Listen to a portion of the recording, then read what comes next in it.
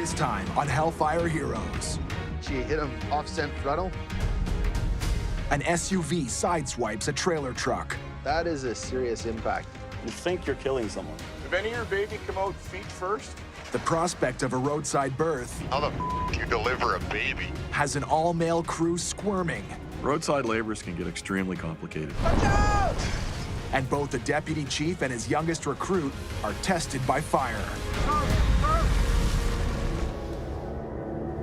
In the untamed wilderness of Alberta, where seasonal wildfires can destroy a town in a single day.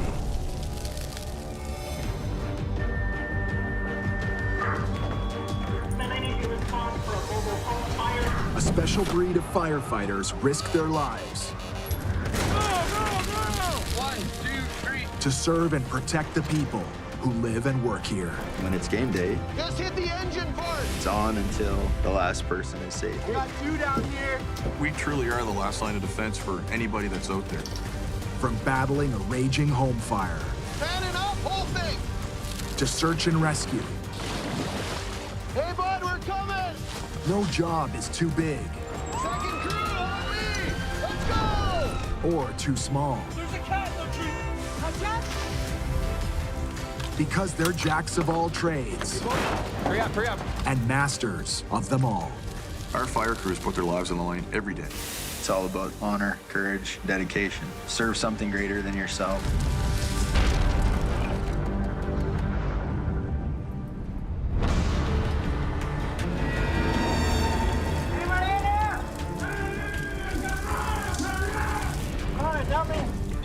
Firefighter Coots, I see. It goes back to one of my favorite sayings. You can never train too much for a job that can kill you. Hey, give us some hand! Chief Jamie Coots is in charge of the Lesser Slave Regional Fire Service in central Alberta. With 5 regional fire halls and almost 110 volunteers serving and protecting an area of over 10,000 square kilometers. Chief has to make sure his firefighters are trained to handle every possible kind of emergency they might encounter. All right, clear the stair and get ready for the victim. The people here have to be ready to go the distance. Okay, hook up on them. Go. Ryan! Alex Pavchek, aka DC, is Slave Lake's deputy chief, and Jamie's second in command. You gotta remember how to do all this so you can teach people what to do. He was a firefighter for a long time. Kind of followed the same path as me. I was a volunteer firefighter. Then, boom, I'm a deputy chief. You grab a stroller, I'll grab the other one. Chief Coots, he's a great leader. He's great at showing us our way, but we all have to have our part. Fire's out. He can't do it alone. Woo! Squad 161. Yeah, boys. This weekend will be a trial by fire for DC because his boss is off to a conference, and it'll be up to him to hold down the fort. When I leave town, there's been times where some really big, tough, hard-to-handle calls come in, and they're used to me being there to take care of it. Now they got to take care of it.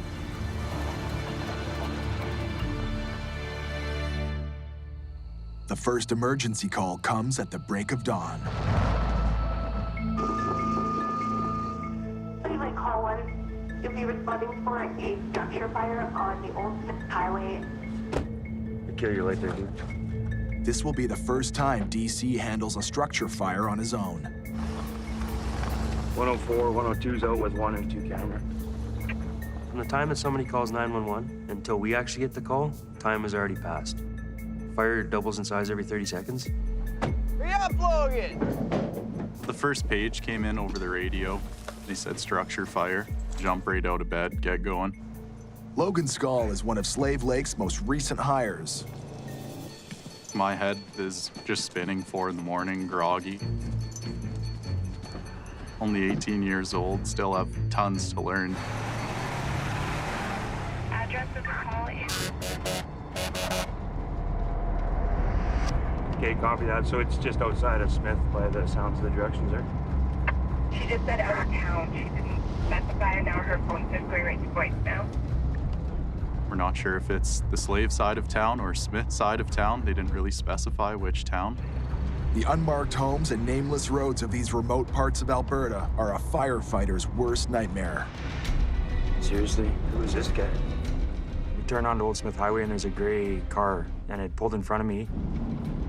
Afraid the firefighters wouldn't find their house, the homeowners waited by the side of the road, ready to lead the way.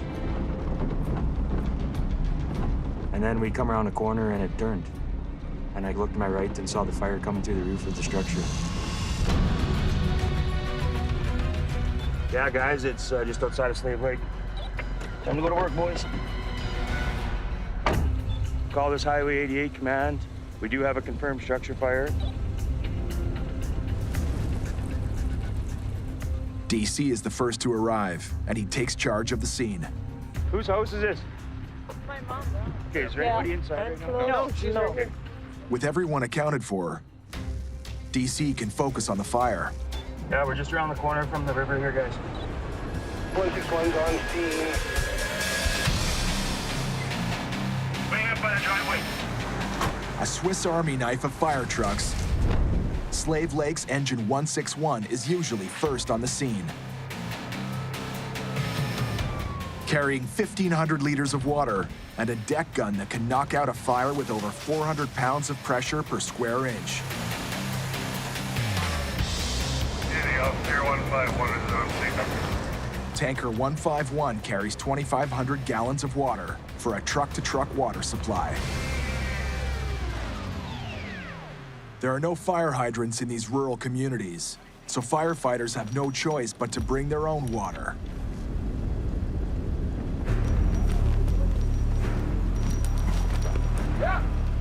With the water supply lines laid out, they're ready to attack this fire. Just to give it a quick shot to knock it down. Water's coming, guys. Be ready. It started.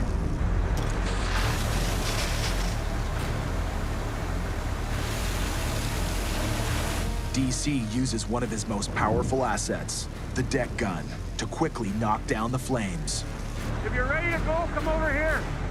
I noticed the windows weren't really blackened out yet. The smoke wasn't too thick. So I'm thinking we're gonna get in there and we're gonna attack this fire as aggressively as we can. Lee and Logan, you guys mask up. DC sends a crew of 2 inside the structure to fight the fire. We're going inside. I've never been into a structure fire, but I'm with a pretty rock-solid guy with Lee. I knew he's been in fires before. Start throwing our packs on right away and masking up. There's definitely a fear in the back of your head. If anybody tells you that they're at the front door and they're ready to go and they're not nervous, probably not the right guy for the job. Let me get my radio on quick. DC fire attack team is going in.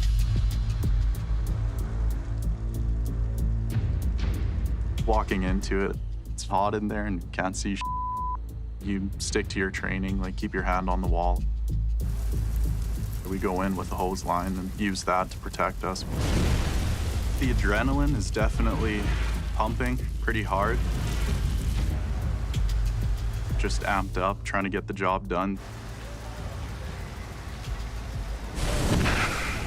You got fire right above you, Lee. It's pretty warm. It was rolling above our heads. You could feel it just burning on the back of your neck. We're not advancing any. The fire was too good. We got a problem happening here. Yeah. Okay. Lieutenant Patrick McConnell keeps an eye on the volume, density, and color of the smoke. You're looking at smoke color. That can tell you a lot about what the fire's doing. And what that dark smoke tells Patrick is that the contents of the structure are burning. Logan, do you copy? Logan and Lee are still inside, and DC wants an update. Logan. Logan, do you copy? But the crew is not responding. Logan, are you okay in there? Oh, go find those guys. DC decides to send in reinforcements. I'm worried about the guys. I want to make sure that everybody comes home at the end of the day. We're not all just going to sit outside and not do anything about it.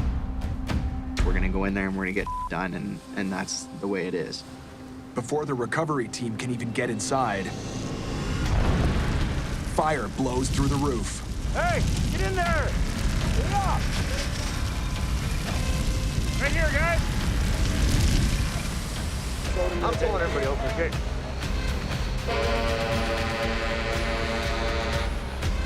One continuous air horn blast signals all hands to immediately evacuate. Everybody out of the building, exit the building. A couple minutes go by and you're thinking that something happened to those guys, and you hit the horn. The fire truck's air horn signals for everyone inside the house to immediately evacuate.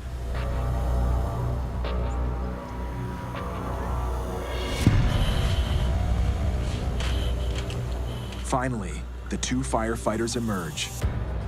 It was probably 4 or 5 minutes that we were in the structure and nobody had heard from us, so I'd imagine it was worrying DC and Patrick quite a bit. This will also not work if you're in a fire. That water gets right in that mic. It was the water that jammed Logan's radio. We didn't know if we were getting through to them or not. We couldn't hear anything back. You guys all right? Yeah, I'm all right. I've never been into another structure fire, but I asked Lee, My first fire, so I don't know. The hottest I've been in a fire. is that how hot it is, the ones you went into? He said that was the hottest. It forced me to the ground. The difference between us and movies, even if I'm really worried about somebody, the time to cry about it is not right when he comes out. You still have a job to do. Not far. So we just got into the first part. Extrication there, right? Yeah. Then we got up the road and straight in there. The firefighters didn't venture that far, but far enough to discover that the home isn't actually one structure, but several additions under the same roof. This addition here, Yeah. when you get in, you go this way. We just did, but then we got pulled out. With Logan and Lee out of the building, DC decides to switch tactics from an offensive strategy to a defensive strategy, which means fighting the fire from the exterior of the house until it's safe for his firefighters to go back in. Plan A didn't work. You have to have a plan B, and you have to be prepared to change your tactics. What's the problem? Can't see nothing and it's hot. They'll need to clear the smoke before they can re-enter the house. So can we put the fan at that door? Okay, so why don't we do that? See the fan's coming? Go around the other side and see if there's a window you can open up. The firefighters will use a tactic called positive pressure ventilation. Start the fan! A powerful fan forces air into the smoke-filled structure, increasing the pressure within. To allow the smoke to escape the structure, they'll make a second opening.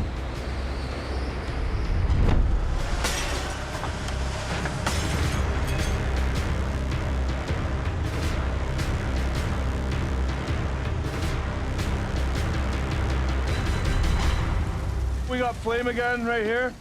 Downside to ventilation is your fire's gonna grow.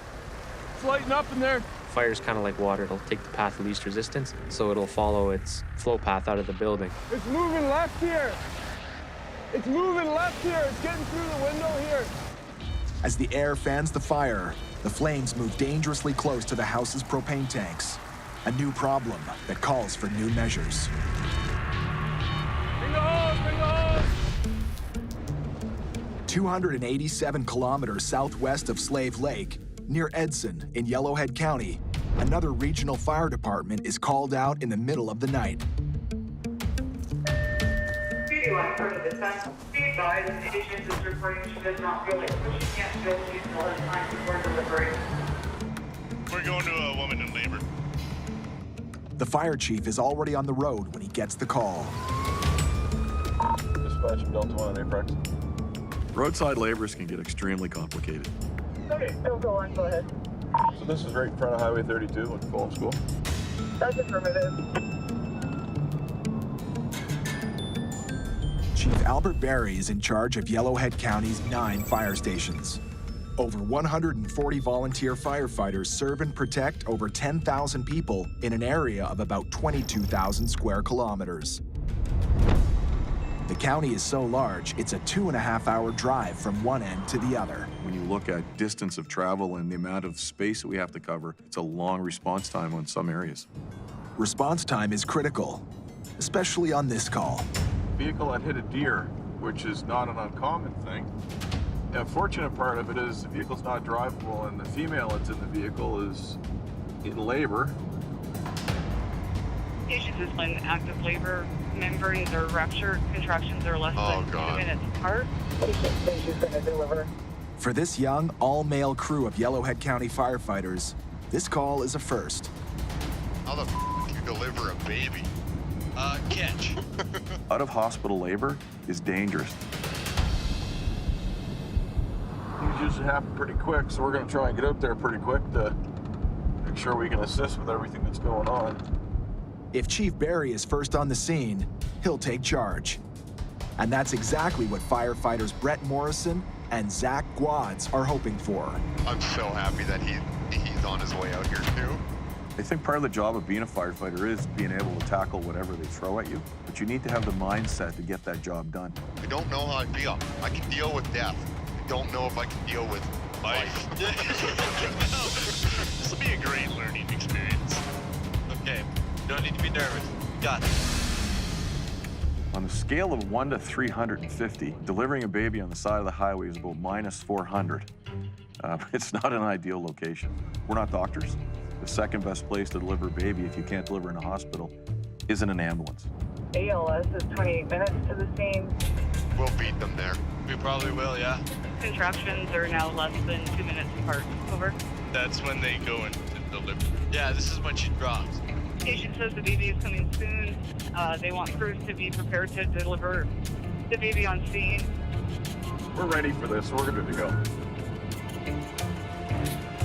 You get the call information, and it's very fair to say we always expect the unexpected. Just when you think you know what you're pulling up on, you have no idea. Did any of your baby come out feet first? Back up north, on a property off the beaten path outside of Slave Lake, We want a handline here right now. I want a handline! a stubborn and devastating home fire has put these firefighters on the defensive. No, I get a handline right here. The fire has spread into the back of the house and now comes dangerously close to 2 3,000-liter propane tanks. I've got 2 propane bullets sitting right beside the house. On June 27, 1993, one of the worst firefighting tragedies in North America occurred on a farm in Warwick, Quebec. Responding to a blaze at a cattle barn, firefighters discovered a 3,000-liter propane tank in close proximity to the fire. When firefighters attempted to cool the tank by hosing it down with water, it split in half and exploded, striking a fire truck and killing 4 firefighters. Let's go, guys, come on! As heat spills out from the back of the house, firefighters put up a wall of water to protect the propane tanks from the heat. Got lots of room there now.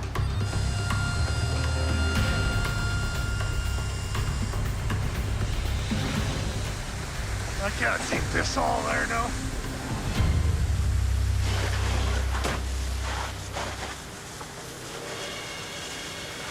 That's good, Jim. Their efforts pay off. So I think we need to man this one again and see how far they can get in. You ready to go? Need a break? Oh, good. Let's go. DC goes back on the offensive and sends his crews back into the structure. Hey, guys, get ready. I'm a family guy with 3 kids at home and my wife, and if something was to happen in my house, I'd want something to come back to. The fire threatens the family's home, and DC will do whatever he can to save anything, no matter how small it might be. There's been a lot of times where you've seen people lose everything. Anything that you can give back to a homeowner, you've done a good job. Okay, so we got a bit of a plan here. You take Lieutenant Patrick McConnell relays the battle plan. pull the roof down and just hammer it as you go. So I'll get to that hook. Adam! Logan and Lee will have to go back inside You guys ready? Let's go! and do whatever it takes to find the fire and put it out. This has got to get pulled down, eh? All right. Logan rips down the ceiling and locates the fire in the roof. It's up top. It's up in the roof. The firefighters now know the house consists of multiple additions. But that's not the biggest challenge. The structure has one roof, and the fire has made its way into the void space between the ceiling and the roof. The absence of walls or other barriers in that open space allows it to travel freely throughout the structure. We're hitting it up in the roof. Logan and Lee need to track the fire down and kill it with a few hundred gallons of high-pressure water. Just give that a shot. It's in the roof right there. Just hit it quick. What the? But pump operator Ryan Coots has been supplying water to the firefight for over 2 hours, and he's starting to run out. As a pump up, that's one of my worst nightmares is you throw everything you have at it, and then you run out of water. We're gonna run into a problem probably. You're fighting a fire in rural Alberta, right? There's no hydrants anywhere near us. If we can start shuttling water, we should be able to keep up. Ryan's got a plan. 2 additional tankers from Fire Hall 3 in Smith are now on site. They'll pump their water into tanker 151 and go back to town for more, and hopefully make it back before engine 161 runs dry. We want to get some sort of a tanker shuttle going. They've got to move fast, and they can't waste a precious drop. Shut your water off unless you're gonna fight fire. We're low on water now. Inside the house, after tearing down most of the ceiling and exposing the attic and the roof, Logan finds nothing but smoke. We do a look around, don't see any fire behavior in there. This stubborn fire is not giving up so easily. Right in the top of that double layer. The fire has retreated into a narrow space between 2 layers of roofing above the rear addition. So you think you have it out, and all of a sudden it's into another section that you didn't even realize was there.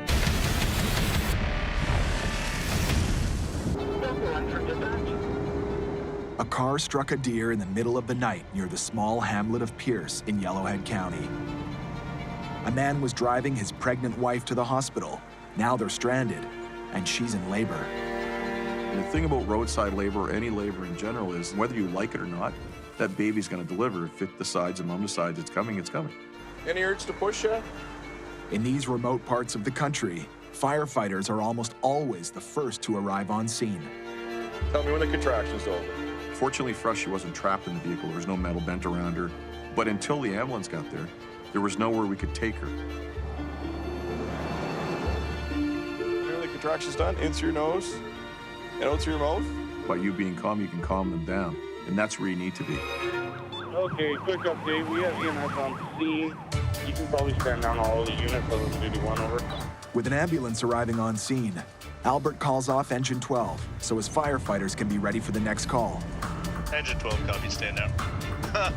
For Brett and Zach, this is not the worst news. I am not upset about this at all. No. When that ambulance arrives on scene on a call like that, this big weight is lifted off your shoulders. It's kind of like, oh, we're passing the football off and you're going down the field, and you're going to do that touchdown. We're going to move you. Firefighters help move the mother into the ambulance, and she's soon safely on her way to the hospital.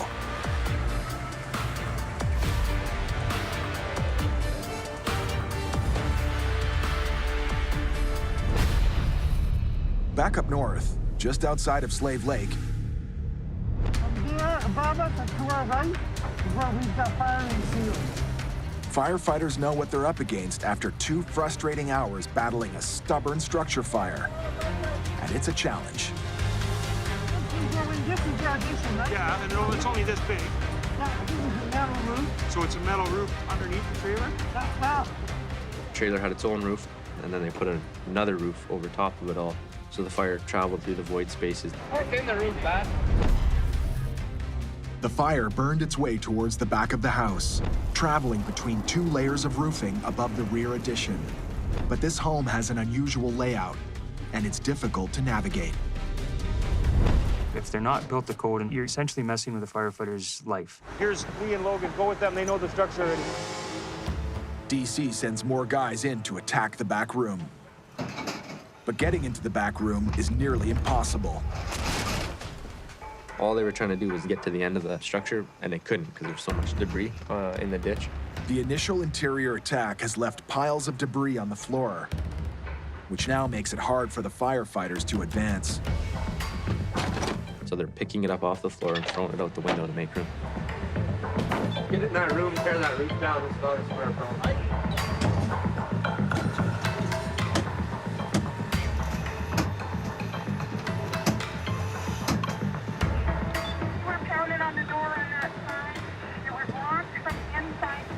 And when they finally reach the back room, they find the door blocked. Hey, everybody over here. With no luck getting to the fire from the inside, DC pulls his crew out of the house. It's time for a new plan. If we can't get to it from this end, why don't we chainsaw that down? Yeah, I think we should. And then we at least get in that room and pull the roof down from that side. You got to be able to make decisions on the fly with the information that you have. And you go with the decision until it's the wrong one, and then you change it to make it the right one if you need to.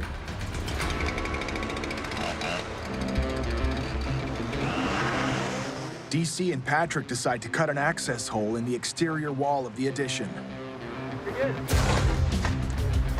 Just as the firefighters finish cutting the hole, Thank you. the tankers return with plenty of fresh water. Alex, we've got 5 trucks full of water. With no more worries about running out of water, and with access to the back room, Hey, Logan! DC is ready to send a crew back inside. We're still trying to fight that same thing. I need some experience in there. Okay. Logan and Lee already have a better sense of the layout inside. Did they break through that ceiling? Yeah, there's 2x2s there. Tell them to hit that roof, I'll watch the top side. And everybody's hoping this will be the last battle.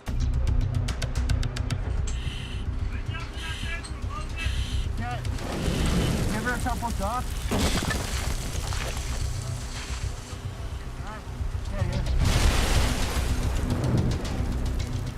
You got open flame. Patrick's vantage point allows him to steer the crew towards the source of the fire.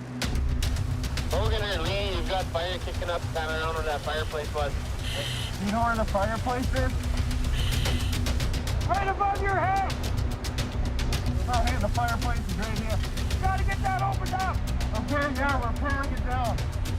Punch a hole in the roof, like right in front of you. Logan and Lee make it to the seat of the fire, right above the fireplace.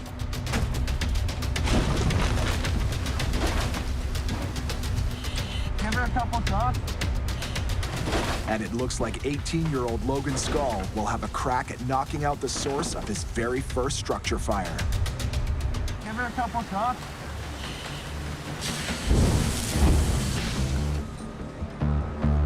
One more.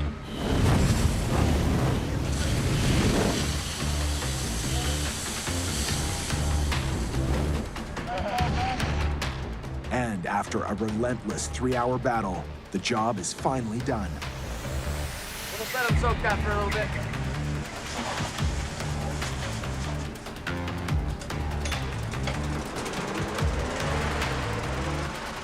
All around that wide open now? Yeah, pretty well. Lots real cooled down? Oh, yeah. We just put the wet stuff on the right stuff and we're good. The fire originated from the fireplace and made its way through the house by way of a void space between the ceiling and the roof. I think they got it. You know, at the end of the day, that was still a win for us. We managed to contain the fire to that main trailer. We finally found it in behind the fireplace. Oh, how you doing, man? Not bad, everybody having fun? Yeah, there was some pretty good nozzle work in there. Yeah, that was fun. Yeah, that was fun. When you know the fire's out, when you're fairly confident it's out, you feel pretty good because you know you've done your job. We mark this fire under control at this time. Roger, fire under control. For the men and women of the Lesser Slave Lake Regional Fire Service, it was a long, hard-fought battle. But DC's aggressive strategy paid off. The structure is still standing. So for the homeowner, you know, that's a big deal.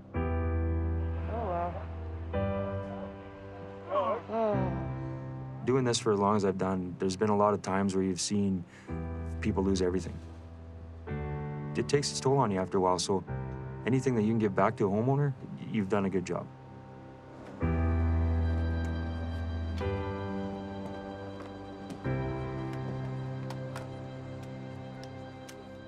The family got a few of their memories out of it, right? So that's a win. This is the brother we lost.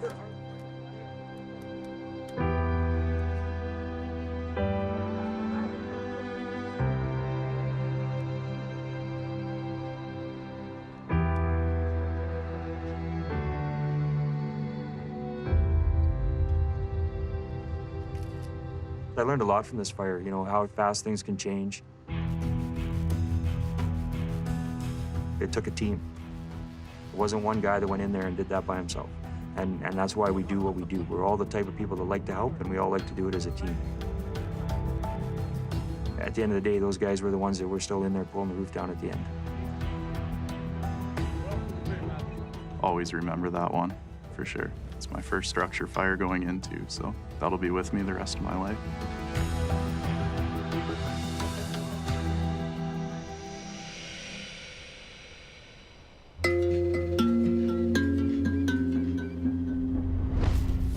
"287 kilometers away, just outside the remote town of Edson, Alberta, Lieutenant Dave Mickey is responding to a 911 call for a smoldering tree. 1209 Mickey from 1229 Wood. Checking on your location. I'm just on the river bed right now. I can smell smoke, but I don't see anything yet.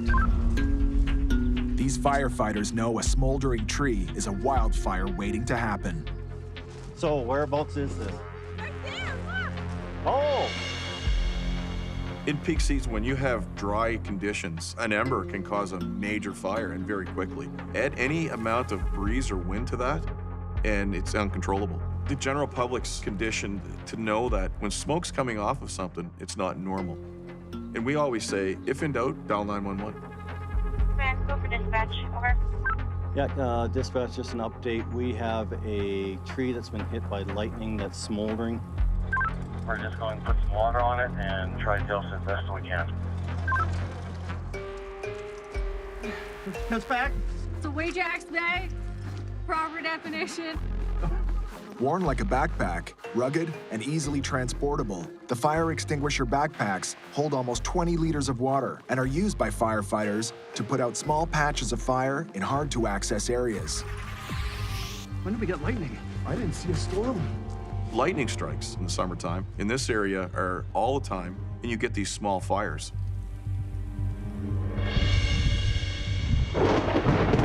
Lightning-ignited wildfires are on the rise, driven by an increase in volatile thunderstorm activity. That's not good news for the world's largest habitat, the boreal forest, which takes up 57% of Alberta. And that's why these firefighters are quick to respond. So what I want you to do is go up there and hit that up top first, best that you can. Okay. Stay off to the side too in case it's going to fall.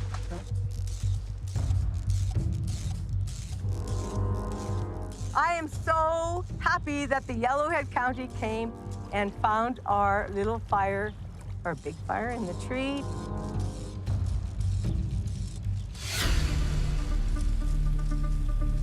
We're lucky it wasn't more. It sat here and burnt for how long? That's probably from Monday.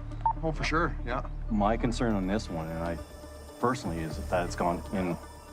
Oh, because it's an older tree? Yeah. You'll have a tree that gets hit, and the lightning could go down and actually ignite the roots. And that fire just kind of sits there and chews a little bit, and then bam, the wind picks up, and we've got a major fire going. Go down to the river, fill up again. While the tree is no longer smoldering, it's what they don't see that concerns them. Just come around here and just around the base of here. Okay. Just spray around. A holdover fire is one that lays dormant for a while and then flares up.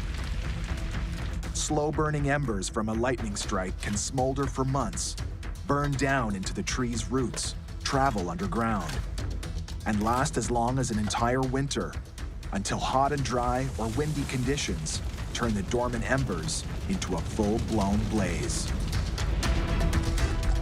Just give it a little soak here. Just trying to get some water on the ground and saturate a little. So if there's any sparks or smoldering underneath any of the roughage, you know, we'll extinguish that.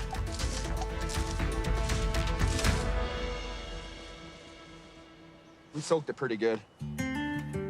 Dispatch, this is Command 170 over. At this time, I'm going to call this fire is out. Fire is out, over. You guys are awesome. And you're such a good-looking bunch. That's good. Near the foothills of the Rockies, the wide expanses of wild forests, countless hectares of farmland, and the prolific oil and gas fields of central Alberta are an enormous challenge for first responders to protect. Come on, Logan, I'm ready to fly here. But new techniques are now being implemented to safeguard the area's residents. We're just going through our drone training program right now, so just getting the rest of the crew kind of up to speed. Not all fire departments have these yet. It's definitely a new thing. We're just getting the program started. Okay, so that is like your throttle. Logan Skull might be Slave's youngest rookie, but he belongs to a new generation of firefighters, and he's teaching the older dogs some new tricks. Logan is kind of like the almost rookie. He's been here since he was 14 years old with the Future Firefighter program. On the surface, he's quiet, soft-spoken. Turn with the drone. Whenever you turn it, you turn too. Okay. But I can give him a project. We got some new drones. Hey, I need a drone program. You're gonna do the drone program. No problem. Step up and do what needs to get done. Drones are particularly useful for fighting structure fires, search and rescue, and providing aerial photography for post-fire investigations. Okay, so put the landing gear down and then try and land it. We try and stay ahead of the ball. Being from a smaller town, we don't get all this stuff sometimes that the big cities get right away. So then right when you're about to touch the ground, just lift the camera up. That's pretty cool. Yeah. Take it for a spin. Man, it's like harder than you think.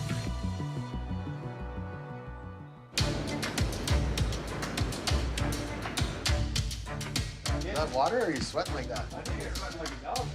At Fire Hall 1, Just see? Chief Jamie Coots returns from a 2-day conference. Okay, we're doing a quick debrief. While I was gone, you guys had a trailer fire, so I think DC, you were on. When I got on scene, there was smoke coming from the kind of the middle back of the trailer. Right. Yeah, those trailers are the tough ones, right? You guys did a great job. You got the fire out. That's good for the people. That's good for us. There's a lot of things there that speak to all the training that you do over and over and over again. That's huge. You guys did a great job. It was teamwork. But Chief Coots has high praise for DC. I think he's doing great. He can keep the thing on the rails when I'm gone, and he's understanding the concept. And I think the fire service is lucky to have a guy like that. I really enjoy doing what I do, and I have a great leader that I can learn from. So I want to learn from him as long as I can. You want to train everybody to take your job someday. You know, I want everybody from the bottom level all the way to the top level to be training the person underneath of them to be able to take their job someday. Never know when I'm going to get hit by a bus, and now it's your day. Now you're running the place. Thanks, everyone. Let's get out of here. But as much as Chief Coots knows he can delegate, he's pretty much a hands-on type of guy. To the officer, we have a 2-vehicle collision on Highway 88. We have a tractor trailer versus SUV. No other hazards except for debris. And when an emergency call for a 2-vehicle collision comes in, Chief Coots is quick to respond. Semi versus SUV. And everything's fine except debris on the highway. You find that hard to believe. Years of experience have taught Jamie to expect the worst when responding to a truck versus SUV collision on Highway 88. Up in central Alberta, long stretches of 2-lane highways are the only lifelines between Slave Lake and the rest of the country. Lots of 5-axle rigs and multiple trailer trucks sharing the roads with passenger vehicles keep the fire hall very busy. Motor vehicle accidents are about 1/3 of our call volume, so we're definitely used to going out to car accidents. 161-131. Just be advised, there's a lot of traffic on this highway and a lot of log trucks. Arrive alive, not fast. 161, copy that. The thing about Highway 88 is it's got narrow shoulders, so people ride the center line a little more. We do see a fair number of sideswipe collisions. Can range from very minor to pretty serious stuff.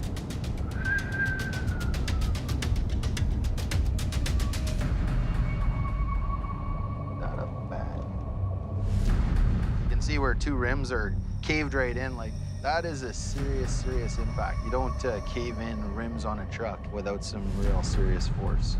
Holy. Whoa, good side swipe. You drive past that first semi and you see all the damage on the side of the semi and thinking, holy, what does the SUV look like, right? Grand Prairie Dispatch, definitely gonna need the RCMP, please.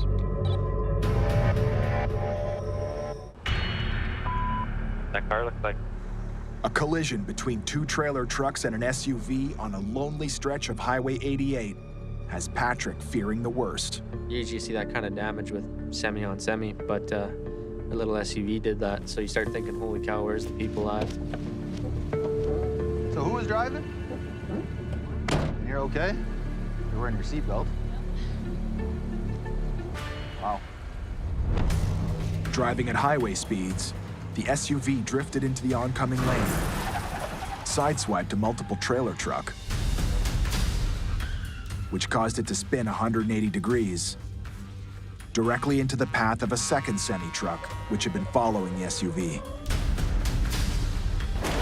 The collision threw the SUV off the road and into the field. You think you're killing someone, and that's the worst part of it, is thought of your actions killing them. I'm still shaking. Both those truckers were really working hard to make sure they didn't hit her. Without them doing that, it could have been way different. Right after it happened, I ran up, and she got out of the passenger side of the car, and she's walking around somehow, which is awesome. Thank goodness she's alive. See how she is shaking like that? That's the adrenaline still, right? You could probably feel that you're a little jittery and jacked up there still, so. She's jacked on adrenaline. The number one thing you can do to get someone to come down from shock is to just talk to them. What's your name? I'm Jamie. Nice to meet you. Nice to meet you too. Actually, way nicer to meet you like this than what I thought we were coming to, so. Yeah, super scared, hey? Hey, Patrick? Yeah? She's saying she's okay, but I just want to get a better look at some of this stuff and get an ice pack on it. Okay. And yeah, just quick head to toe. Here comes an ambulance anyways. I'd start asking you a whole bunch of questions, but these folks are gonna probably come and ask the exact same ones, so I think I'll just wait for them so you don't have to do it twice. So basically she hit him off-scent frontal. So right on the driver's side front corner here, and you can see, peeled it right back to the engine. You can see all the curtain airbags went off. You know, if you look in here, there's all kinds of equipment, right? Everything in that car is moving down the highway at 110 kilometers an hour. All of a sudden you stop, and everything that's loose in that car continues to travel at 110 kilometers an hour. And that projectile could hit you or anyone in your vehicle and hurt you. So, I mean, she's super lucky. That's crazy, yeah. If you look over the last couple of years, we've seen more and more people walking away from vehicles like this. Compared to 10 years ago, this probably would have been a fatal collision. So I think there's something to be said for new engineering and vehicle design. It's true, these things are so safe. And sometimes you're just lucky.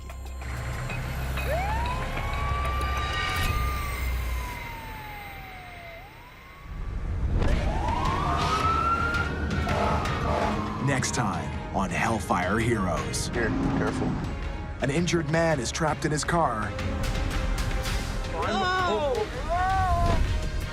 A freight train derails in the middle of Slave Lake. The engineer has to stay on the train. We can't find the crew. And firefighters wage war on flaming car fires.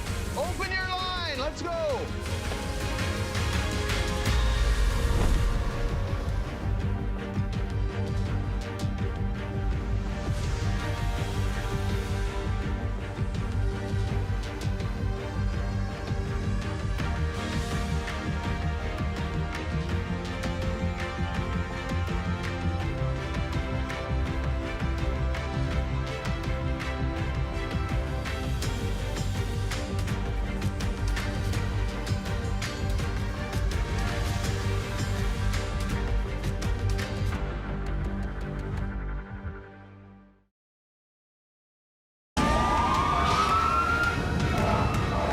This time on Hellfire Heroes. Here, careful. An injured man is trapped in his car. A freight train derails in the middle of Slave Lake. Engineer has to stay on the train. We can't find the poop. And firefighters wage war on flaming car fires. Open your line. Let's go.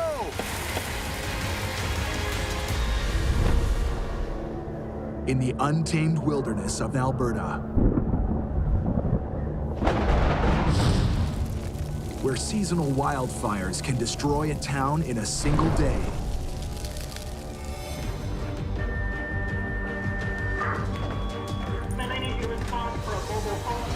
A special breed of firefighters risk their lives to serve and protect the people who live and work here. When it's game day, Just hit the engine part. it's on until the last person is safe. We got 2 down here. We truly are the last line of defense for anybody that's out there. From battling a raging home fire Fanning up, whole thing. to search and rescue, Hey, bud, we're coming. no job is too big Second crew, on me. Let's go. or too small. There's a cat in the tree. Watch out. Because they're jacks of all trades Hurry up, hurry up. and masters of them all. Our fire crews put their lives on the line every day. It's all about honor, courage, dedication. Serve something greater than yourself.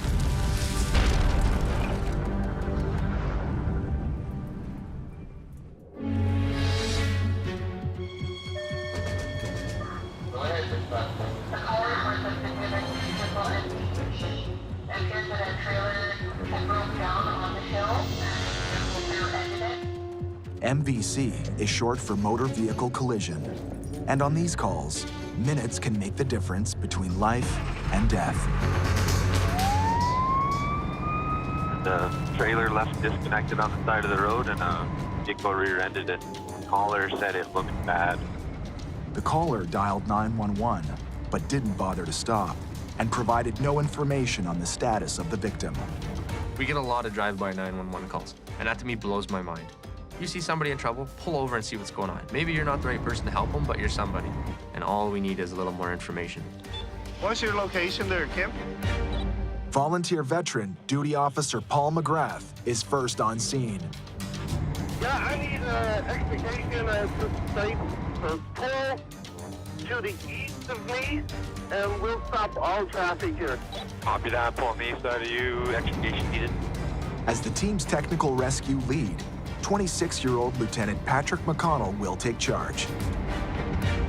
Tech rescue covers 3 disciplines for us.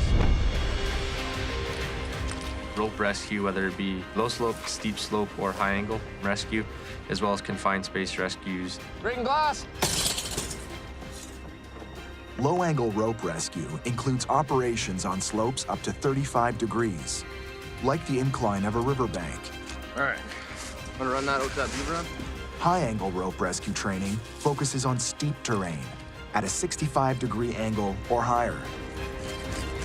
And confined space rescue targets the recovery of individuals trapped in hard-to-access locations. 1, 2, 3.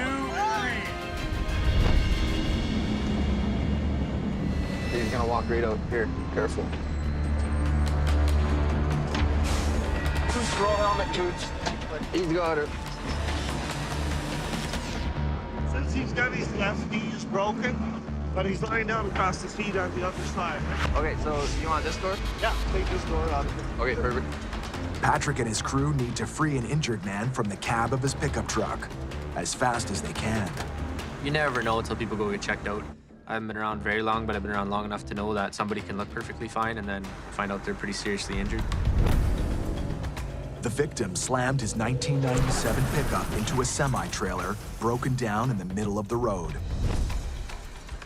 Without the shock-absorbing design of more recent vehicles, the force of impact from a highway speed to a complete and sudden stop puts the occupants of older vehicles, like this one, at a higher risk of serious injury, including severe internal damage. Here, I'll get started on that. Driver door, spread it. That's why firefighters work fast to get the driver out of the truck into a hospital. He's laying on his side, and that sucks, and you don't know what his injuries are yet. You can't really talk to him, so I think that just brings up the urgency to get in there as fast as you can, even more. They'll stabilize the driver's neck and spine with a backboard. It'll take a few firefighters to move him onto the board, so the driver's door has to come off. The truck was pretty caved in on the front. Of course, the body kind of shifted, so the doors were kind of pinched. Patrick uses brute force and a Halligan bar, a forcible entry tool, to create a purchase point. The purchase point is just the space between two metal that we make bigger so we can get things in there to open it up. Hey, just wait. We need a window. Get a blanket. To protect the driver from a shower of broken glass, Patrick covers him up with a blanket. Breaking glass! Spreaders are ready whenever you want. Okay, Adam, give her. Yeah. Spreaders, also known as the jaws of life, are made of solid aircraft-grade aluminum. Originally designed in the 1960s to extricate race car drivers from their wrecked cars, spreaders are now powered by fire-resistant hydraulic fluid. They can pry open crumpled steel like a tin can in a few short minutes. Keep going, keep going. I've never seen that. Keep going. Keep going, right there. Come on. Keep going, buddy. Next one. Almost hit Coots.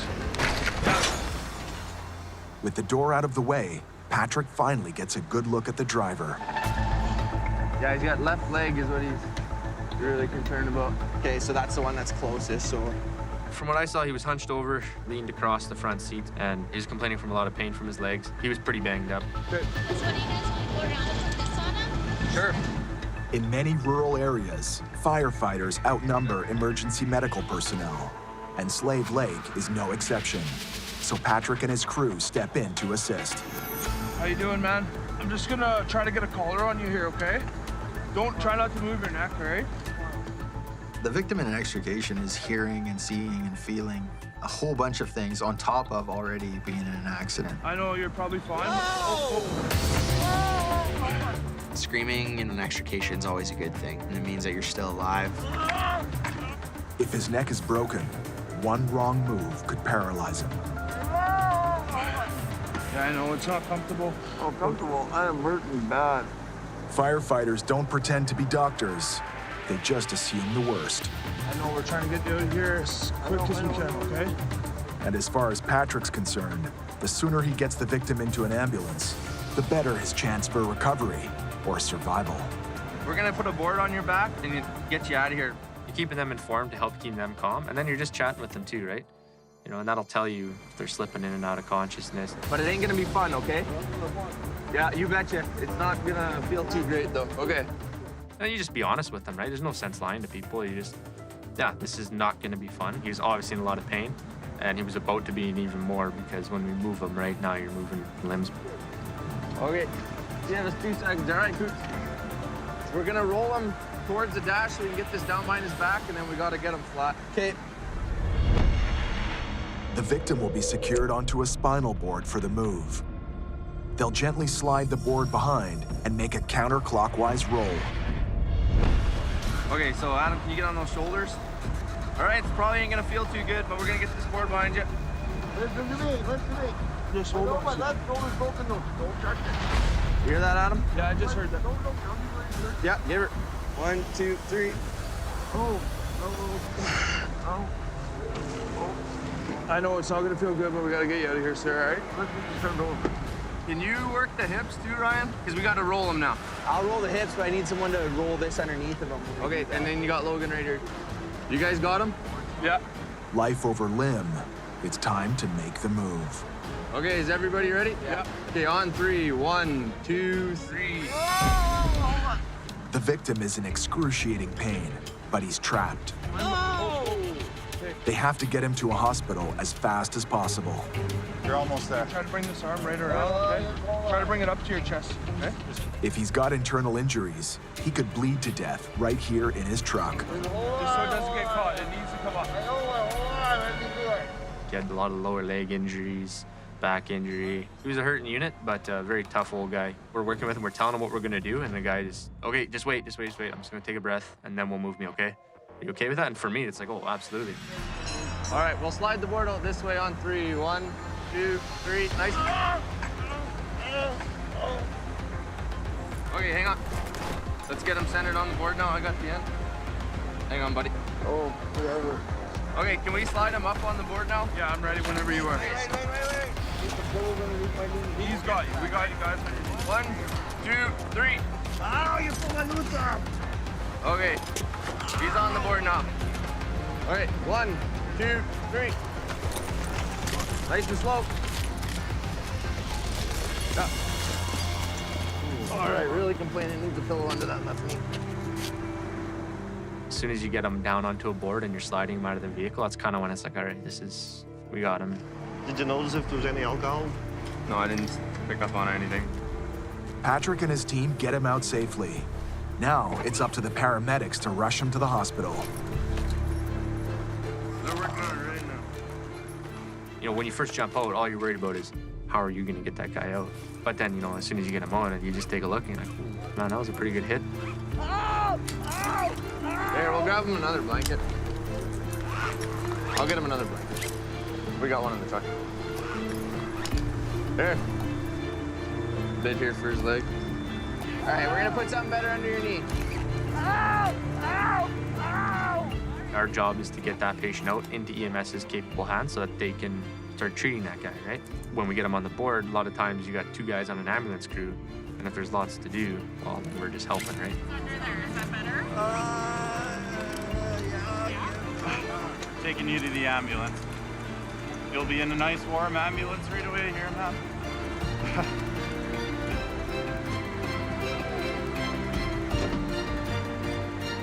Just gotta drive the ambulance for them there, so both paramedics can work on them in the back. Driving an ambulance isn't an official requirement for becoming a firefighter, but in these rural areas, it comes with the territory, and it does require a special license, one that firefighter rookie Logan happens to have. Yeah, we can get out of here. Yeah? All right, I'll call for my ride. The firefighters' work is done here, and they turn the scene over to the cops. We're not the police, so once everybody's happy and safe, anything else from us? Nope. All right, let's get out of here, because you don't know when the next thing's gonna happen.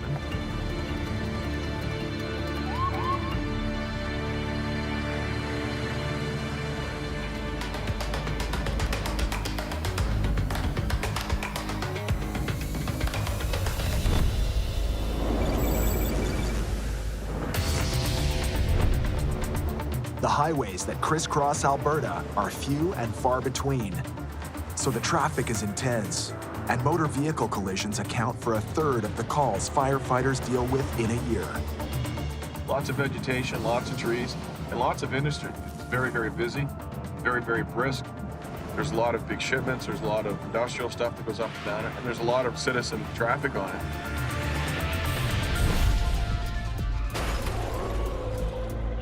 The traffic volume is so heavy, even fire engines are not immune to traffic accidents. Especially the older conventional trucks. They're top-heavy and can roll on impact. And that's what brings Chief Albert Berry south of the border. Hey, welcome to Rosenbar campus. Good to see you again, Albert. Russell, Jade. So truck's ready? Truck is ready, man. Truck looks great. Hopefully we met your expectations this time so we can head on back and take a look. He's here for a final inspection on a brand new fire truck. The Yellowhead County's new custom truck has been in the works, financing, design, and building for the last 6 years. So this is basically what the body looks like after it's finished in body fabrication. You can see it's just a raw structure. Your body is the strongest body in the industry. The new Engine 12 body is reinforced with extruded aluminum supports, which owe their strength to their internal cross-sectional profile, created by forcing heated aluminum through a metal die. The Yellowhead County crew calls it their $1 million baby. But they won't take delivery until the chief says so. This transfer case cooler, this has to be taken off. It's a redundant piece for us. It doesn't do anything. Albert doesn't need a cooling device in the transfer case.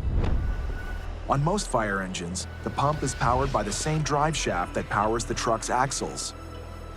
The transfer case is a gearbox that transfers the power from the drive shaft, which powers the truck's wheels, to the water pumps. But a cooling device has been added to the assembly. Albert doesn't need that cooling device, because up north, these cooling devices freeze in the winter. It's so important for us to get these vehicles right before they leave here. This is the time and the place that you want to make any modifications, any changes at the factory. It's factory certified, it's factory tested, and it's factory quality. So this compartment up here, Yeah. that was supposed to be painted on the interior. It's called out to be painted. Okay. It's not.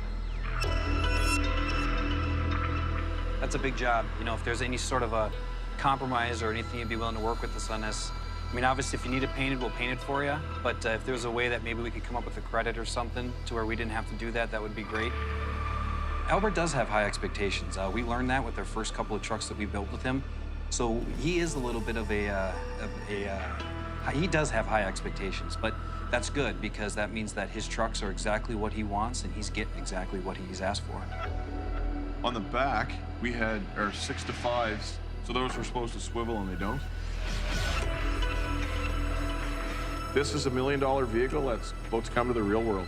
It's been a good project that's coming to the end. This vehicle has to be totally dialed in. Wait a minute now, I think that's number 4. This list would have been a lot smaller. This is what I'm looking for, finished product with the changes that we've asked for, you know, as they get there in time. Albert's got a hard deadline. He promised the citizens of Yellowhead County this truck would be ready for a final test drive from the factory to Red Deer, Alberta, in just a few days. And he means it. So it needs to be there Saturday. Hopefully we'll be able to make the arrangements, but like I said, it's gonna be a tough go. It's gonna take time.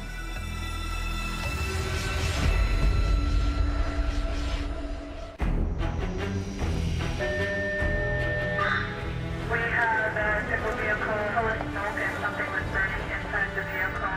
We don't know if there's occupants inside. It's 4 a.m. Hurry up. While the town of Slave Lake, Alberta peacefully sleeps, the firefighters go to work. Duty officer 161. Looks like passenger compartment on fire, guys.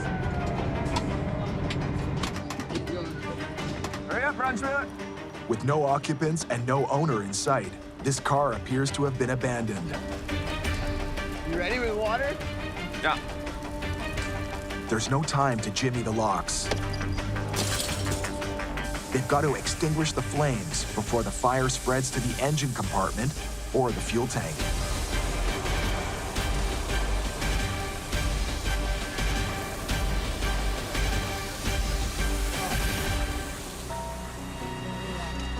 To Lieutenant Patrick McConnell, it looks like the fire originated in the back seat. So, back seat ignition. Whether it's arson or just an accident, it's a question for the police investigation.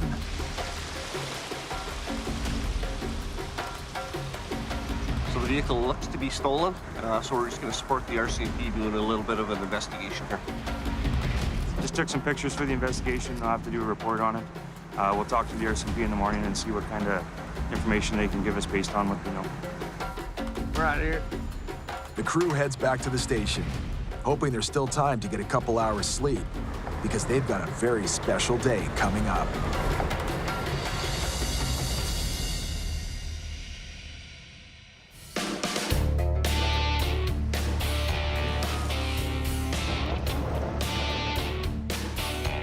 The Alberta Fire Chief Association Conference and Trade Show at Red Deer. This is the stuff, Coots, that she has. Here, fire departments from across the province come to swap stories and shop for the latest gear. Oh, that's sweet. It's a firefighter's playground. It's the type of event no firefighter wants to miss. We see what's the latest and greatest stuff out there, right? From apparatus to gear, tools, it's all here. Leather fire helmets. This is like the original badassery. I always loved them. It's pretty cool. You're a firefighter, this is where you come to find your toys. Oh, here it is. This is what I came here for. It's pretty sweet. This rugged off-road fire truck, designed for battling wildland fires, is hard to resist. That's awesome. Custom built on an F-350 frame, it's got a sticker price close to $250,000. Can we please get one? Just the price of the tires could break the bank. How much is one of those tires worth? $1,000 a tire, I think, just for the rubber to replace. This is a nice truck, man. If the boys had an unlimited budget, they'd take all of these trucks, but they don't.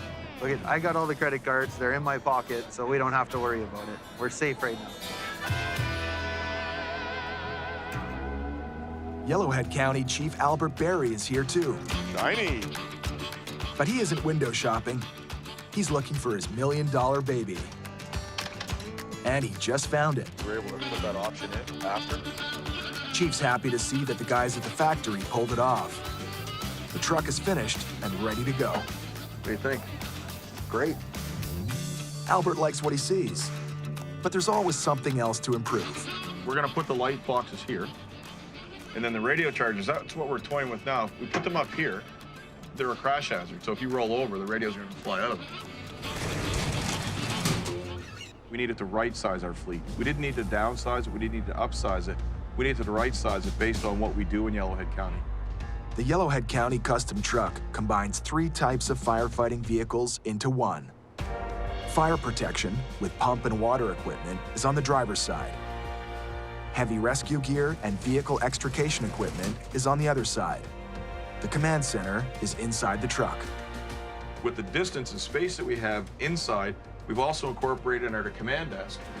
So we're able to, if we need to, run command out of the back of this vehicle. So back to the versatility of the truck, we can fight fires with it, we can do rescue, we can do extrication, we can run command from the back of the vehicle. It's what we asked for, it's what we built, it's impressive. Really excited to have it. These custom chassis trucks are so much more effective to work out of. This is the ultimate for the crews. So.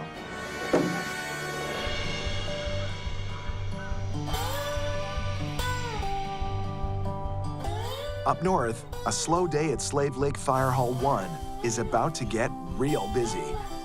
Making my mom's world-famous stroganoff. It's a secret recipe. If you put these ingredients on TV, I'll have to kill you.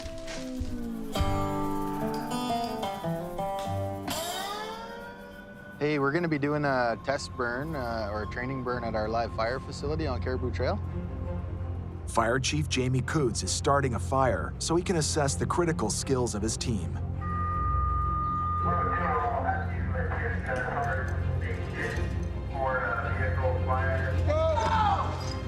And lunch will have to wait.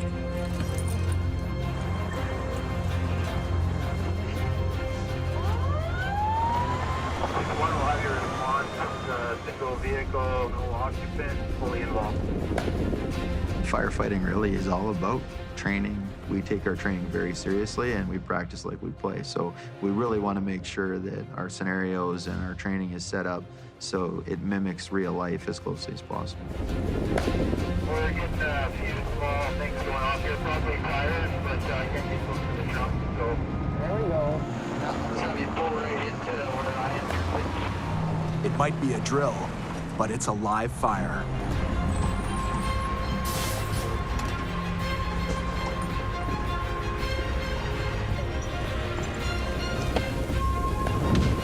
There was a few pops, there they go again, right? I'm thinking just tires. I didn't get a look in the trunk, so definitely let's hit it from this side, push it out the back. The car was donated for the drill by the town. And if Jamie doesn't know what's in the trunk, this training session could be as dangerous and unpredictable as the real deal. Sean, you can see we're cooking a few leaves there, hey? So just hold the bush there. Car fires, they create a lot of heat. You know, all these chemicals, and the smoke is really toxic and bad. Burning batteries produce lethal hydrogen vapor. Melting seat cushions emit a deadly cyanide-based gas. And shock absorbers, struts, hatchback doors, and safety bumpers can explode and turn into dangerous projectiles. Open your line, let's go!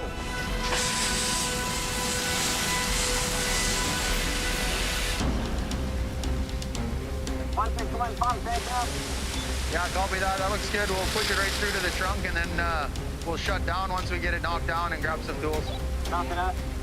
It's a training session, but the fire and the hazards are the real deal. Some of the most dangerous hazards come from the shock absorbers inside the bumpers. But when you attack a car fire, you should come at it from one of the corners. If you get the tire popping or you get one of the shock absorbers for the front or anything like that, it just gives you less chance of something from the car hitting you if you go right from the corner. But it's the stuff that no one knows about that's the most dangerous. If an aerosol can pops, it makes everyone a little bit nervous. Was the back trunk completely full of aerosol cans, or is there just one? More importantly, is there propane cylinders or something that can really harm us? We're gonna work on the trunk first where the fire was and then do the hood. Once we get the pops under control and the bangs and the fire knocked down, then you can get right in there and go to work. Hey, Sean, let's maybe work on getting yours shut down and putting a piercing nozzle on there.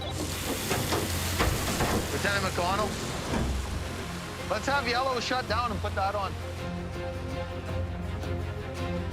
Thomas, they're gonna shut you down. They want that on. A piercing nozzle is something that we use to get through metal in a hurry. And once in place, it delivers a high-pressure spray of water or foam into confined spaces. Put a bunch of water in there and slowly start to get in close and cool everything down. Once the flames are suppressed, a thermal imaging camera is used to scan for dangerous hotspots. Still burning underneath. Yeah. DC just pointed out still burning underneath the vehicle. Ryan! Hey, Ryan, check under the car. Can we get some sun, please? On the way. The thermal imaging camera is a good tool, but its heat sensors can be fooled by large amounts of cold water, and there's no substitute for experience. You know, one of the toughest things about a car fire is when it burns all the way down to the fuel tank, because there's fuel in the tank. Right on there. We got a phone. So you don't want it to spread to the grass or anything else. Hey, Patrick, was that fuel coming out, or is that just remnants? Fuel? A little bit. Okay.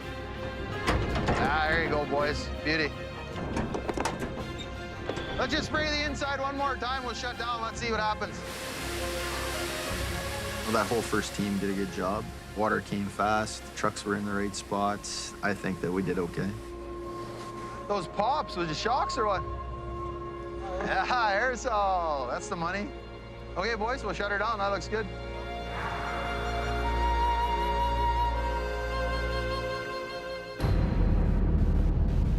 Firefighters of the Lesser Slave Regional Fire Service respond to emergencies within a 10,000 square kilometer territory. And tonight, this call for a motor vehicle collision involves a large, wild animal. Got a car versus a bear. Doesn't sound like anyone's injured right now, but some leaking fluid and a dead bear. Be interesting to see what's going on, what kind of damage it did. When Jamie arrives, his second in command is already on scene. Hey, Chief. Yeah. It's just, you can see where the reflective posts are there? Yeah. The bear's like kind of laying in the middle of the road. Okay. Just off to the side. Yeah, I'll go back. Is it dead, Chief? I would hope so. I bet that did some damage to the car. In Alberta, over 1,300 wildlife vehicle collisions occur every month. 85% are with deer.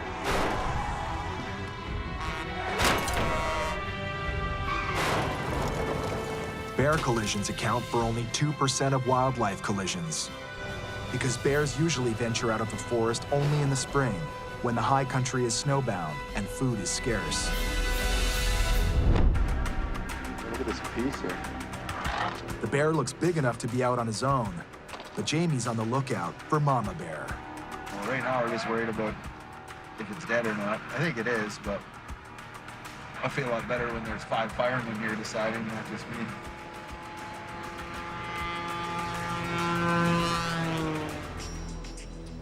Basically, right where I'm standing here, it's kind of right on the white line. As long as it's dead, I guess we can drag it in the bush. You want to just cut the battery from here? No, I just want to see for leaks, but... it's not looking too bad right now. The vehicle looks like it's just a small leak. That cooler got thrashed around. probably all it is, so. Small amounts of transmission and windshield washer fluids are quickly mopped up.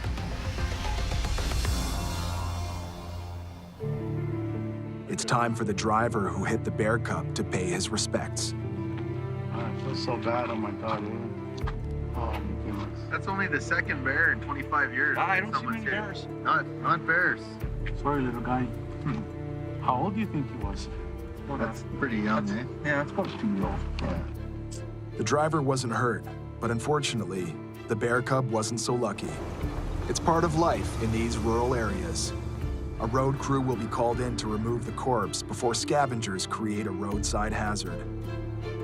So mom's here watching. Nah, that was probably a loner. Yeah. Hey, guys. Get all your crew back in the truck.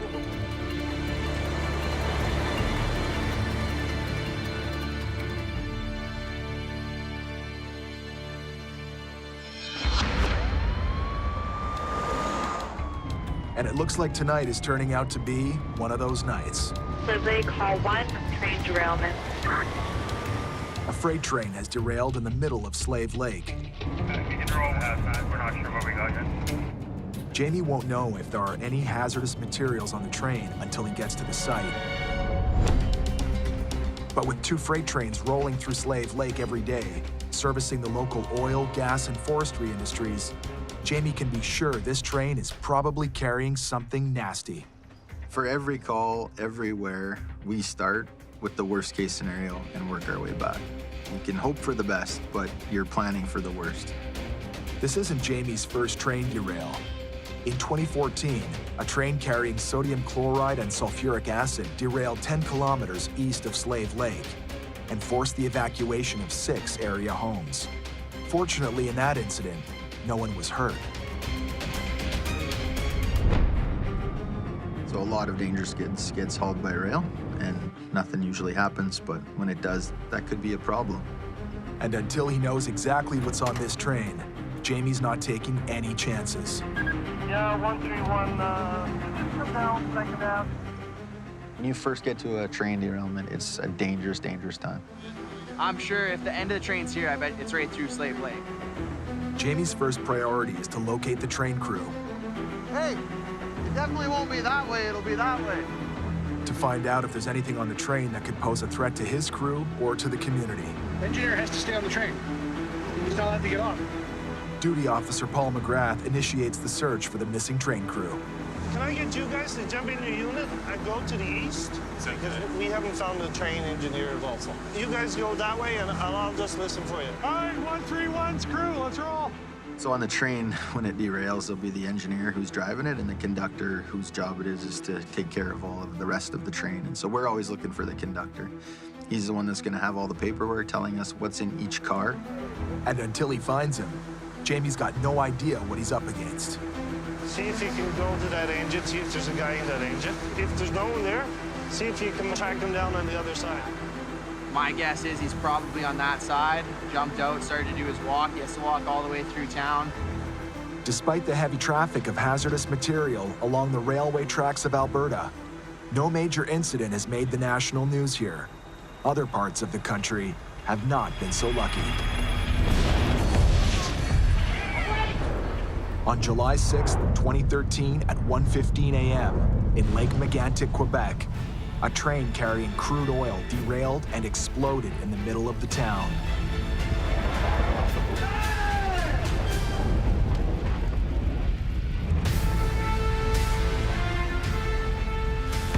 "42 people died that night, and 5 more are still missing, but presumed dead.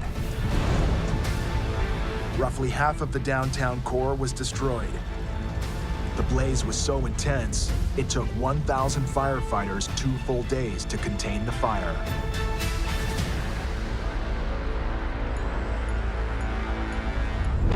Tonight, with the memory of Lake Megantic and a derailed train carrying potentially dangerous cargo, Jamie can't help but fear the worst. It's a dangerous, dangerous time.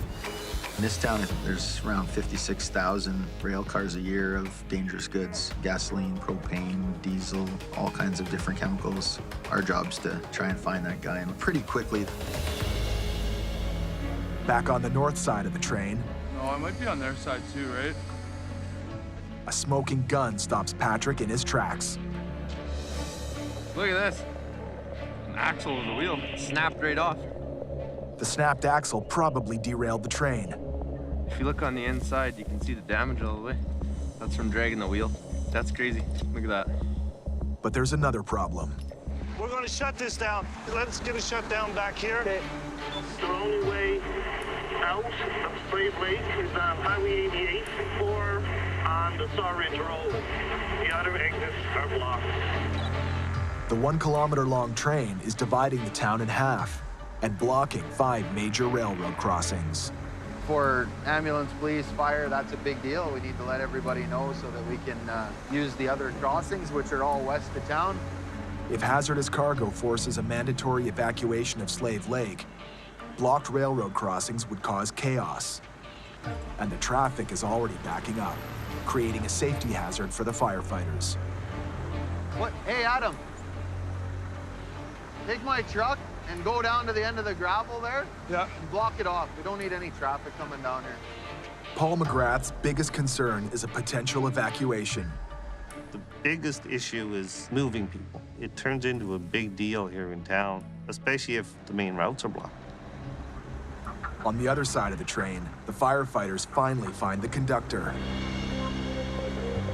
He'd walked the length of the train, checking all the cars for damage. The good news is, there are no hazardous material spills or leaks from any of the cars, and only 1 car was damaged. It looks mostly like grain. When the wheel and axle snapped off, something probably punctured a hole in the bottom of the grain car. Now it's up to the train crew to isolate the damaged car and clear the blocked road crossings. Let me know if you need any more light or anything there, buddy. Good. Once we realized that it was grain, the tension, I guess, went away, and it's like, let's get this moving sort of thing so we can get back to sleep. Luckily, that busted axle only poked a hole in the grain car, but it could have been a lot worse. That's a lot better than sulfuric acid or crude oil or whatever else the train's hauling. The people of Slave Lake will sleep safely in their beds tonight. And when this train starts moving again, the only thing that might wake them up will be a lonely whistle. About 287 kilometers to the south, a brand new $1 million truck is rolling down the highway. Heading straight to Fire Hall 12 in Yellowhead County. Holy, a lot bigger. The new Fire Engine 12 is designed by a firefighter, Chief Barry, for his firefighters. Getting a new truck is fairly exciting. So many buttons to press. Yeah. Bam. Oh, God, that's sweet. I know, right? My favorite part of this truck is the air horn. I've done a lot of driving, and sometimes, like, a lot of people have a lot of things going on in their vehicle with music and whatever else. People aren't always really good at moving out of our way, but that air horn is pretty loud. That's gonna get people's attention. And so, yeah, that's kind of my favorite part of this truck.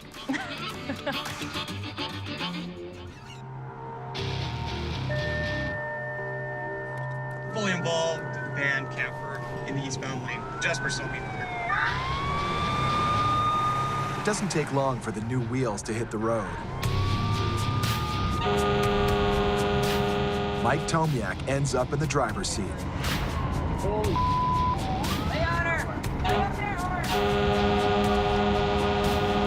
Felt pretty cool being on that truck's first call. Everybody's gonna be new to it, right? So everybody's gonna be making mistakes, fumbling around, trying to find stuff. Everybody's, oh my God, who's gonna put the first scratch on it? I could care less. I'm excited, but at the same time, like, oh, I hope this thing works. It's rolling down the road and it's gonna get a test by fire. And there's no better way to test stuff than testing it by fire. The call is for a camper that burst into flames by the side of the road. Right there! I see smoke! I see lots of smoke! It's fully lit up by the time they get to the scene. Go, go, go! And for Captain Corinne Grant, that's a problem. On any kind of camper vehicle, propane is a very big risk for us because if they levy, then there's a chance of it taking us out as well. BLEVE is an acronym for Boiling Liquid Expanding Vapor Explosion. It's what happens when a propane tank is exposed to sustained heat. The liquid gas inside will boil and vaporize. On most tanks, a safety valve opens up to release the extra pressure. But if the tank structure is still under heat, the safety valve won't be enough and the tank will explode. Let's go, go, go!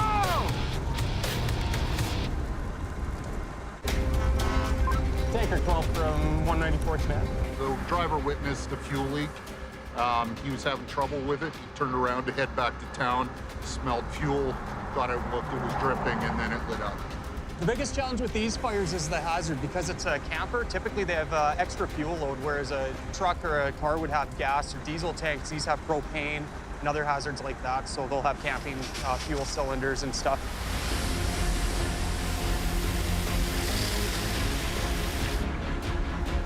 Captain Corinne Grant's strategy is to take a careful, methodical approach. A lot of motorhomes, the propane tanks are actually underneath the vehicle. So then it's an exposure thing. Get to that propane tank before it gets too hot. With the blaze under control, Corinne goes on the offense. More pressure. We just weren't getting the penetration, so asked for a little bit more pressure just so that we could actually dig in there. There was a bunch of debris that we had to actually force the water in there to get it out. Mike cranks up the pressure. And the $1 million truck delivers. So right now, I'm just getting the guys flowing water, and then I'm going to start applying some foam. Before they deploy the foam, they use spreaders to break into the camper's different compartments.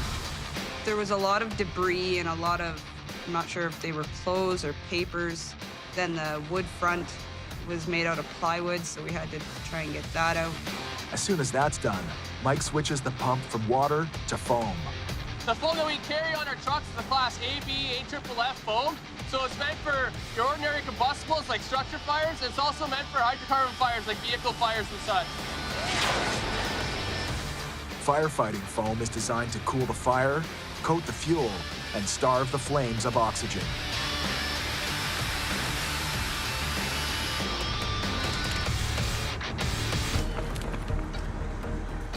Right now, I'm just grabbing our decon kit so I can get everything set up so we can decontaminate our firefighters after they were fighting this fire. Many materials used in vehicle construction, like upholstery and various plastics, release highly toxic and carcinogenic agents when they burn. What we do is industrial decon process to remove any contaminants because they have things like hydrogen cyanide, different chemicals they'll get on them. They're byproducts of a fire. So one of the issues with firefighting today is our cancer rates are going through the roof. This is a cancer reduction strategy to try to reduce those or limit our exposure. With the fire under control, the crew reopens the highway. A tow company is going to come, load it up, haul it to the yard, and we'll probably do our final fire investigation at the actual tow yard. And while the crew wraps up and heads back to Fire Hall with the newest engine on their fleet, Chief Barry thinks his $1 million baby is worth every penny. We built this truck to be rugged, we built it to do multiple jobs, and we built it to respond hard and fast to calls. Get in, get your job done, and get out. And the truck did exactly what it was supposed to do.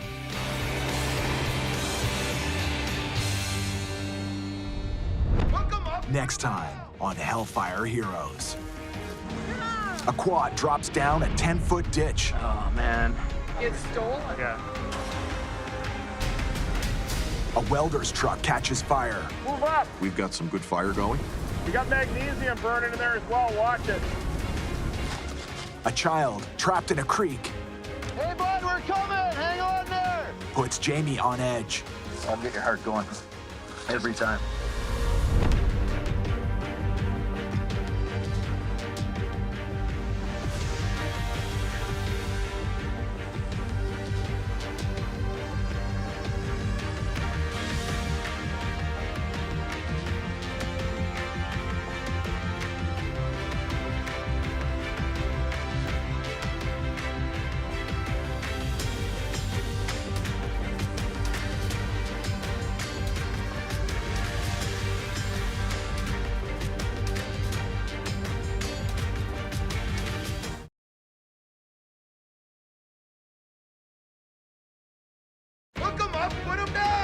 This time on Hellfire Heroes, a quad drops down a 10-foot ditch. Oh, man. It's stolen. Yeah. A welder's truck catches fire. Move up. We've got some good fire going. You got magnesium burning in there as well. Watch it. A child trapped in a creek Hey, bud, we're coming. Hang on there. puts Jamie on edge. I'll get your heart going every time. In the untamed wilderness of Alberta, where seasonal wildfires can destroy a town in a single day.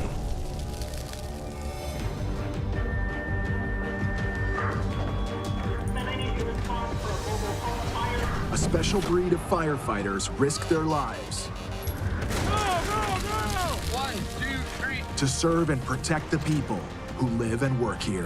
When it's game day, Just hit the engine part. it's on until the last person is safe. We got 2 down here. We truly are the last line of defense for anybody that's out there. From battling a raging home fire Fanning up, whole thing. to search and rescue, Hey, bud, we're coming. no job is too big Second crew, on me. Let's go. or too small. There's a cat in the tree. What's that? Because they're jacks of all trades Hurry up, hurry up. and masters of them all. Our fire crews put their lives on the line every day. It's all about honor, courage, dedication. Serve something greater than yourself.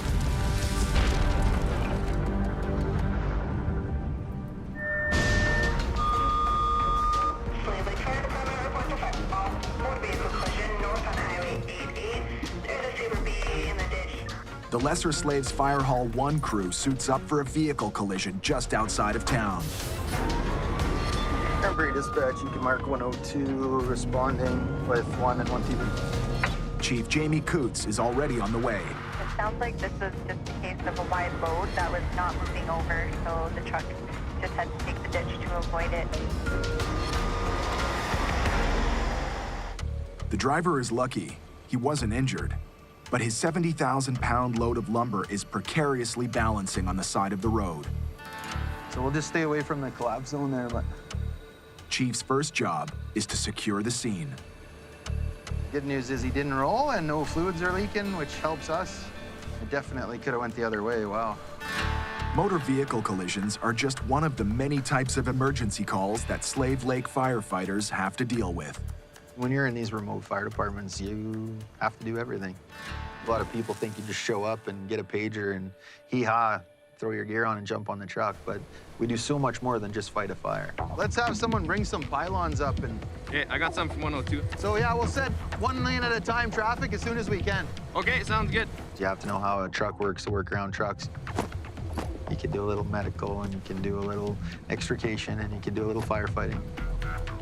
We'll do whatever it takes to make sure that everybody makes it home. So if the police need us to help with traffic, we'll help with traffic. If somebody needs us to help the tow truck driver, we help the tow truck driver. It doesn't look bad from here, but when you're standing by it... Chief leads the tow truck driver on a quick recon. Heavy loaders and forklifts will be needed. But that's not Chief's problem. I guess we can go ahead and send home. And he sends the firefighters home, so they're ready for the next call. There's just so many things going on at any given time. You know, you hear all the time, jack of all trades and master of none. It's different here. You gotta be jack of all trades and pretty darn good at everything.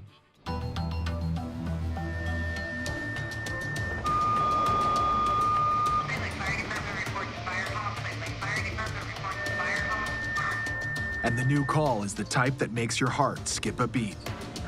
You're responding to child stuck in the mud behind the Holiday Inn. Oh, 102. Go ahead.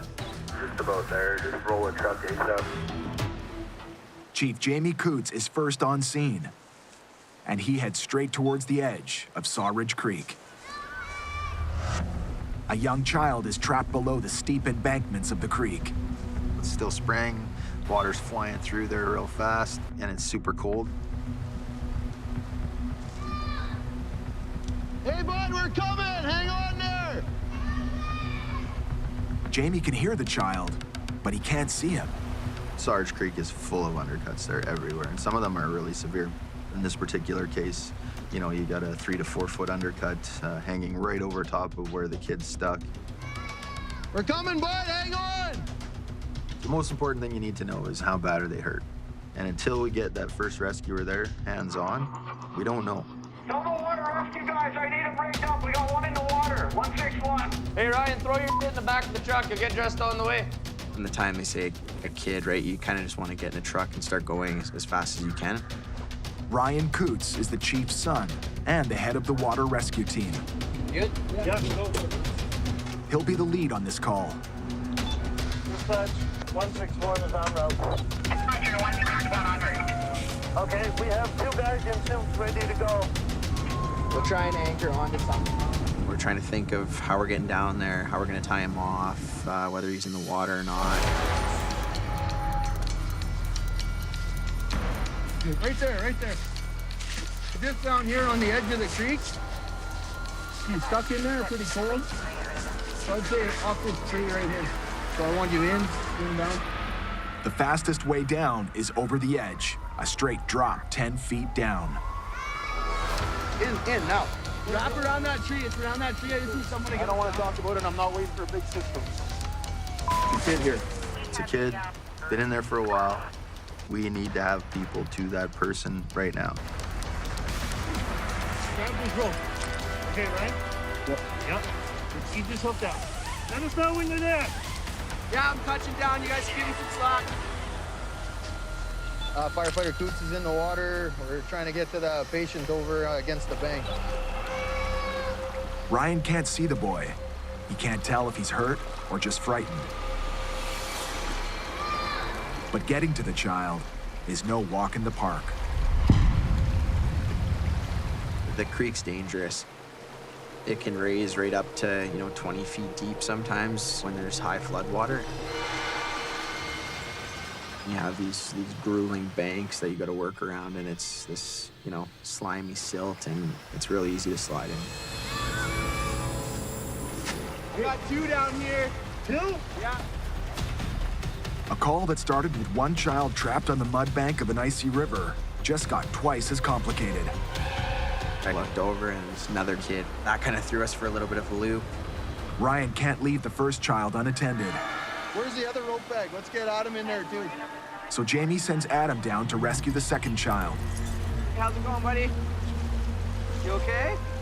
Got right to him, secured him against the shore, made sure that I was in between him and the water, so if anything did happen, he wasn't going anywhere.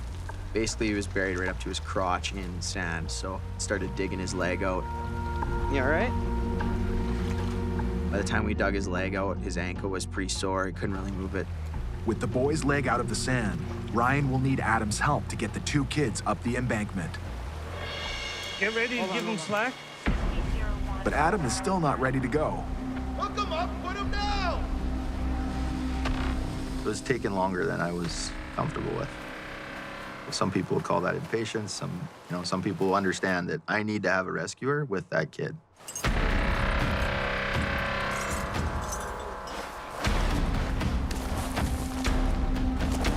Yeah, I got the second swimmer coming down now.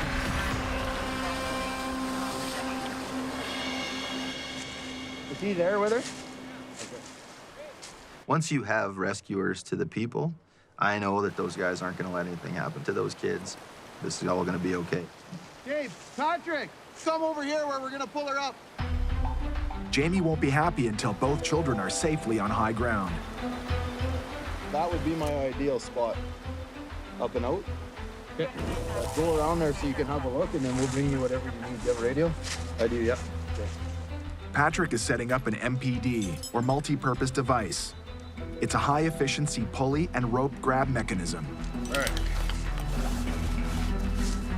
That can quickly lift or lower weight without switching out or replacing hardware. Get someone to get the soap basket for 161.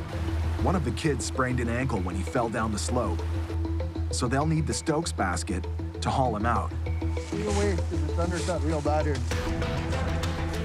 All the activity at the top of the bank has Jamie on edge. It's so undercut. Better safe than sorry. My job's mostly to fly at 30,000 feet and be able to see everything that's going on. And for Jamie, that means identifying and anticipating threats to his crew. Go around the undercut. Stay about 10, 15 feet away. In this creek, there's lots of undercuts. Water peels away at the bank, and so you're always fearful that the bank is gonna fall down.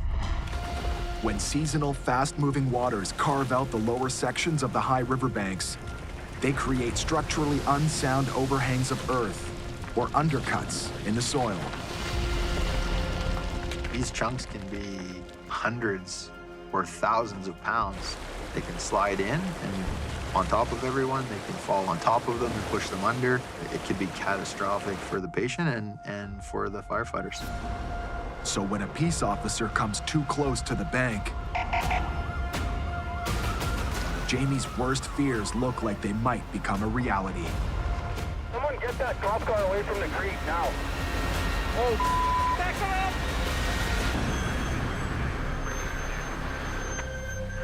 Peace officer drove in, and he didn't recognize the hazard of the undercut. He was just trying to get there and help and provide a warm vehicle, but it became a hazard. The rescue operation is back on. Adam carries the uninjured child to safety. Took an old school method, got her a little piggyback ride there across the water to Patrick. But the younger one sprained an ankle, so Adam grabs a splint to secure his leg. You're cold? Yeah? By now, every minute counts. There was no time to waste, right? He was getting pretty cold. Hypothermia occurs when the body shuts down from lack of heat. Here, we'll take you back. And for a small child in water this cold, it can set in within 20 minutes. Hey, Adam, they're gonna pass you the basket right above your head there. What? A couple more guys down here wouldn't hurt. It's going to take a few more hands to move the boy up the embankment. It's really deep right here. Once you get to that bank, it's easy going. Then it's gonna be a 4-man basket haul. We'll have a line on the basket as well. All the rescuers coming out this way. Keep going. All right, ready? Yeah. We're gonna go back and find your mom and dad, okay? Hey, Ryan, if you want, you can shove that noodle under the basket. Might help.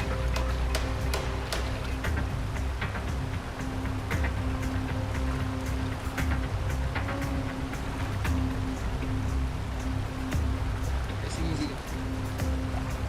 There we go. You're almost out of here. Stop! All right, let's get the red line totally out of the equation. Drop it. At a low angle, guys. Nice and slow, 3 people on either side. Okay, up on green, it's the belay line now. There you go. Good, Care.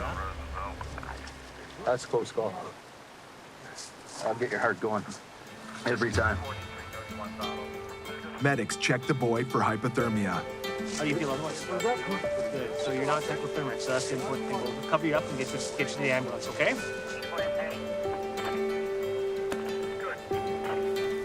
She's gonna be okay. It wasn't hypothermic or anything. A little bit of ankle pain, so hopefully not a break, but could have been worse. If our job's to save people, we saved the boy and no one got hurt from our team, so they did a great job.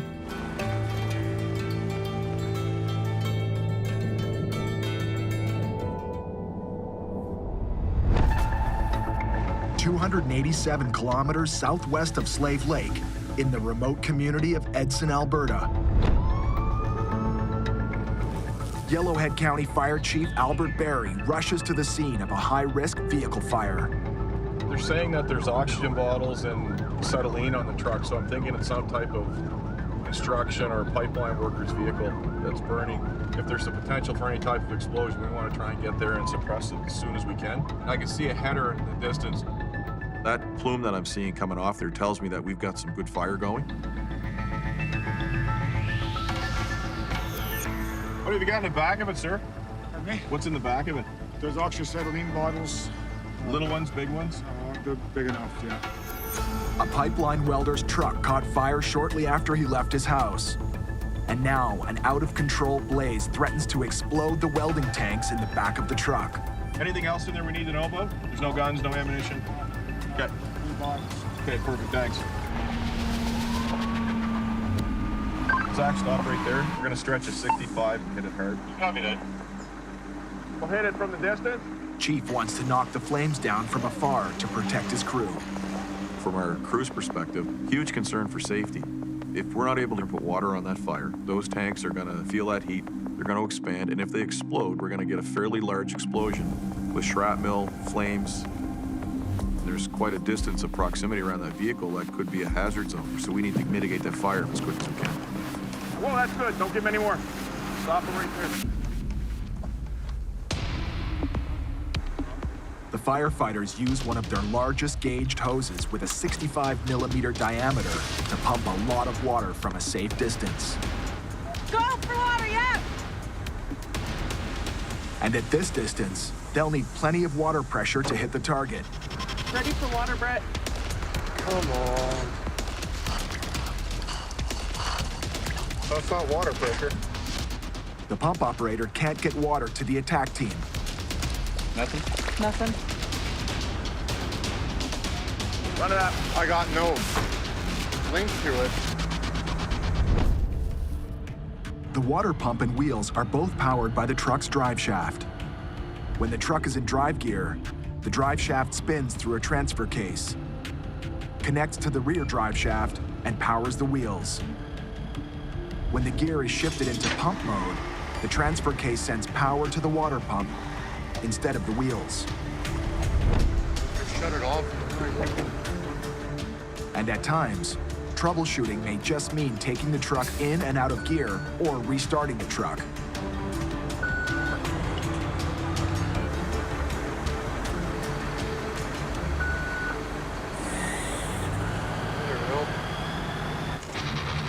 There we go.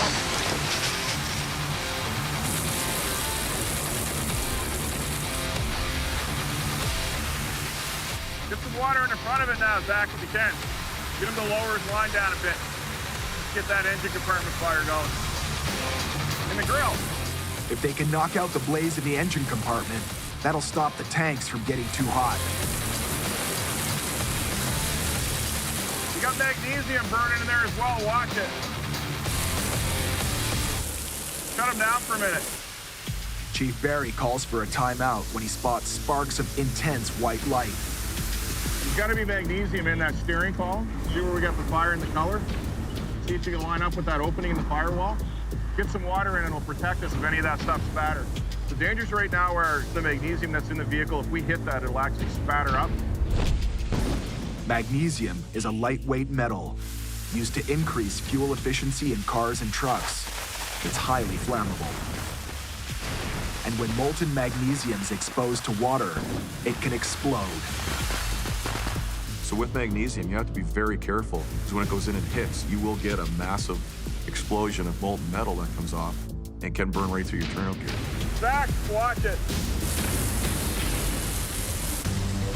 In Edson, Alberta, firefighters are battling a welding truck fire and trying to prevent the fire from spreading to the magnesium engine block.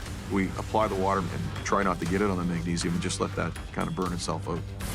Once the threat of a magnesium fire is neutralized, Get him to shut down for a minute, get that line in, we'll get up and get that engine compartment fire out. Chief moves in for the kill. Engine flow operator, fire time 10. I'll shut it down for a sec.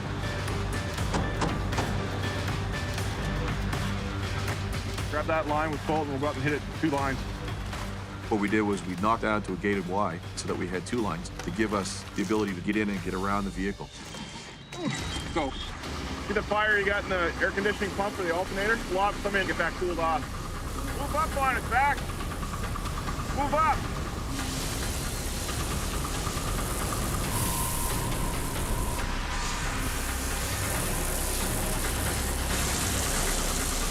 Nathan, in the cab. Get it in the cab. Chief thinks he has the fire under control, but he'll need to send his guys closer to assess if it's completely out. Zach's just doing a quick look at the truck, making sure we don't have any hot spots, any impinging flame that we had. We want to make sure those cylinders are okay. The thermal imaging camera identifies hotspots. I think we're good to kill it and get in there. Okay, shut one line down. I'm just gonna get the engine blinded up, make sure there's nothing in there smoldering. All right, let's fire a bunch of water in the wheels real quick, and then we'll get the owner to come up and have a look.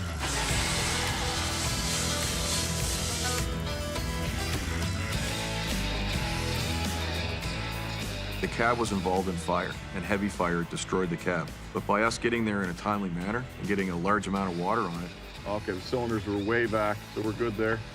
we saved his electric welder. We saved a great deal of the tools that he had stored in the compartments. But your welder's good, hey? Welder's good. Yeah, nothing burnt in the welder at all. The welder and his family survey the damage. He said he just filled those tanks, and so that's a bomb waiting to go off if it was to burn any further, you know, and scary stuff. At least you're okay. Okay? That's the main thing. This is replaceable. Nope, that is not. Nice work, buddy. So when we respond to calls, whether it's an accident call, a fire call, Nice job. our firefighters and our crews that go out there put their lives on the line every day. And they will continue to do that day after day after day. That's what we do. Back at Fire Hall 1 in Lesser Slave County, the crew prepares to welcome some familiar faces. Gonna have some visitors come in, the kids that were in the creek. We get a chance to show them what we do here, so they're not scared of firefighters, right? It was kind of a scary incident, but now we're just normal people doing a normal job, and they're able to see all that for themselves. So a few of these people will probably look pretty familiar to you. This was the guy in the wetsuit that came right up when you were in the creek. It was kind of a scary time, eh? It's terrifying. I had a whole mix of emotions, from angry that they went down there, scared because I wasn't quite sure if they were hurt. Oh, well, it's all good. You made it through. Our job is to protect all those people, and without community, you wouldn't need us, right? So getting out into the public is job number one. All right, are we fire trucking it now? After a tour of Fire Hall 1, it's time for a fire truck ride. So, lights is just that red button right here. All the emergency lights are on now. You guys want to hear what it sounds like when the siren's on in here? Yeah. Logan's got the siren controller, so he just pushes a button. And then air horns is just like your car horn. That's cool. How often do you guys get called? How many do we do a year, usually, Patrick? We're usually between 300 and 350 a year. Totally depends on the time of year and what's going on. Are you guys excited as time to get called? Depends what it is. I'll tell you what, though, when you hear 2 kids in a creek bank, that's a pretty adrenaline-packed dispatch, that one. After a difficult call, the Slave Lake crew often debriefs. If we did have a situation like we did the other day, that first truck can get started on the rescue right away. Looking for ways to improve their skills and procedures. We decided that we're gonna move some stuff around to different trucks. So in here now, we can actually have a shelf where there's like 3 floating ropes lined up. They're not in a bed, so you just grab that floating rope, go. I like this because I want it to be quicker deployment. People are waiting to be saved. Innovation. I like it. One of the big problems is that we get to a place and you want to have everything and you can't. So we're trying to juggle around so that we can get everything more centralized onto the truck so that when we get somewhere, we have everything we need to do our job. Are we taking those tanks out of there? But reorganizing tools and equipment on a fire truck can cause more problems than it solves. The reshift stay? I think it should stay, but I don't know. So when you do all this changing, it screws up everything. Now every firefighter has to come in and retrain on the truck, and every checklist has to be redone, and everybody has to start again. So you have to make sure that you want to actually do this before you jump in. And get like 10 extra air bottles. And then if you ever have a big fire, just bring the rescue and it'll have extra air on it, right? Okay, that's fair enough. Yeah. But with a little retraining, Chief decides that reorganizing will pay off big time in the long run. Makes sense. All right, good. And now that the trucks are reorganized, it won't be long before the next big call gives it a test. There's a cat in the tree, let's go! Even for the all-time classic firefighter emergency. The most cliche call we could probably get is saving cats in trees. A cat in a tree for a couple days. We'll try and get it down. The crew is ready to drop everything, even a hockey game, to save a helpless animal. Yeah, he wasn't really earning his money again so far.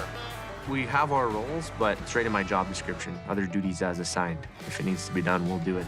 It's a 75-foot tall tree, and it's 3/4 of the way up. The fire department doesn't do anything small. Some fire departments don't rescue cats in trees.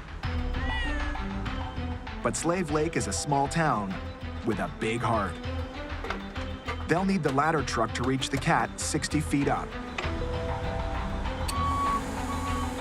Patrick lays down the pads to support the outriggers. Yeah, just enough pressure to be off, guys. The heavy ladder tower needs hydraulic outriggers to lift and stabilize the truck. Mine are touching. All your lights are on? Yeah. Most tower ladders extend to 100 feet, enough to reach the top of a 10-story building.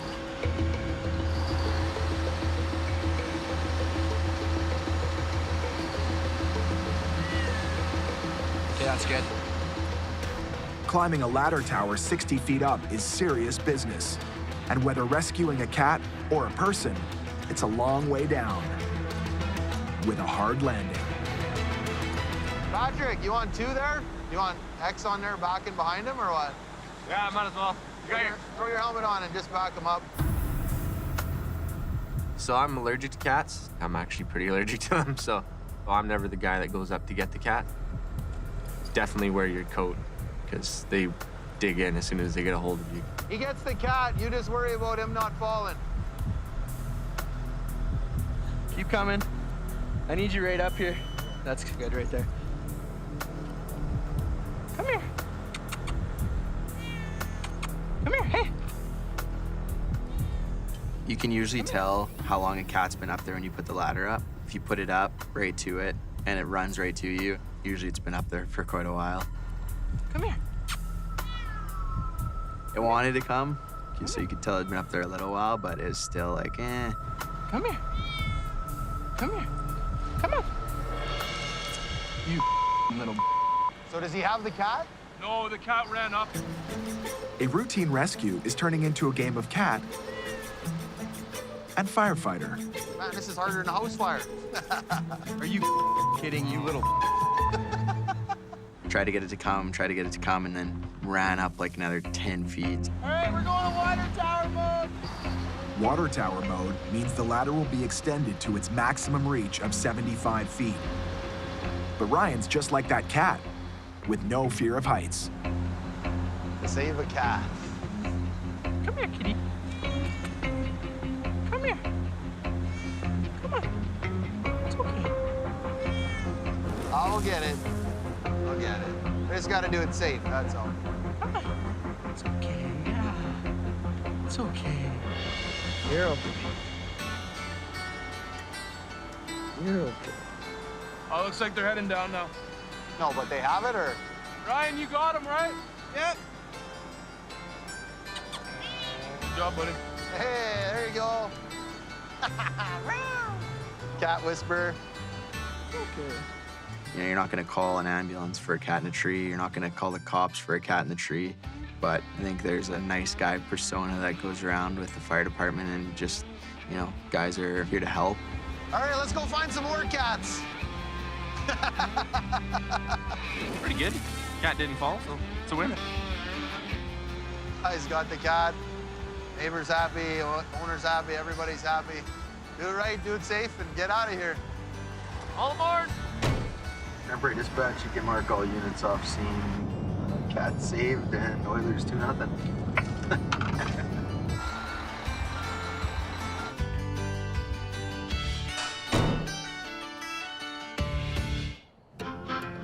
No sirens on the next call. It's time for a little community outreach at Slave Lake's Northern Lights Aquatic Center. Gonna be doing a little demonstration on water rescue in the pool. With a lesson on water safety. There's a throw bag on there, though. Should we take a medical bag just in case? Because we're the only full-time people here, we just get put in a teaching position a lot of the time. Let's say we have somebody that's I don't know, something happened to them in the water. We have grade 9s from all the schools in Slave Lake, and we show just what it takes if somebody does get into trouble, the resources needed to get that person out of trouble. In Canada, over 450 people drown every year. The highest fatality rate is among young adults, with the 20 to 24-year-old age group at the top, and an average of 44 drowning deaths each year.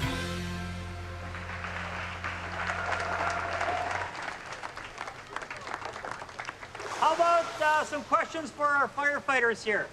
Go ahead, buddy. Have you ever had to be the one to be saved?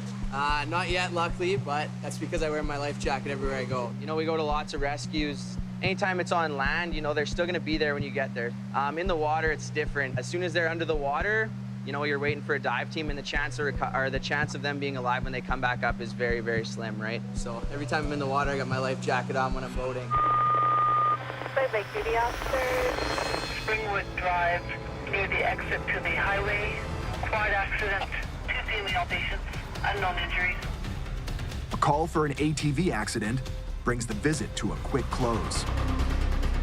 Copy that. We do get a fair amount of calls like that. People get up every year on quads. Just about every single one, there's somebody's hurt. We have to be ready for everything. So we're basically planning for the worst and hoping for the best. Over 100,000 ATV accidents occur every year in North America. Most incidents result in serious injuries, requiring medical emergency treatment. And over 700 result in fatalities. 2 girls trapped down in the bottom of the ravine. Anytime you hear like a quad accident, you kind of automatically think that someone got hurt pretty bad. 2 young women lost control of their ATV and crashed into a deep ditch. There was the quad with a couple of young ladies on it. At the time, my concern was for these people. She seems like she's in a bit of pain. Oh, man. I was never really into quadding. You see a couple bad accidents, and it really changes your outlook. When I got here, they were sitting on the quad drinking out of their 40 vodka.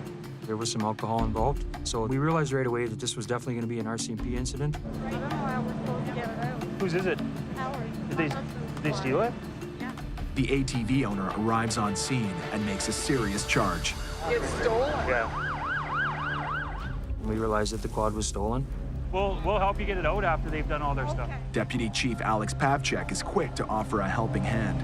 So it was stolen. It's these people's quad here. So once the cops give us okay, we'll see if maybe we can help them get it out. Being a firefighter is not just about going to a fire and putting it out and coming home. It's about being involved in the community. If that was me, I would want somebody to help me out. All right. Seeing as how it was just stolen a few minutes before and the homeowners were there, being a small town, we said, you know what, we'll help you get this thing out of here. We gotta make sure we get enough guys to help you lift it while you try and pop it out of this hole. Our original plan was if we could get it unstuck from where it was, we could just drive it down to where there was a little bit less of a hill and then drive it up the hill. 1, 2. It's stuck. It's kind of stuck. It won't move at all. And we realized it was pretty stuck. It would have taken a lot of effort to get it unstuck. We could have did it for sure, but He's got a winch right here. the guy offered up a winch on his Jeep, so we figured, hey, we'll give that a shot.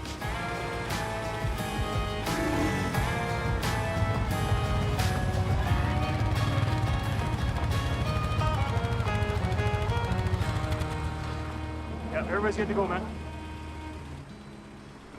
I like helping people, and at the end of the day, when the pager goes off, if you're able to help them, you've done a good job.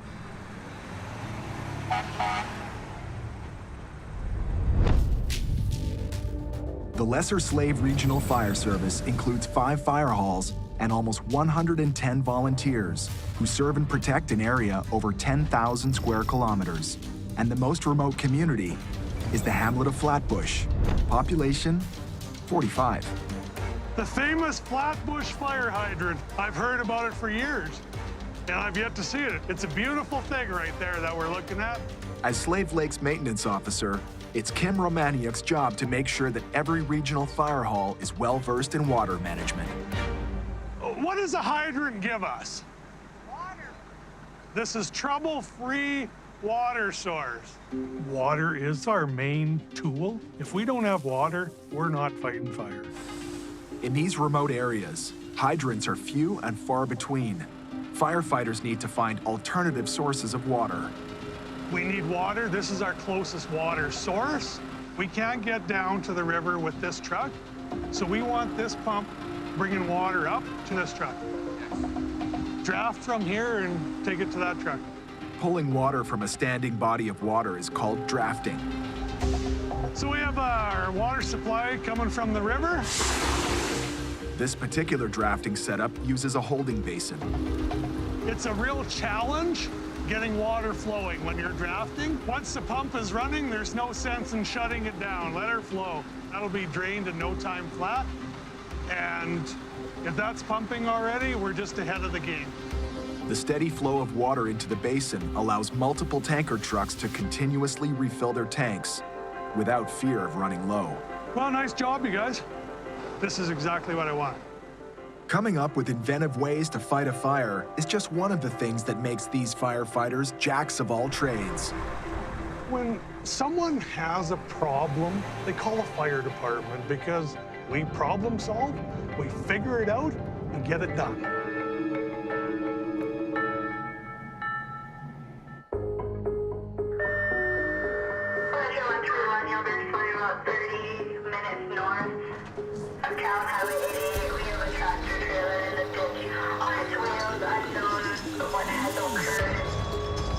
It's 2 a.m.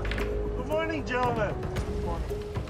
And Hall 1 is responding to a semi-truck that went off the highway into a ditch. Headed to a semi-truck in the ditch, up on its wheels still. Caller just drove by, so we're just getting whatever they saw as they were driving by. Lots of things could have happened at 2 o'clock in the morning. With so many big trucks hauling heavy industrial loads on these remote 2-lane highways, the firefighters are kept busy 24/7.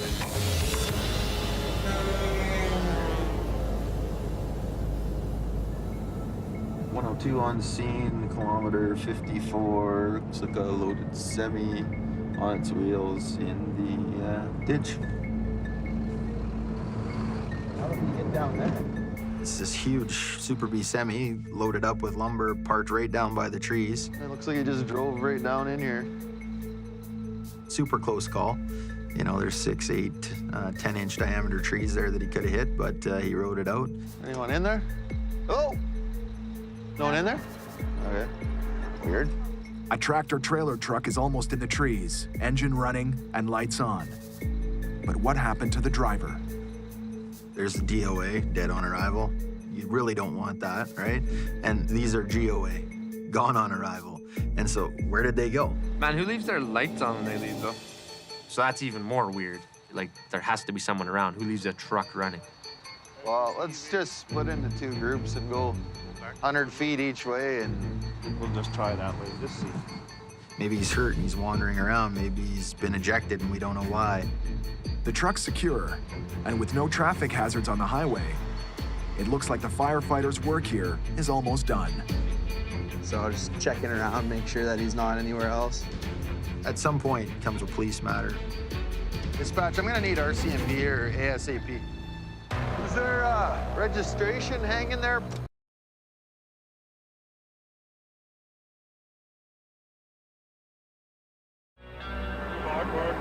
Yeah, snap a quick picture of that. Who are we supposed to be finding? What are they supposed to be doing? Whose vehicle is this? You could easily just get a, you know, jump in a truck going by and go to town, I guess. I don't know, guys. That's quite a ways. It's probably far enough. The officer 121. A report comes in. The driver has been found. He claimed a deer forced him off the road. Unable to get his truck out of the ditch, he hitched a ride into town. But something about this story doesn't add up. He opened his door and a bunch of fell out. Oh, there's a coffee mug. I was probably trying to stay awake. That didn't work. On these rural highways, most tractor-trailer trucks would not risk an accident by swerving to avoid an animal. On a previous call, Jamie encountered a tractor-trailer truck that did hit an animal. This big truck hit a moose? Yeah, just hit the front bumper just down the hill there. Like most trucks operating in these parts, this semi was outfitted with a heavy-duty bumper guard, which can protect the vehicle from a collision with even a large animal. But for now, Jamie's just happy to learn that the driver is safe. And his work here is done. So as long as we're sure that he's not there, I go right home and sleep like a baby. When the Lesser Slave Regional Fire Service isn't responding to emergency calls, they often assist in cutting-edge research for wildfire prevention.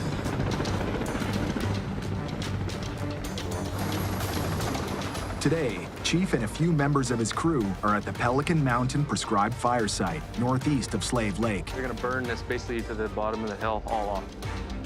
Wildfire professionals and scientists are conducting test burns as part of an international multi-agency project sponsored by the Alberta government. The aim is to mitigate the risk of catastrophic wildfires to infrastructure and communities. Fires have been happening here for thousands of years, and they're not going to stop happening because we're moving into the forest. Canada's boreal forest depends on regular wildfires to help drive the life cycle of the forest. But as neighborhoods and housing developments encroach on fire-prone wilderness areas, these fires can have disastrous consequences. The Chisholm wildfire of 2001,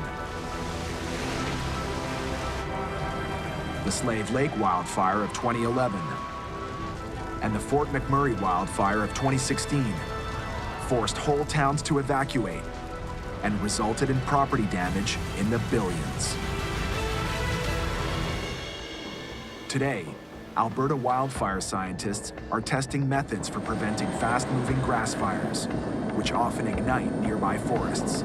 Like, it literally blows your mind, the amount of data that you could get here and how much it could change our way of thinking. Science is going to dictate how we move forward with all these treatments. Oh, we don't dictate, we advise. It's going to dictate. I'm telling you right now. No pressure.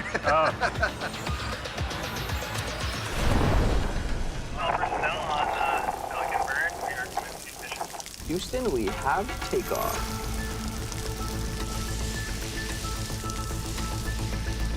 How we watch.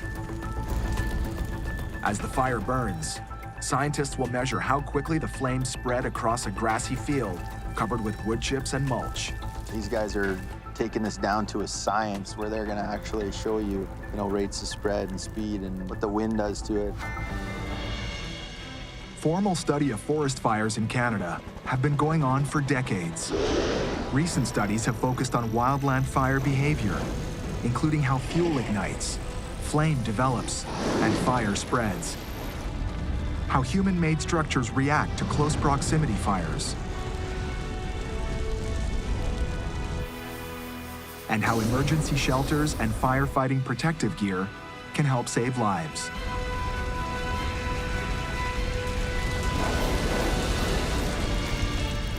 Yeah, it's throwing a lot of heat. So I would say it'll help prevention. What should we do? How should we do this? Right? It'll answer a lot of those questions. This is taking a wildfire and collecting all the data that goes with it to see how it burns and where it burns and which treatments are better. This could change the way that we do all of our fire smart treatments, and this could change the way that we fight fires. I can't think of anything in my world that's more important than this.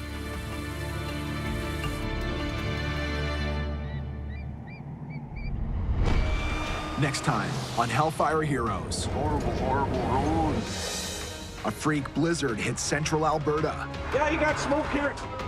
You have the roof a shot? Within days, snow turns into torrential rains. Oh, Mother Nature. If you shut the power off, we can help you cut this branch down. It's all in a day's work during these weather extremes. It creates multiple issues. Basically, get out of your car and run.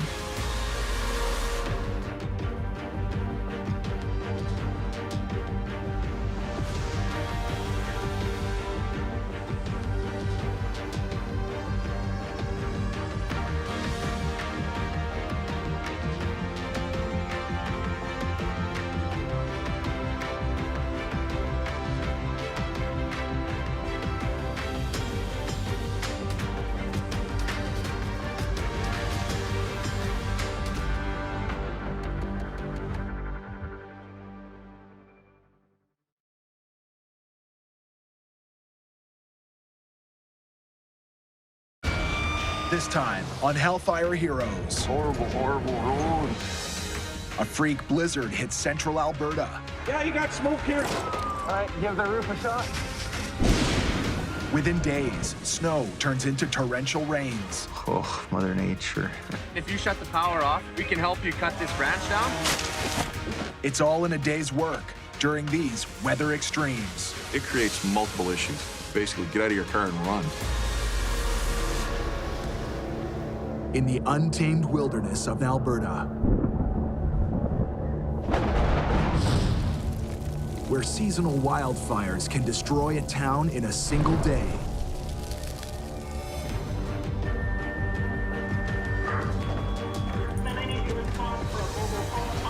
A special breed of firefighters risk their lives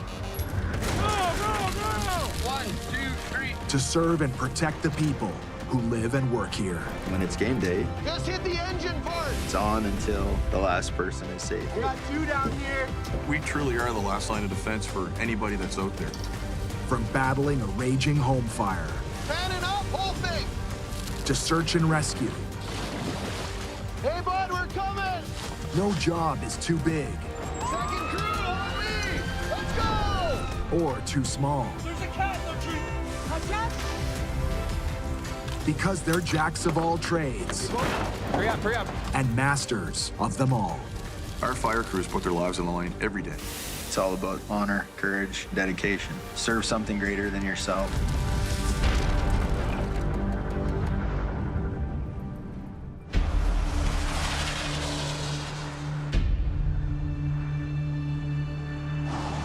Probably that guy just let everyone know the roads are really, really slick.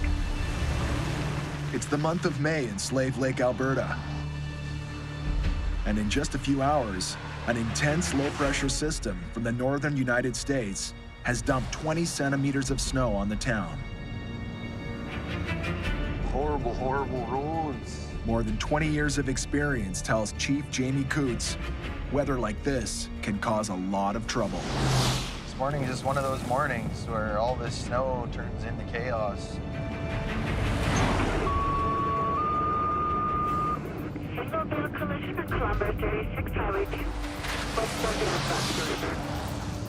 So it sounds like a vehicle ran into the back of a semi-trailer. Another guy broke down here. Maybe this is the guy that got hit. Oh, smashed up. Dispatch Slave Lake 104 is on scene. A busy 2-lane highway and a springtime blizzard is a dangerous combination. But in this part of the country, it's business as usual.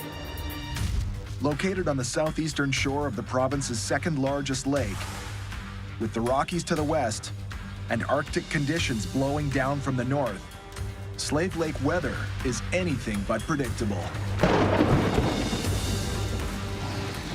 One day it's raining and the next day it's dried out and we're having fires, and you just get ready for that, and then it starts to snow, and then it's back to sun for 7 days and then rain, and you just can't plan anything.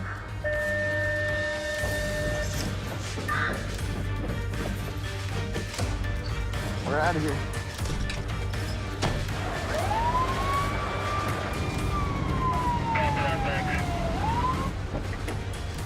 Come on, highway. Careful, guys. To avoid causing still another accident, Jamie's first priority is traffic control. We're set up. We're ready to go. You driving? You driving, yeah, right? Yeah. Oh, lucky. The next job will be to clean up the highway as quickly as possible. Well, you don't want to get tied up on something you're not needed at, because the likelihood of another call coming in if conditions are that bad already is high. And I need you to respond for a mobile home fire on the street. With a second call to get to, Jamie and his team don't have any time to spare. If we can just shove this off into the ditch, there's no risk on the highway. We can get everybody out of here. Yeah, good idea. Let's do this. We just flag it off to you once we get in the ditch. Perfect. Uh-oh.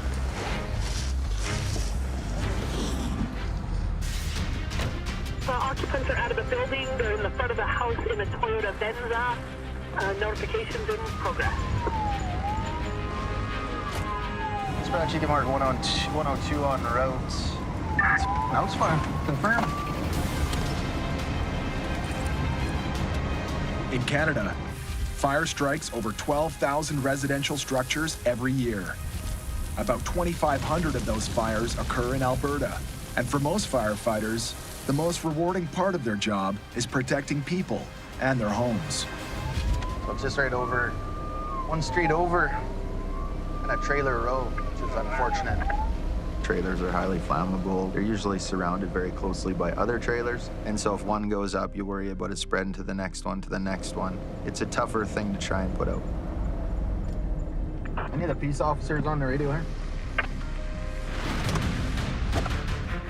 Chief's first task is to assess the situation by conducting what firefighters call a tactical 360 walk-around. Trailer fires are a tricky structure fire for us. Usually the roof voids are very small. And so once fire gets up there, it can spread really easily. Keep everyone out of there and we'll go out. Yeah, look at that.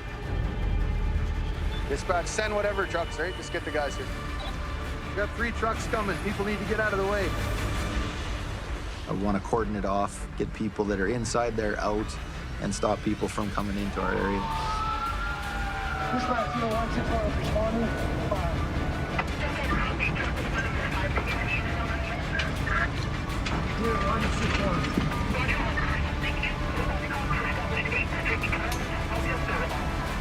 161 right up to that black SUV. Leave room for the ladder truck.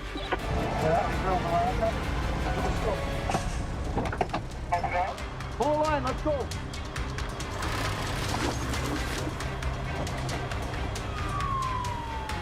Second crew on me! Grab a line, let's go. Chief orders the fire service's workhorse, Engine 161, to take the lead on this fire. And for ladder truck number 1 to give support with hoses, pump, and tools. Patrick, grab one of these guys, grab a line, let's go. The main water supply will come from a hydrant and tanker trucks. Okay, so go right to the master bedroom at the back, pull the roof right there, and let's have a look at what we got. You got it. Take Chris with you. Chief sends Lieutenant Patrick McConnell into the fire. My job is pretty straightforward. Just pull a hand line through the front door and go find the fire. She's smoking out the back. When you're looking at fire, you're trying to read it, trying to figure out what it's doing. You know, the hope is you get there, we can control it before it causes any more damage. Yeah, over here in the corner. It looked like smoke coming out of the attic space. Once it gets into there, and it usually does with mobile homes, you're gonna have some trouble. If the fire spreads into the attic space, it can rip through the length of the structure in no time. No, nothing yet. There's no fire in the attic, and the smoke is getting thicker. Hey, Chief! Do you mind if we do some ventilating too? Open windows, though. Okay. Can you guys go to that end and open all the windows? Okay, let's open up some windows, okay? Well, we were just trying to clear the smoke for the guys so they could see better, get to the fire, put it out, right? Yeah, you got a lot of soot in here.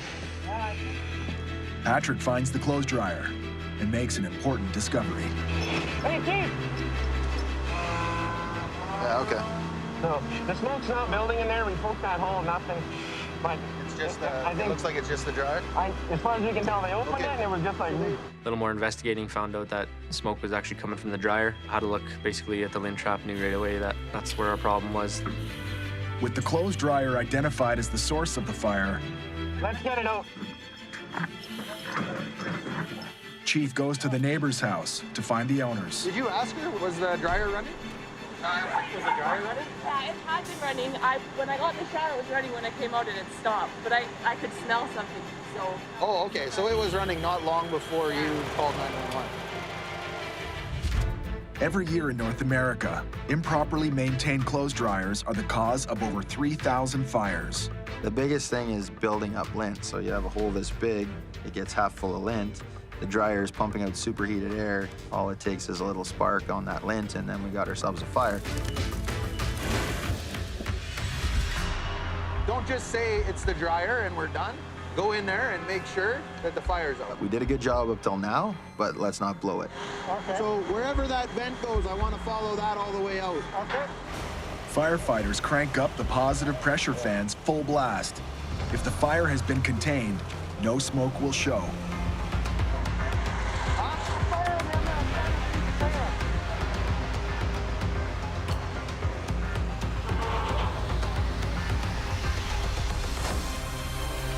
Yeah, you got smoke here. Get a line. In this particular case, it went down the wall, across the floor, underneath, and of course, fire burns up really easily, so we had all kinds of problems right to the vent outside. We're gonna have to crawl under here. You won't crawl under there. There's no clearance at all. This is literally the worst place you could have a fire in a trailer. Once it gets into there, then the fire can travel basically the whole length of the structure. It's pretty burnt under here. Everybody's amped up because you don't have the fire under control. I need the check. I want to look at it before we start. You're gonna go right in? Because it's burning down there. The thermal image camera will help Patrick identify the general location and intensity of the fire, also known as the fire's heat signature.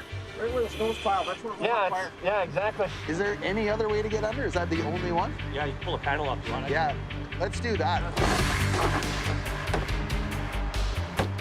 With the fire hiding in the crawl space, Chief orders his men to open the skirting and get some ventilation under the trailer. That air will help flare it up or make sure it's out.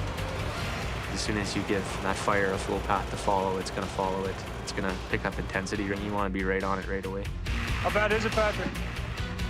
That water line burnt out. I think that's what's held it. Because of where it burnt out a water line right above it, so it held it kind of where it was. But had it not burnt that water line, probably would have been a much bigger fire. That water line from the town of Slave Lake is the trailer's main source of water. That was sitting right over top of where that fire was. It melted the line. Where's that hose line? I need a line down there. Although the water has stopped the fire from spreading, the crew has to confirm it's really out by hosing down the underside of the trailer. I think they got it. I said that last time. Although I remember saying to Dave, don't be busy patting yourself on the back till it's out. Get them in there and figure it out. A last look through the thermal imaging camera confirms the firefighters' work is done. I got nothing. Yeah, control. Good job, guys. Until the yellow line.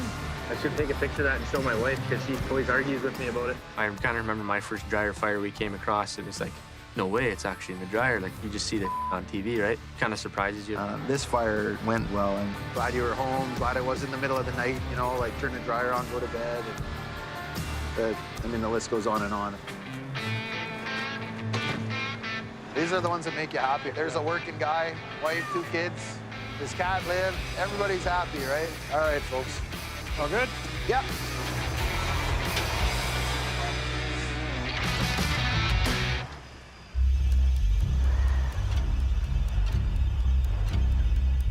It's a cold day in Slave Lake. And firefighters are on the alert because dramatic drops in temperature result in longer operating times for heating appliances and often lead to an increase in home fires.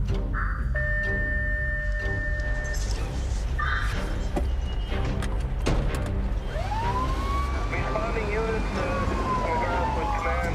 We have an outbuilding behind the garage, heavy smoke, visible flame in ceiling. Dispatch, mark 121. Rocks. Take it very slow. Everything is very quick. Okay, copy that. Lesser Slaves Fire Hall 1 responds to an active structure fire. Captain Bruce Turnbull, one of Chief Jamie Coots's most experienced volunteer firefighters, meets the homeowner, who leads him to a work shed near the main residence. Okay, on the side. On the side, in the middle, you will see a vent. Yes? And right underneath the vent, that's where I think it started. Okay, on the side, in the middle. Yeah. We think it started inside, about the center, in the middle. There's kind of heat source. We're not sure what was inside there. Possibly electric heat. You guys go and start with this window. Go right now. Before he sends his firefighters inside, Captain Turnbull wants to ventilate the smoke out of the structure. Hey, Logan. Come here. Go take that other window and don't be fussy about it. Just get it done.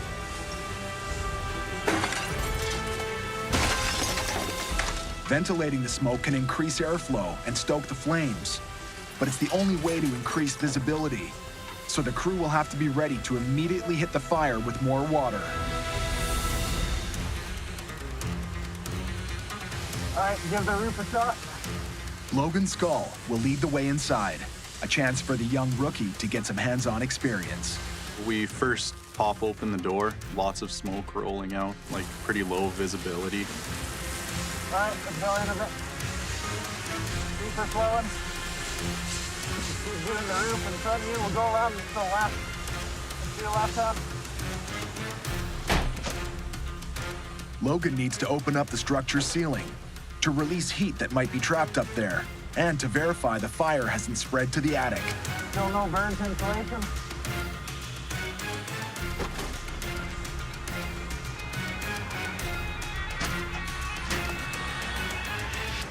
All the plywood we pulled down to get into the roof, all the insulation was there. It was all still pink. Nothing was burnt, so we're looking good. The fire is extinguished. Now it's time to determine the exact cause. There wasn't a lot of power, there's no gas, so it's not those things. There's an extension cord, which are famous for, there's a reason why they're in the Alberta Fire Code as not being used for permanent wiring, because they cause lots of problems. For every incident, firefighters have to submit a written report to their superiors. So this is where it came through? Yeah. Since he joined the Lesser Slave Lake Fire Service 2 years ago, Alex Pavchek has conducted his share of fire investigations. These fireplaces, these electric heaters, are famous for causing bad things. You can see where the heater was, where the laundry basket was originally when the guys made entry. It doesn't look like the cause. But the homeowner leads them to a second heater. Hey, where was that wooden heater? Right there. Right there? Let's pull the mattress out, guys. I'm gonna hold the mattress. Will you guys pull this box for me out too? There it is. There she is. That's why it didn't make sense to you. Yeah. Now I We know. thought it was the same one. No. Okay. Every year, space heaters are responsible for 40% of home heating fires and 85% of home heating fire deaths. This is what we're taking with us. This one didn't cause much damage, but it's still collected as evidence.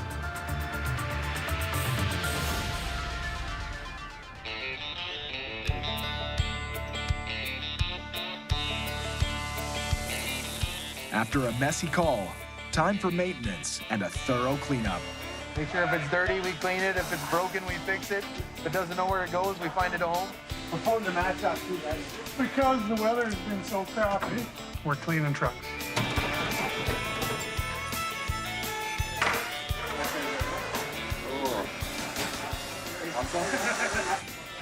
You know, we're having fun. Everybody stop having fun.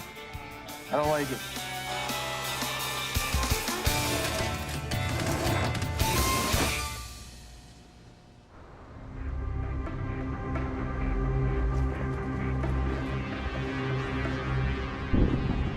In Slave Lake, a spring snowstorm has given way to torrential rains.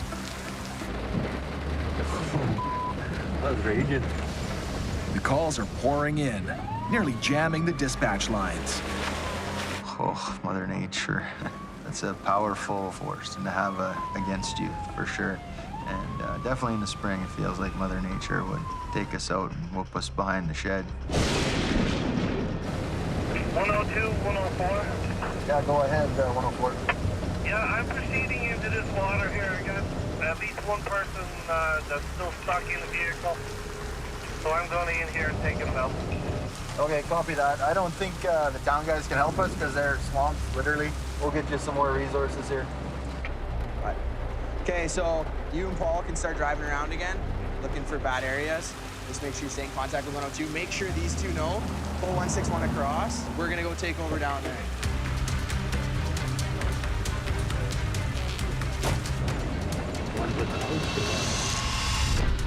Got a little problem with that maple tree in the backyard.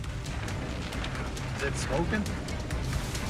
Jamie will let ADCO, the Alberta Power Company, take care of the electric lines. You create the smoke? No. Nothing, no, they said no smoke. Yeah, it's insulated, so. Yeah. There's a huge power line that fell down on the drop down, so ADCO will come and disconnect the line. The guys will help chop it up. If you shut the power off, we can help you cut this branch down, but I'd feel much better if you were up there with the lines.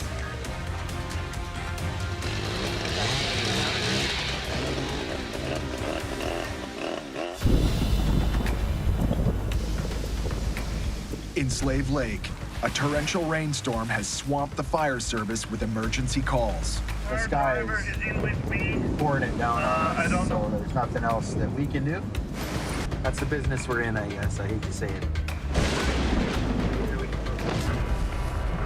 The situation isn't any better 270 kilometers south in Yellowhead County, where intermittent heavy rains are wreaking havoc on the roads. Responding units being advised and starting to take multiple calls, and it does sound like there is traffic congestion in the area.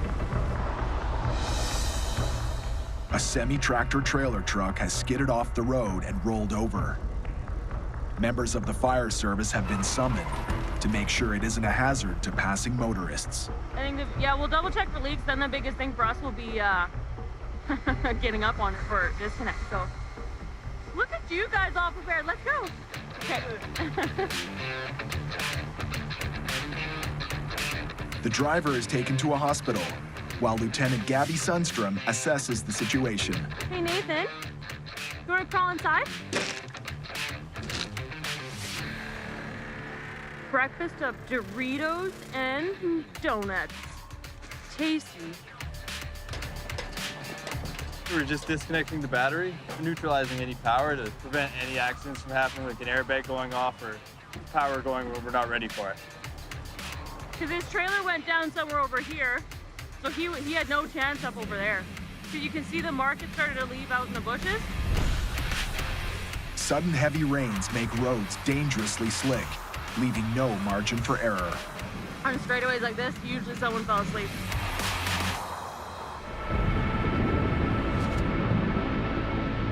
A few kilometers down the road, the rain starts up again, and dispatch sends out a much more troubling call. All responding units be advised. Trailer discharging product. Tractor trailer holding frac sand, trailer's holding mold. This truck is carrying frac sand, used for resource extraction by the oil and gas industry. It's messy and potentially hazardous. Chief Albert Barry arrives on the scene. A frac sand trailer had an issue with one of its axles.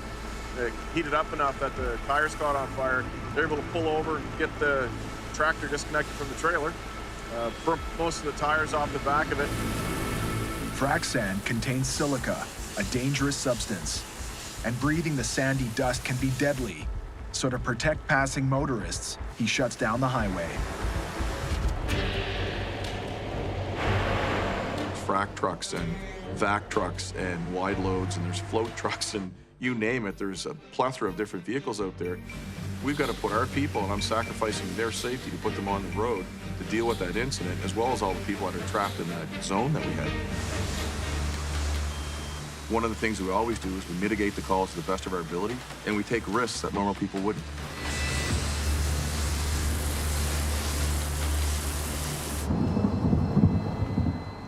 The rain has finally stopped, and the crew has extinguished the fire. But Albert identifies another hazard.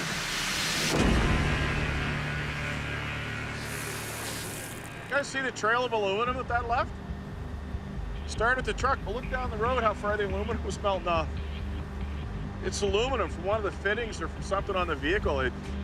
When the fire was burning, obviously heated up to a molten state. You can see where it ran down out the side.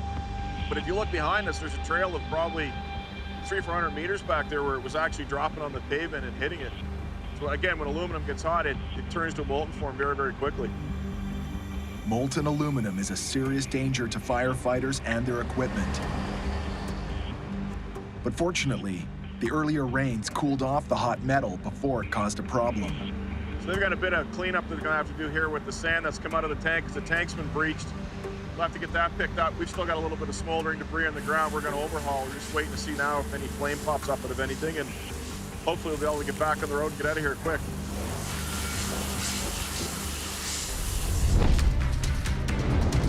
Back up north in the town of Slave Lake, population 6,500.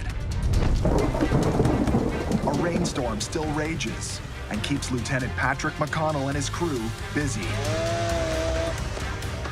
Normally you're just worried about power and hoses and stuff like that, so, but I mean, they're obviously not gonna handle this by themselves, so. Toppled trees and broken limbs falling on live power lines have created a safety and a fire hazard.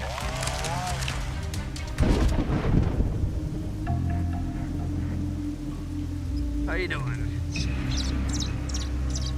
A little baby bird. Oh, there they are. But so far, the only victims are a few hatchlings knocked out of their nest. They don't look like they had a good time. Hey, Chief, it's Patrick. We just finished up here. We're gonna have to pull everyone back to the fire hall. We got the thing over at Chain Lake, the water rescue. Holy. Water search and rescue is one of a firefighter's most demanding calls. Yeah, so it's Chain Lake, doing a canoe, only 1 meter about. Okay, we're gonna head back to the hall.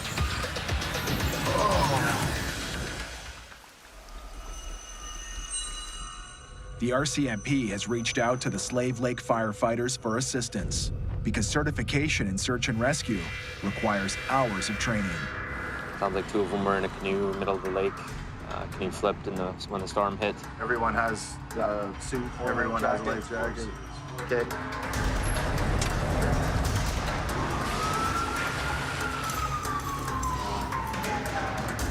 We'll find them, hopefully. Maybe he made it to shore, hopefully. And we just got to track them down. Your average person can't swim a kilometer. If they panic or if they get tired and they don't know ways to cope with that, they're gonna drown before they get to shore. That's a big problem for us. We don't have time to mess around. The rainstorm that set off this search and rescue mission has finally passed. Oh, look at But it's left a path of destruction in its wake. Look at the size of these trees. Well, Pete, there's a tree in the road here, so we're gonna have to get the tree out of the way so we can get our truck through.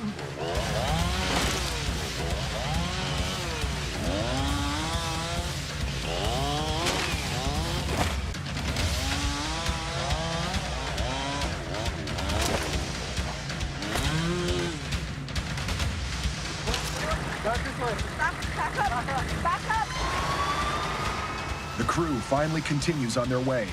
With a young man's life hanging in the balance, time is working against them. Let's maybe get everybody gathered around here. A ground search of local volunteers huddle for a briefing from Lieutenant Patrick McConnell. Get into teams, and then team leaders come up to the RCMP SUV, and we'll have something for you, okay? We were just getting fired up to start shoreline search. Cover as much area as you can, as quickly and efficiently as you can. Because if there is somebody stuck in the reeds or whatever, that'd be their highest chance of success to find them, I guess.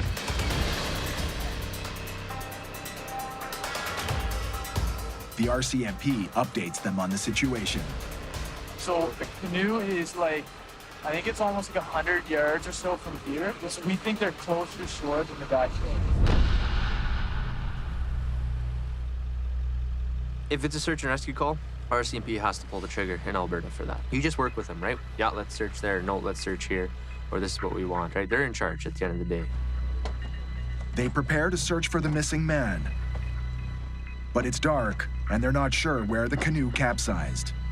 You guys both got a flashlight. We got the thermal and the night vision. Let's do it. All right, guys, you can jump in. A trained team of volunteers conducts a search along the shoreline. While Ryan Coots leads a boat team to the location where the missing young man was last seen. Okay, so we're gonna start going this way. So one guy can be at the very front, one guy can be in the middle. Basically, we'll just go flashlights. If we see anything interesting, we'll pick up night vision thermal and try that. Adam, if you want to search shore as we go along in the general direction of where we think they were.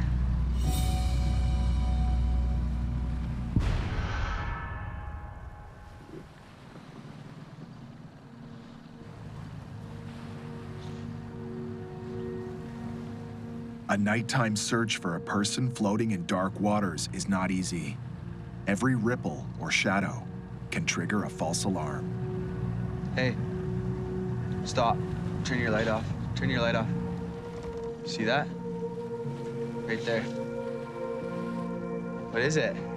It's like a can or something. Yeah, something floating right there. Man, I hate this. When you're looking for something, you think everything is something.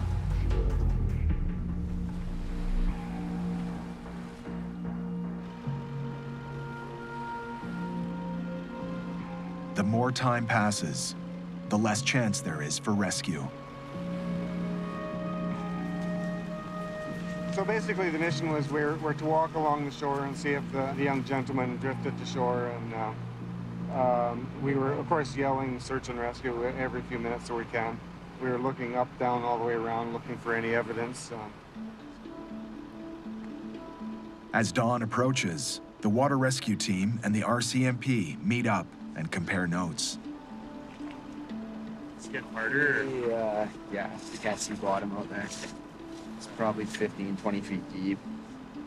Can't even tell how deep it is. Don't have a depth finder or anything, so.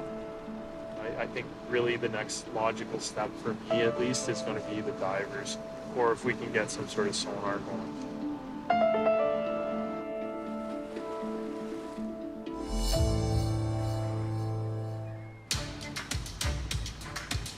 After working through the night, the search and rescue teams are sent home.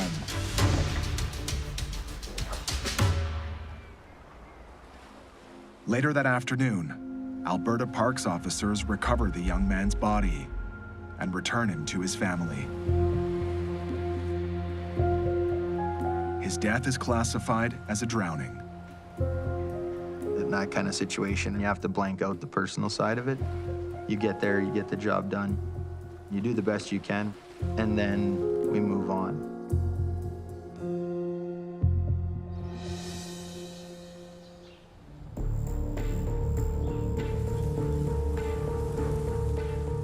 With bad weather causing so much trouble lately, Fire Chief Jamie Coots attends a weather forecast briefing along with local, regional, and provincial representatives. Good morning, everyone. This is your AM forecast briefing. This whole job this time of year is all about the weather. What's the relative humidity? What's the temperature? What's the wind doing? Right? Got to watch what's going on with the weather 24 hours a day. You could be seeing some gusty winds at about 30 kilometers per hour. This is an entire unstable system. Today in early May, I think, is just one of those wildfire days where we're starting to build in an uptrend. This is the start of the game, back and forth, up and down. It's all just a dance. Right now we're dancing with Mother Nature, seeing what's going on.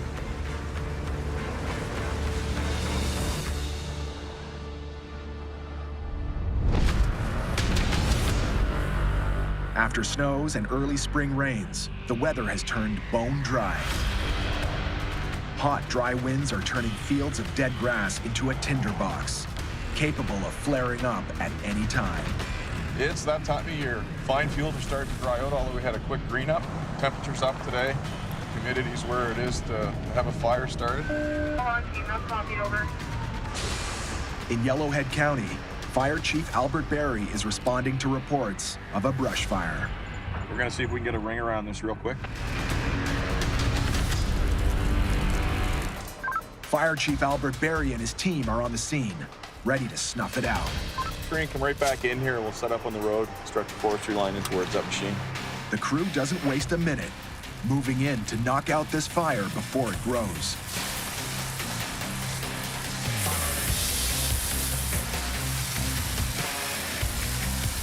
On this side of it, we got a river, so we don't have to worry too much about that. But over here, where it can spread to the unburnt fuels, we really got to make sure it doesn't take off on us and turn into something we really don't want. Starts out as a little fire. You could have an ember drop from a tree that gets struck and doesn't put off a whole lot of smoke, but that ember drops in the muskeg or the duff, that ground that's down there that's dry, and it starts to worm its way through. And basically what it is a ticking time bomb. All the conditions come around to allow that small, tiny ember to turn into a major forest fire. And just because a grass fire looks dead doesn't mean it's not hiding underground. Next step is just dig up hot spots, get to where the root of the fire is, dig it up and expose it, put water onto it, and repeat until it's all done. Anything that's smoking, we're putting water on. Make sure it doesn't flare up again. Alberta Forestry is on the scene. These burnt trees with dead branches ready to fall without warning are known as widowmakers, for good reason. A couple years back, I had about a 6-foot chunk of log hit me in the top of the head, my helmet, and brought me to the ground. He did mention, you said something about that widowmaker that's in there. So yeah, there's a few problem trees that probably should come down. So. And they can deal with that. Once that tree falls, I think we got it under control. Okay.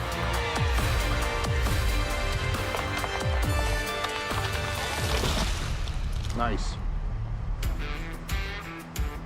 Quick response, quick knockdown, lots of water on scene. You know, they're getting at this fast and getting that hazard mitigated as quick as they can. Very happy with the job the crew did.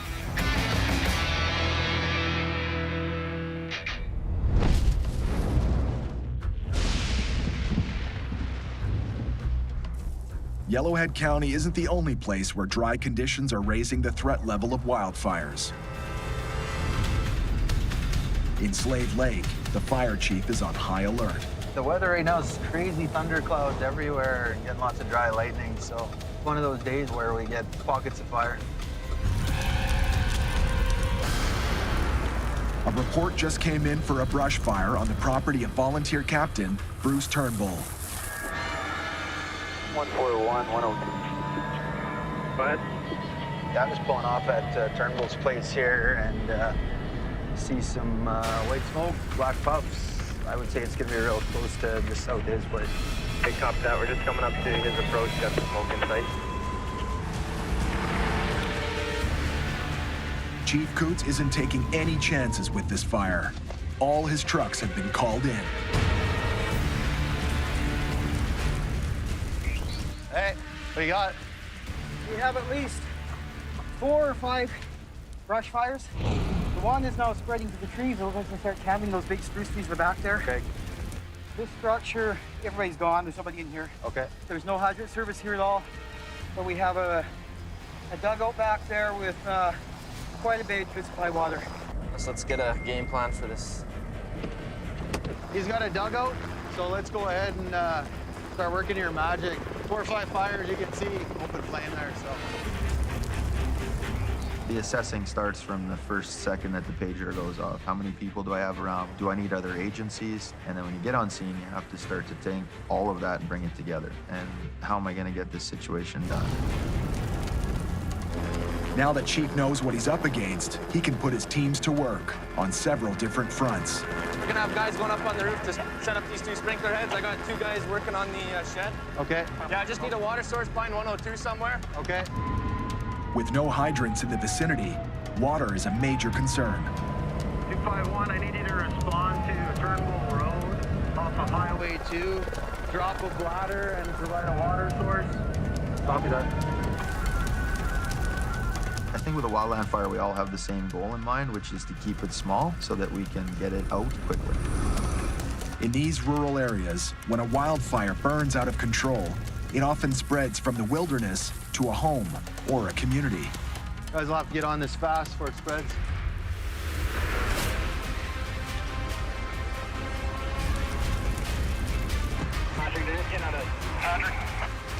Okay, copy that. We're setting up our portable tank. We're gonna dump our entire load from this truck into this tank. We're gonna set up a portable pump from this tank and then tack line to the fire. So that's what we're doing, is we're dumping our load here. During wildfire season, it isn't just Chief Coots and his team who are ready to respond. Anytime you're going to deal with a wildland fire, you're multi-agency. So, you know, I want to make sure that I'm talking to the folks from forestry. There's one kind of right behind here, so it kind of goes in a line back this way and then goes about, I don't know, 100 feet to the right. Yeah. So You guys are quite comfortable with what they see in the bucket source and, yeah, cancel tankers, so. Okay. Forestry has a helicopter in the air and is sending a ground team for support. But that's not all. Bush Baby Terrace, Patrick on 40. Go ahead, Pat. Hey, Terrace, I hear you're on the way there. If we can get you to come into Bruce Turnbull's yard, I'll spot you in. Roger. We're gonna nose him in right here so we can get some water cannon action on that. Bush Baby is Chief Coots' secret weapon. So Bush Baby's a company we use all the time. He's got these big trucks with floater tires and water cannons on the roof. Lots of water, lots of capability. It's all about speed and efficiency, right? Terrace is the guy that runs the trucks, and he's awesome. We use him all the time, and he's a good friend of all the guys, and he's really knowledgeable about forest fires. So when he shows up, you know there's going to be a lot of water getting put on the fire. It's going to be in the right place, and it's going to come with a lot of experience.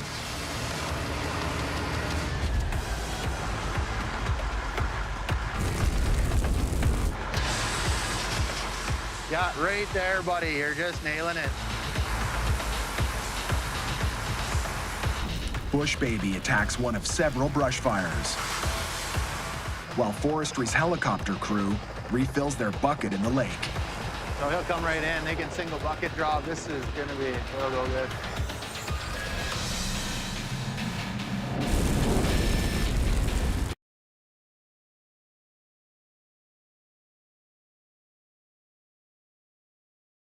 Hey, can you give me right about 10 degrees and I need about another 30 feet? Yeah, that's beauty right there. That's beauty. The flames are spreading fast, and before they're too big to knock out, the Forestry Service sends in a chopper. This is gonna be real good.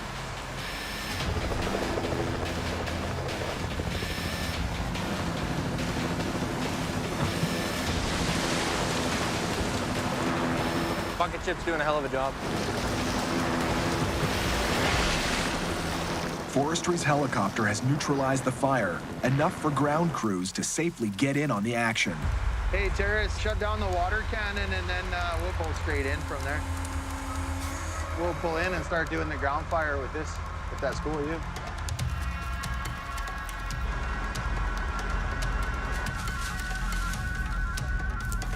They're gonna put some hand lines on it now, just to cool it and start working it, digging it up and working it.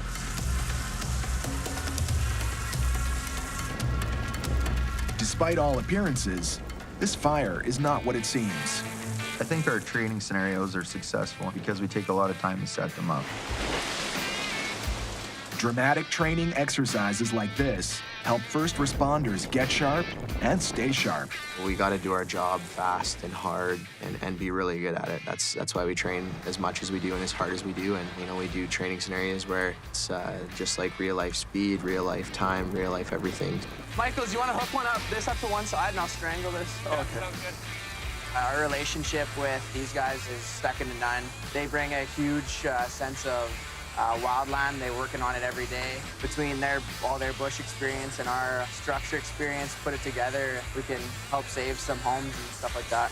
It is very impressive watching all these different agencies come together to work on a fire like this. And today you saw they worked just clickety-boo, got that knocked down quickly and threat diverted.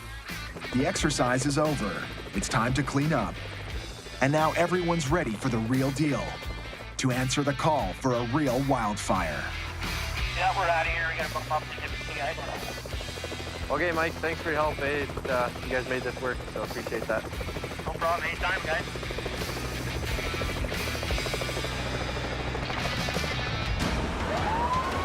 Next time on HELLFIRE HEROES, a fire breaks out near town and threatens to ignite a wildfire. Long ways off the road there, long hose life for these guys. An injured passenger is trapped in a car. Ouch, my leg. Hey, what's going on down there? What's that? Hop in. A mysterious fire alarm raises suspicions. Just wondering if the RCMP were headed there. It sounds like kind of a weird one.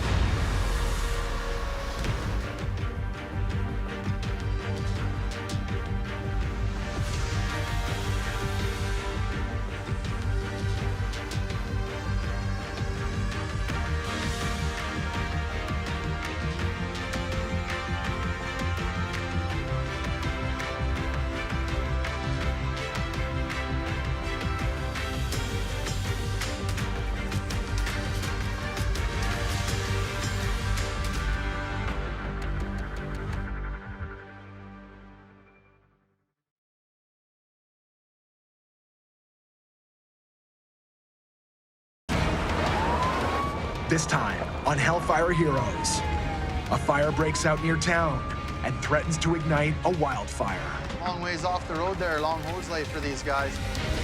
An injured passenger is trapped in a car. Ouch, my leg. Okay, what's going on down there? It's stuck. Hop in. A mysterious fire alarm raises suspicions. Just wondering if the RCMP were headed there. It sounds like kind of a weird one. In the untamed wilderness of Alberta,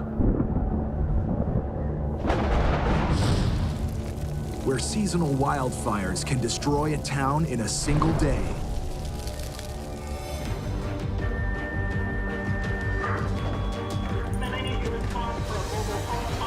A special breed of firefighters risk their lives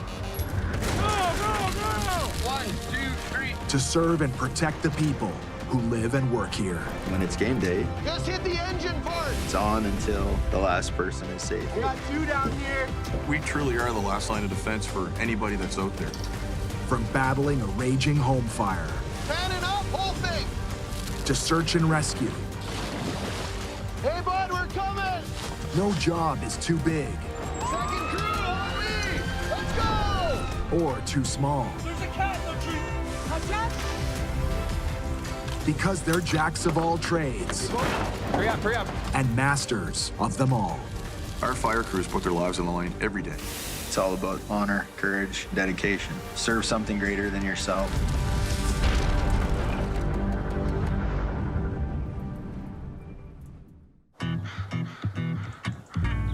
For the town of Slave Lake, Alberta, the dog days of summer mean one thing.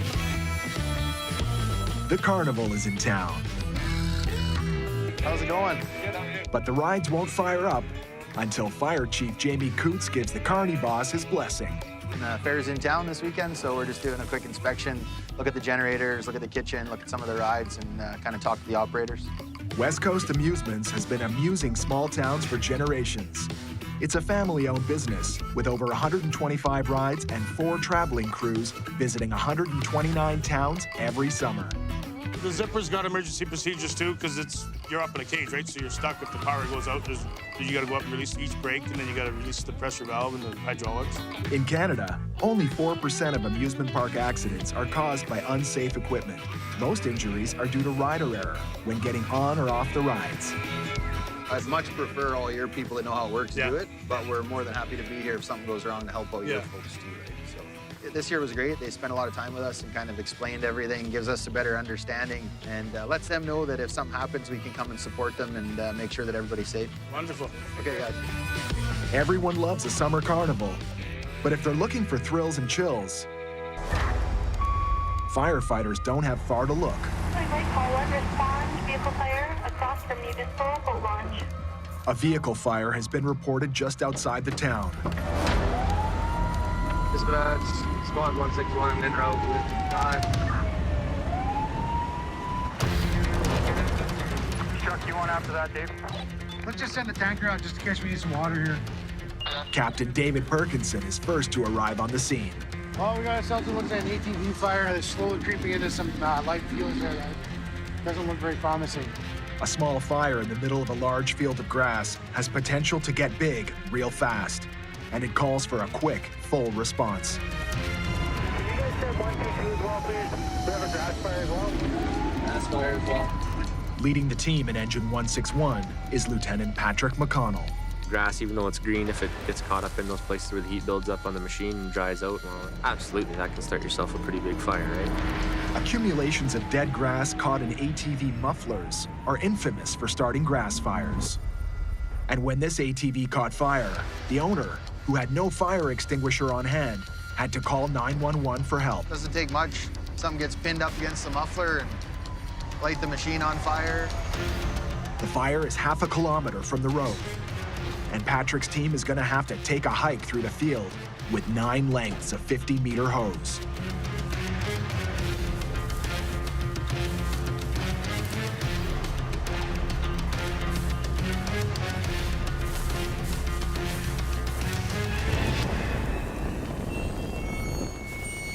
You have one line out there now? One line. Yeah, I'm just worried more about, like That's you say. exactly what I was worried about. The light fields. A little worried about the fire extending out to the grass, and then of course that attaches to the trees.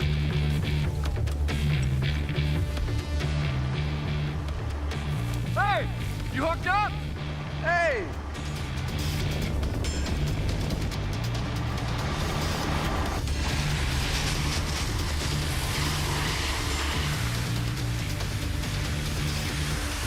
You got more hose, guys? Try and move around the front there. Try and pull one. All that light fuel material, if it got in there and started taking off, it's still wet, but still. We're just lucky it's not a breezy day out of the west. Once the fire is knocked down, the guys switch from water to foam to smother the last embers. They're just using some AB foam on this thing. It's good for any fuel that might have been on fire, snuffs out the fumes, and then they're just really cooling it off. All right, Logan. I say everybody find a coupling, break it, drag her back.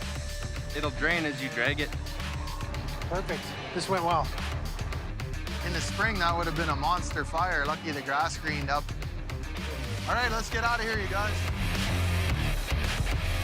But now the real work begins. To stow the lines and gear just right, so next time it can come out fast without a hitch.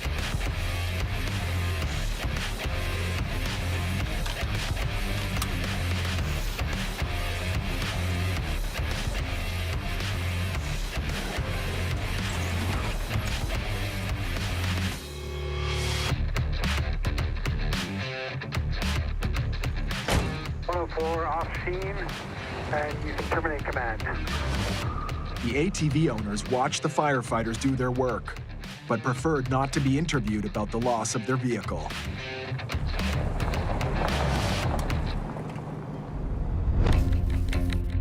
"287 kilometers south of Slave Lake and halfway between Edmonton and Jasper, in the town of Edson, the Yellowhead County Fire Department 911 lines are ringing off the hook. 911, what is the address of the emergency?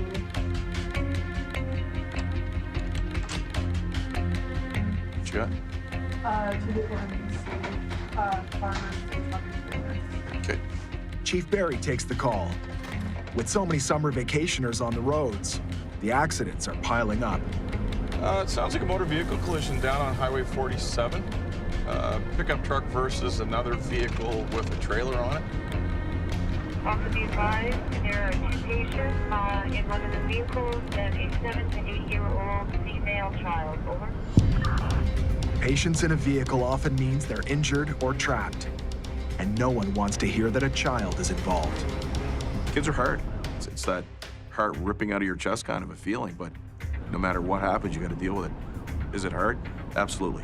It's tremendously hard, but you have to stay focused. Dispatcher, Delta 1. Delta 1, over dispatch. You want to page out Station 7 and Station 8, so we get for a response there, and possibly start Rob from that south end, please. Albert summons Yellowhead County resources to the scene.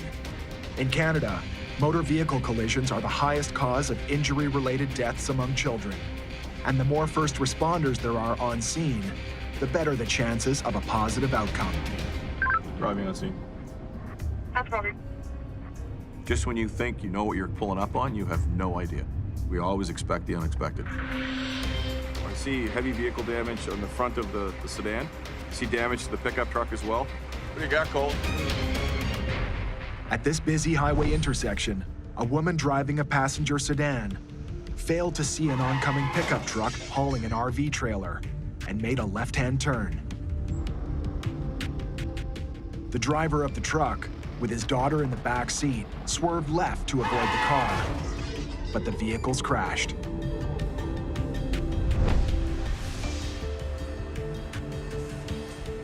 Guys, do you want to come sit in my truck? The good news is, the little girl and her father are unhurt. There we go, sweetie. But the woman in the sedan isn't so lucky. She's injured, and she can't get out of the vehicle. It's a good thing the ambulance just pulled up. Dispatch, you can stand down Station 4, you can stand down Station 7 and 8. Albert cancels his call for additional help from the Yellowhead County fire halls. Lady in Harriman's first one. She's still in the driver's seat. EMS will transport the driver to the hospital after the firefighters extricate her from the car. Ouch, my leg. Okay, what's going on down there? It's stuck. Her foot is stuck in the footwell, which has collapsed around her lower leg. Back up at the Slave Lake Fire Hall, heavy road traffic and the tourist season is also keeping the firefighters busy.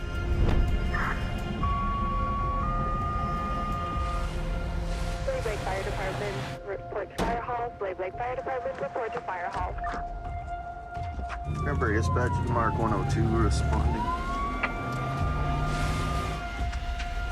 I'm dispatching Hall 1 for NBC, Highway 88, kilometer 20. It's an MVC, a motor vehicle accident, with no details yet. But until they hear otherwise, it's a life and death call.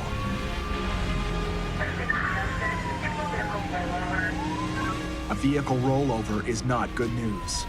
For more information, they'll have to wait. I can't find out if there's any hazards, can't find out where the people are, really just very few details. Yeah, guys, when you get here, we'll take this lane until We can get things sorted out. Someone drove by, slowed down, called it in, and kept driving. Sometimes calling 911 is not enough to save a life if a stranger is losing blood or needs CPR. And rollover accidents are among the most dangerous types of vehicular crashes. The Slave Lake Fire Hall is responding to an anonymous call.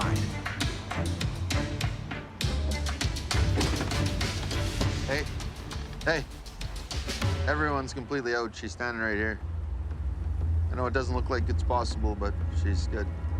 I was driving to town to do my healthcare practicum, and an animal ran out in front of me, and I swerved, and obviously too hard. She was lucky. Rollovers are the second leading cause of death in car accidents. 75% of them occur on rural two-lane roads like this one. If the person can get up and walk, it's a pretty rare thing, so that girl was pretty lucky. I spun twice before this. It's definitely terrifying because it could have went a lot worse. Very lucky. Very. A few more yards and her car might have ended up in the water. That is scary. Close to the water like that. And she might have had trouble getting out. Back down in Edson, Yellowhead County firefighters are still on the scene of a vehicle collision, and an injured woman is trapped in her car. Update from Captain Grant on scene. 2 vehicles head on. One patient in a small vehicle car complaining of leg pain. Firefighters disconnect the car battery to reduce the chance of an electrical fire and try to assess the victim's injuries before they extricate her from the car. Put your leg. Okay, what's going on down there? It's stuck. Crumple zone technology, which helps absorb the shock of a collision by controlling how the vehicle collapses, as well as front and side airbags, have reduced injuries in passenger vehicles. The number of footwell-related injuries, however, remains high. You know, that footwell compartment where your feet were that was very roomy and you had a gas pedal and a brake pedal? That now becomes an area where your feet are trapped. That metal may be crushed around them. Firefighters free her foot, put her neck in a collar, and move her onto a backboard. On deep breath on 3. You ready? Yeah. 1, 2, 3. Ouch. We're watching, dear. If the spinal column in her neck or back is fractured, the slightest movement can result in paralysis. On 3, you're gonna lay down, okay? Yep. 1, 2, 3.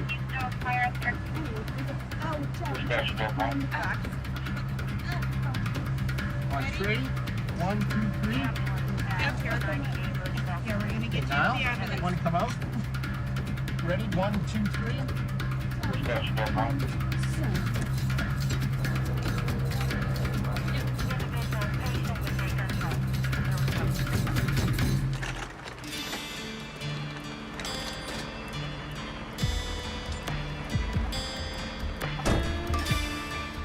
With the patient on the way to the hospital, firefighters hand the scene over to the RCMP and the wrecker crews.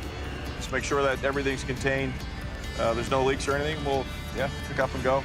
And tow will clean up the road. It's gonna be blocked for a while anyway.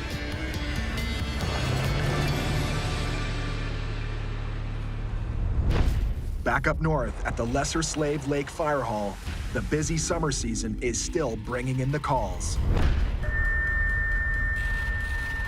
Motor vehicle fire, 5 minutes west of Slave Lake on Highway 2, PT Cruiser. The volunteer firefighters arrive on the double.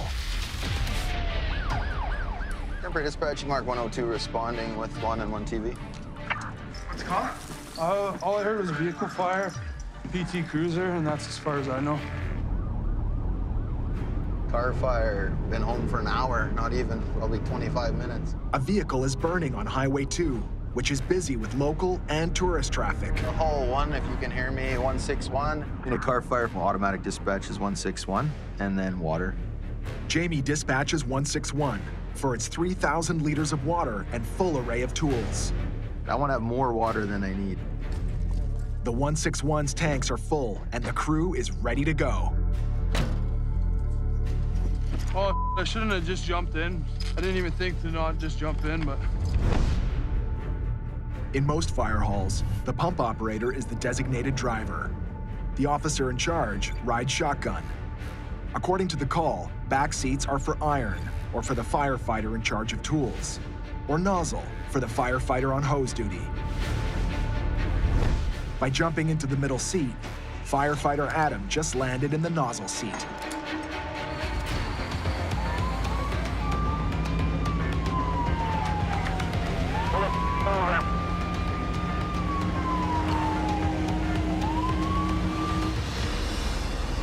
Ryan, you got your fire gloves on you? Mine are up top drying. This is Adam's first car fire, and he forgot one of the most important pieces of safety gear. Adam is one of the rookies on our crew this year, so he was a little bit nervous, I think. I don't have my fire gloves. They're up top drying. Sorry, buddy. Thanks. And it happened to me when I was a rookie, and I just, told myself, I'm like, quit being an idiot. Make sure all your stuff's in the right place. Make sure you have all your stuff there, because, when stuff's on the line, you have to be ready. A column of black smoke signals the car's location. 161, yeah. As soon as we get here, have some guys in BA, and we'll just shut down the road completely when you guys get here. BA is short for breathing apparatus, and they'll shut down the road for their own safety. Copy that,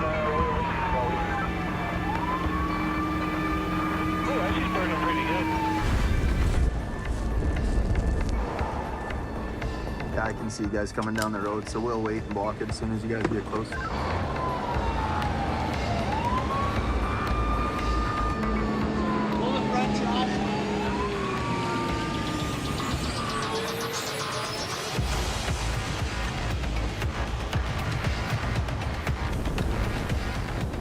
The trash line is stored right in front of the engine, always ready for a fast attack on the fire, while the main water lines are hooked up to the pump and deployed. Hey, before we pull that line, let me get through. Chief rushes to block traffic before oncoming cars endanger his guys.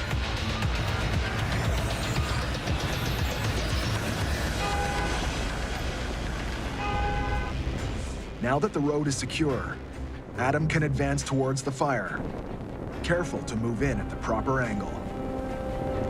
If you're walking dead onto it, those front bumpers heats up enough it's gonna let go and pop off. I was always just taught to come at it from an angle or from the side. Any number of components, from bumper shocks to struts, or flammable or volatile objects in the car, are a threat to the firefighters.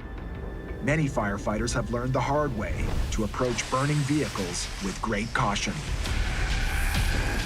And this one is getting hot. Whoa. It doesn't sound like the struts or the bumper shocks, more like some form of compressed gas or aerosol can. When you find an aerosol can, you start to find out why the flames were so big or what was popping. Most aerosol cans contain several ounces of compressed propellant gas, such as butane or propane. If they exceed 50 degrees Celsius, the pressurized cans may explode or create a sudden release of pressure, turning the aerosol can into an unguided missile. Hey, wider fog, whatever's going is going there. Get a second line going. As the explosions continue and projectiles keep flying, Jamie calls for more water. Just hit the engine part. The fire is now contained to the engine compartment. Lieutenant Patrick McConnell moves in to pry open the hood. Until you knock down the seat of the fire, you don't have the fire out, you don't have it under control. The seat of the fire refers to the location of the main body of a fire. Hey, X, grab that tool for Patrick. Get that hood open. Extinguishing the seat of the fire is the key to preventing it from spreading. Hey guys, we have tons of water. Keep her flowing till there ain't a drop of smoke anywhere. Adam! Okay guys, you're happy? The driver didn't get hurt, but his PT Cruiser with the modified muffler is a total loss.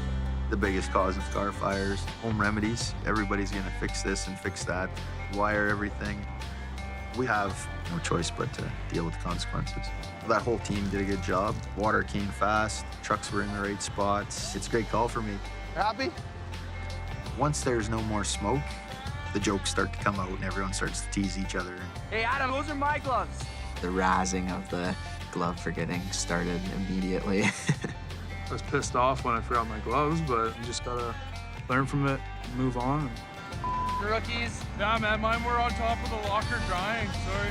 At the end of the day, we put the fire out, nobody got hurt.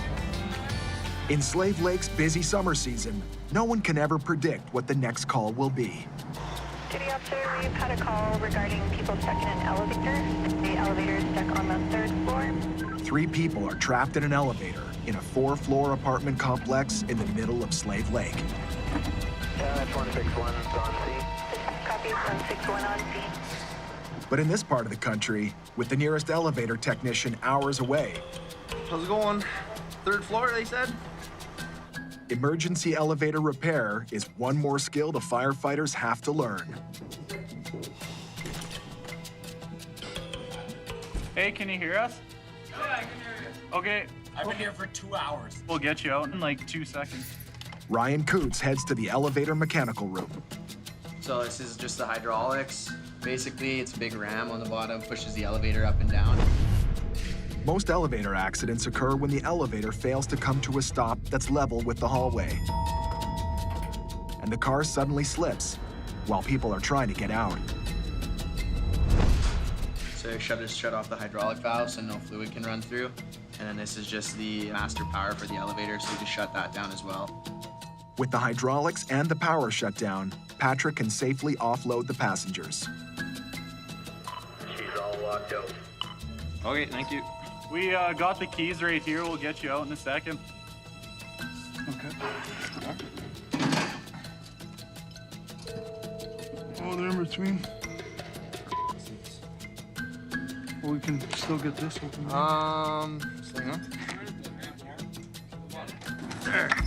Okay, hang on there, fellas. We're gonna go below, and we'll take that door, okay? So You guys are going below? Well, that's the door right here. That'll be a hell of a lot easier to go that way. We'll leave this open for you for now, but we'll come open the one below you, okay?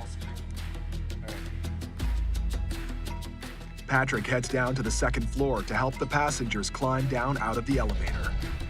We shut off the hydraulics and the electrical. We just want to make sure that while our guys are getting them out or going in, that it's not going to squish them.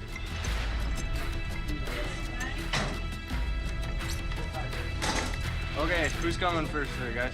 Here. Ready? Okay, just watch your step because it's wide open below here. So, come this way. We were not in there for 2 hours. It was more like a half an hour, but nonetheless, it was not friggin' pleasant. Thank you very much, gentlemen. Yeah, Ryan, they're out. Let's just leave that all locked out. Okay, I'll leave the hydraulics and power off. Elevators, before you get started, you have to have them locked out. Patrick takes the opportunity to give his volunteer firefighters a crash course on elevator rescue and safety. They all have some type of little hole in the outer door. All kinds of different keys and different holes.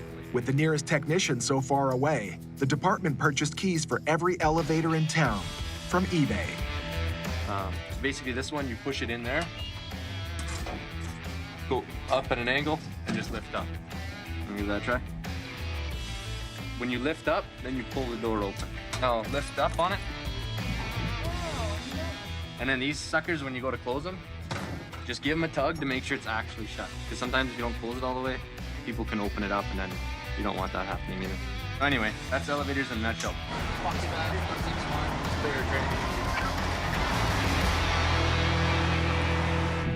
But not so fast. This is the busy summer season. And this part of Alberta isn't just a summer tourist destination. Plenty of commercial vehicles pass through Slave Lake every day. Caller stated she saw the log truck go towards the McDonald's and then saw fuel spilling out of the vehicle. A logging truck leaked fuel on the street. Oh yeah, there's fuel everywhere right here. Every one of these puddles has fuel in it. And a recent rainfall compounds the problem. Shut the road off right there. Don't drive in any of those puddles. The rain puddles are now booby-trapped with fuel. If this doesn't get cleaned up, traffic driving through the puddles can spread the fuel across town. Jeez. Chief Coots shows up, and he's not impressed. Full tank leaked? I'm not sure how many we used. Word is, a truck driver filled up at a nearby gas station and forgot to put the gas cap back on. A careless mistake that comes with major consequences. What a mess. Fuel spill just a little bit everywhere. It rained lots the last few days, so that's into the creek, and then that's into the river, and that's into the lake. So every time it rains now, all this fuel that he spilt all over the place, it has all these heavy metals in it, just keeps moving through our water course. It's not gone, it just moves on. Well, let's get pads on that then. And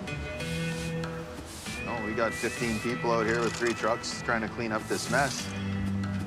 And he's looking for the driver, whose company will have to foot the bill. Nope, those aren't paper towels from the fire hall's kitchen. They're soaker pads designed to extract fuel from water. I do know the best way these pads work is if you dip them under the water and then allow the surface contents to sit on top of them. And they pick up the rest of the fuel with a few handfuls of granular absorbent material. It's just pretty much kitty litter. Sucks up the fuel first, all the stuff that gets really nice and dark. It does absorb everything, but seems to absorb the fuel faster. Dave, you said that you called dispatch and they're sending cops? Yeah. At this point, the chief's determined to hold the trucking company accountable.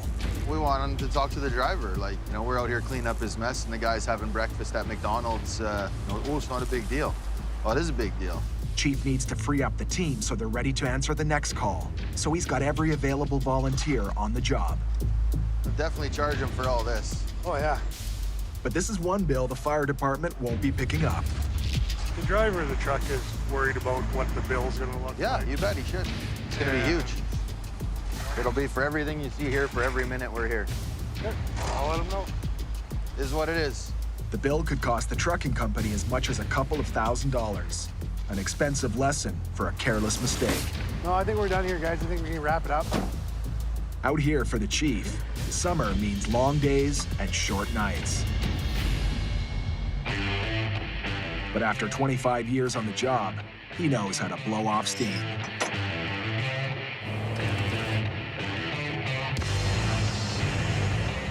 Yeah, there's no doubt dragging the yard, mowing the grass, it's all stress relief, right? It's a chance to do something else. Chief just likes to have a nice, clean yard. It's got to get done. It's us against the grass. The grass is trying to grow back in and take over the parking lot, and we're trying to stop it. So it's just one of those epic battles that happens off to the side that nobody cares about, except me.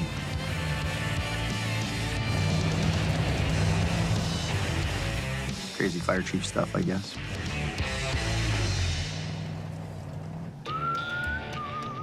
As the end of summer draws near, the threat of the fall wildfire season begins to rise, and the guys head to the community of Flatbush, one of the 5 regional fire hall stations in Lesser Slave County, and the furthest from Slave Lake.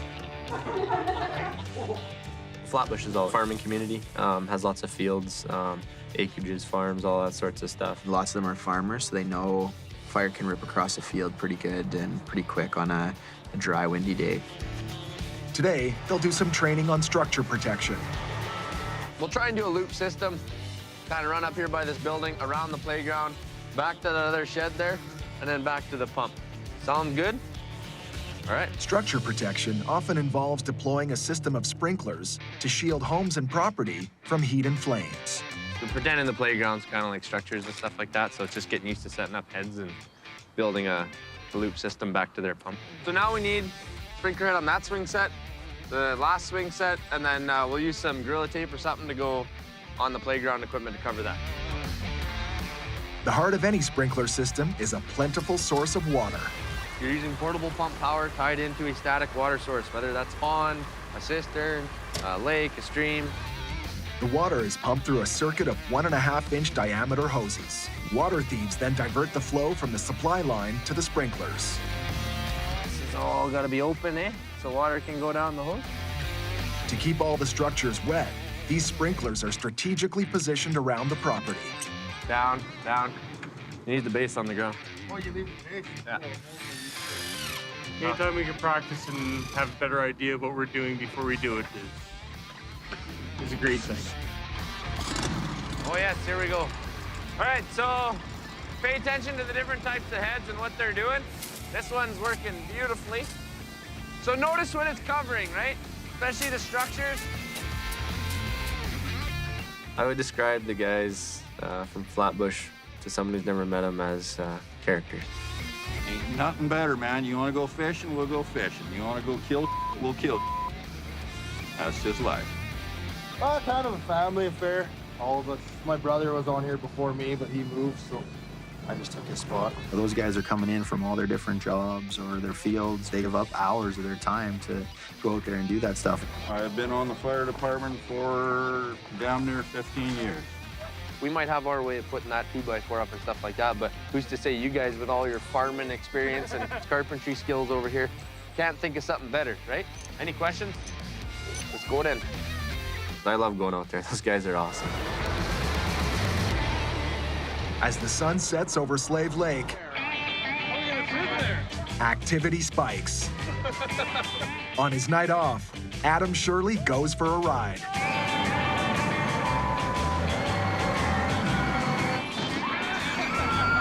Oh my God!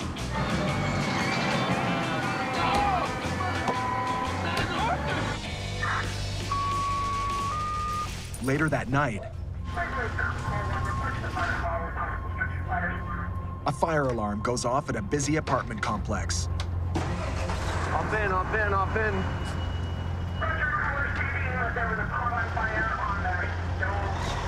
Okay, copy. I'm on my way there. Call for a possible structure fire at the biggest apartment building in town. And at this time of night, many of the tenants' families and children are at home in their apartments.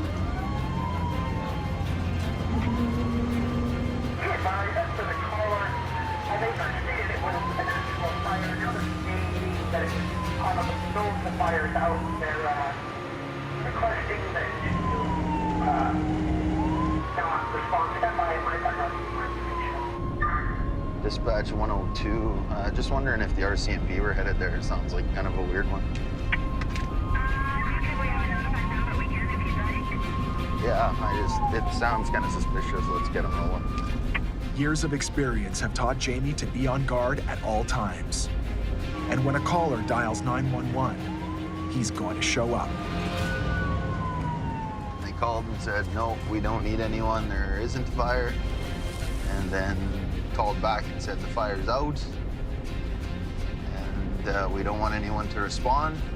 But that's not the person who lives there's call. That's our call. Jamie's not taking any chances because the 4-story building is the largest apartment building in town, and the anxious tenants are worried about their homes. Let's go into the second floor. Lieutenant Patrick McConnell and his crew head for the apartment where the fire was reported.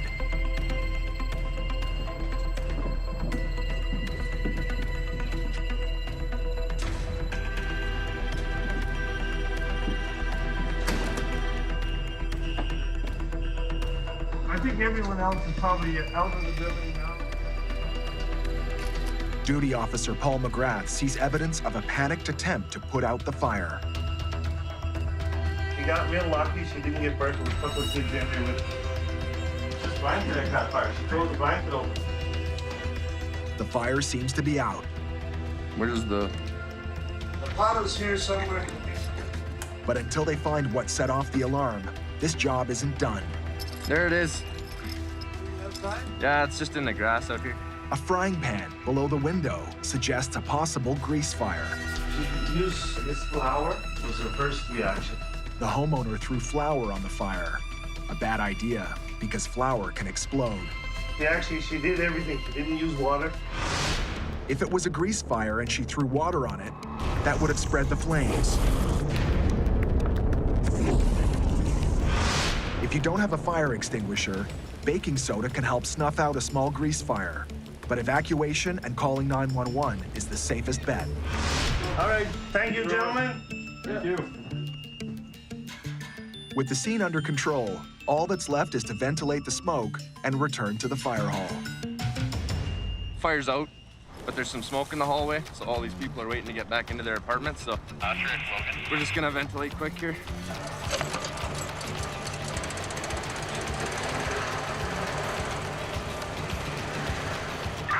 Duty Officer Lieutenant McConnell. Patrick, go ahead. Floors 2, 3, and 4 are all clear. I think we're good now, man. So you're cool, it's out, people can go back in? The fire's out, the smoke is gone, and it's time for everyone to go home.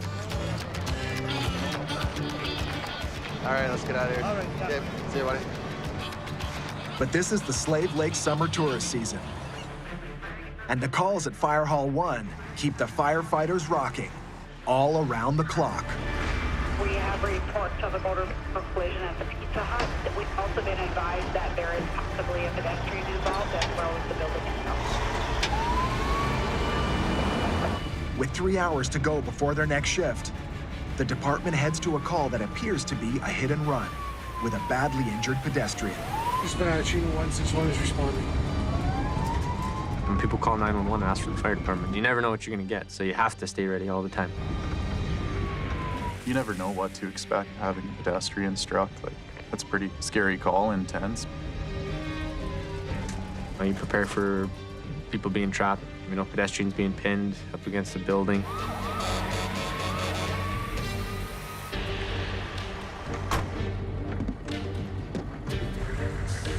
Logan and Patrick with EMS. Jamie orders Patrick and Logan to help EMS stabilize the victim. Take a nice deep breath, okay? She was banged up pretty good, got hit by the car, obviously. Amelia, you're gonna be just fine, okay? You're not gonna die. How many girls do you have? You have 2? How old are they here? That one definitely gets the adrenaline pumping quite a bit more. Police already apprehended one individual, but they're looking for a second person suspected of fleeing the scene.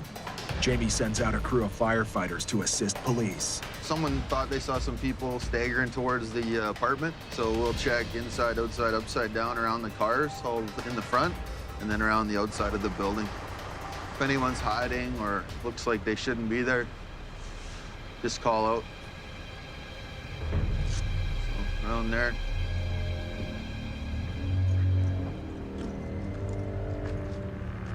Yeah. I'll go with you, Paul. We'll go across this way. If you guys want to go this way. Anytime that you're, walking around looking for someone that might have just committed a crime and ran away is a little bit nerving.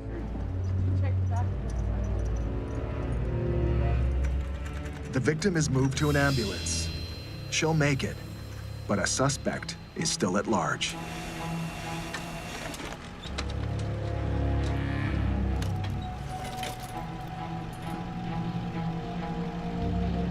Okay, let's have a quick look at the truck if you guys are available. Chief asked us to look around because the driver was missing. So we were looking for him, any signs of him, anything that was left to kind of put the case together and help find the guy. Something kind of caught my eye under the back step of the restaurant there. Hey, Patrick. There's a gun under here, eh? What's that? Is that a little 22? Oh, yep, that's a little 410 is what it looks like. Hey, Chief. Looks like a little 410 under that step there. From the get-go, this call was strange. And with the discovery of a gun, it takes yet another turn. Well, it looks like there's a gun under the back step. You see something like that and alarms going off right away, right? Now there's a gun on scene. I've got firefighters all over the place, so I start to worry about them. It starts to get a little more chaotic. I have no idea if that gun was even part of that or it's part of something else. Hey guys, you're right in the middle of what could be a crime scene walking around. So that's pretty dumb. Let's get our people out of here. All this stuff out of here. Okay. So if the ambulance doesn't need us, the police don't need us, and the scene's gonna be locked down for a while they investigate, best place for us is to just get out of there and get ready for the next thing. Jamie calls it a night. Unless dispatch calls to say otherwise, it's time to go home.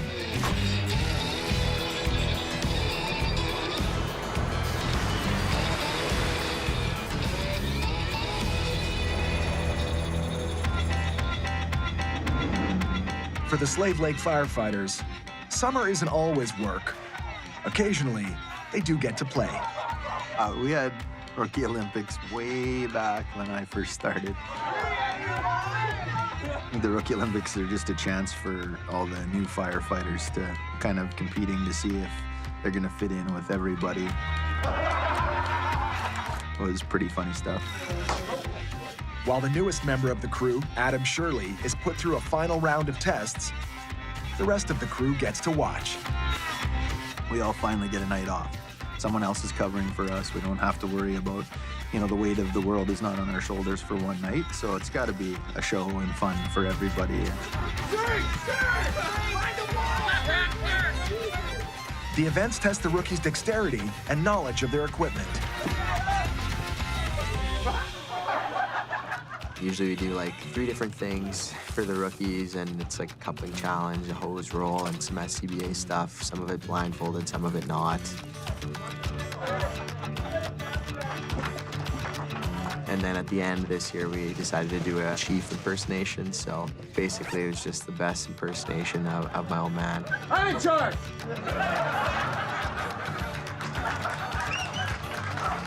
I agree that, I guess sometimes people wouldn't like to be made fun of, especially if they're the boss. But at the end of the day, I'm the fire chief when it counts. But the rest of the time, I'm just a normal person like everybody else. So it's fun to be part of that stuff.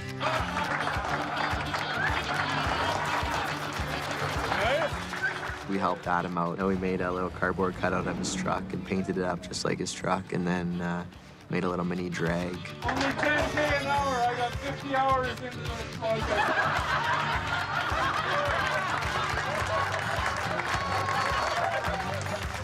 Nobody likes it, but that was funny. And Jamie knows that imitation is the sincerest form of flattery. Nothing better than being mocked in front of your peers. That was awesome.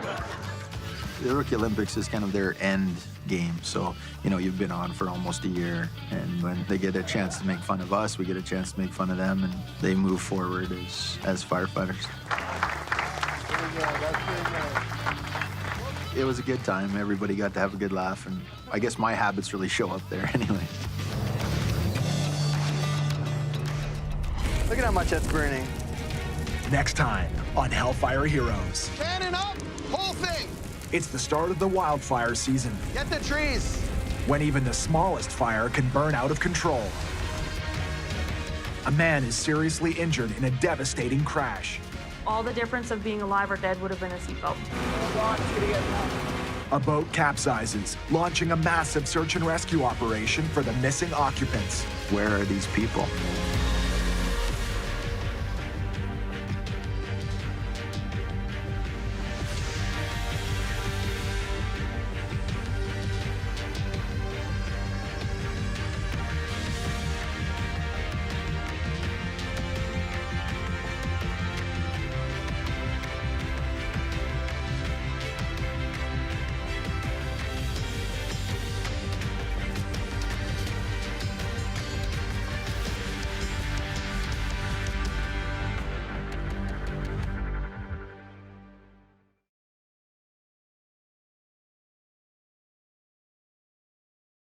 much that's burning.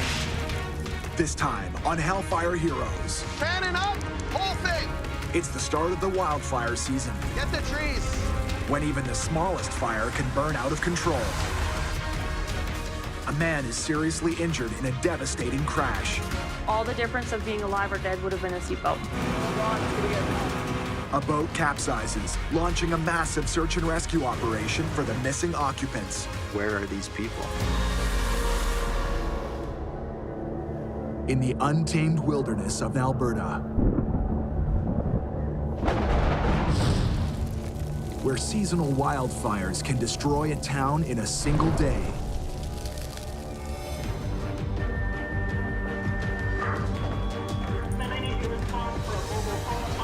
A special breed of firefighters risk their lives Go, go, go! 1, 2, 3. to serve and protect the people who live and work here.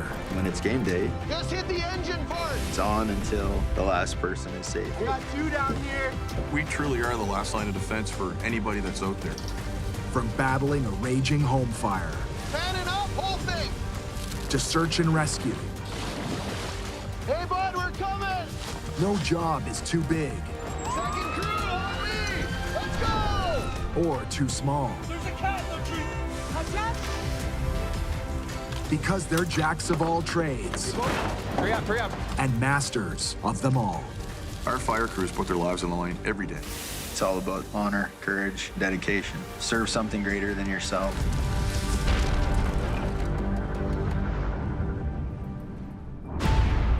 It's early spring in Slave Lake, and the wildfire season has just begun. This region is one of the top producers of wildfires.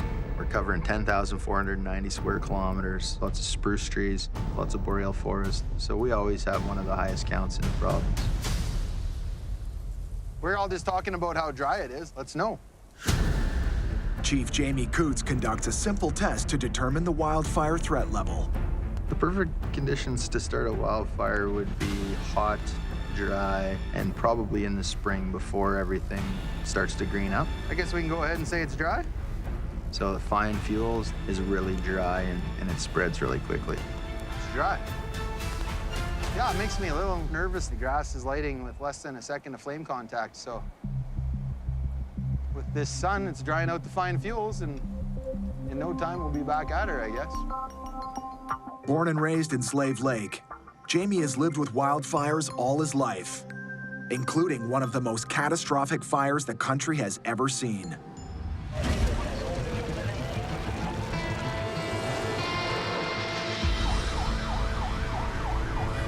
In 2011, a firestorm swept through the town of Slave Lake and forced thousands from their homes. Every single solitary house and all of these condos on this street are burnt to the ground. It was the worst that I'd ever seen. Everything's blowing in on us. The crews are all splattered all over the place. Communication is breaking down. The public's coming to us for answers that we don't have. Firefighters battled the blaze through the weekend. Trying to fight a fire that you're just absolutely losing. Hold on a minute. It's a hard story to tell.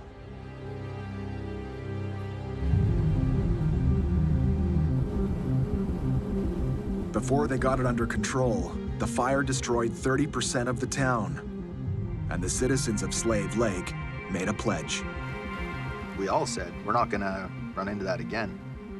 And you can't fight wildland fires from behind. You have to fight them head on, and you have to be ahead and get ahead and stay ahead.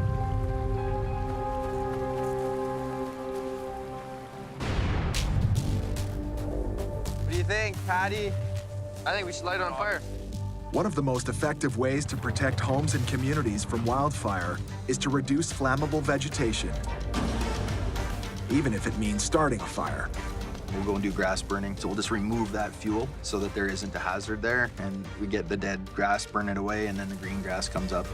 To prevent the fire from burning out of control, Patrick and his crew build a fire guard along the tree line, a barrier between the field they want to burn and the forest they want to protect. They burn the field in rectangular sections, each about the size of a backyard swimming pool. In the past decade, Alberta's forested area has been hit with about 1,500 wildfires every year. Look at how much that's burning. More than enough to convince Jamie and crew to keep up the fight. We live in a community in a region that has a lot of wildfire potential. I think overall everybody supports what we're trying to do here, which is just to protect them and keep the place safe. The preventative burn crew is done for today, but it's just the beginning of the wildfire season, and they all know it's gonna get real busy real soon.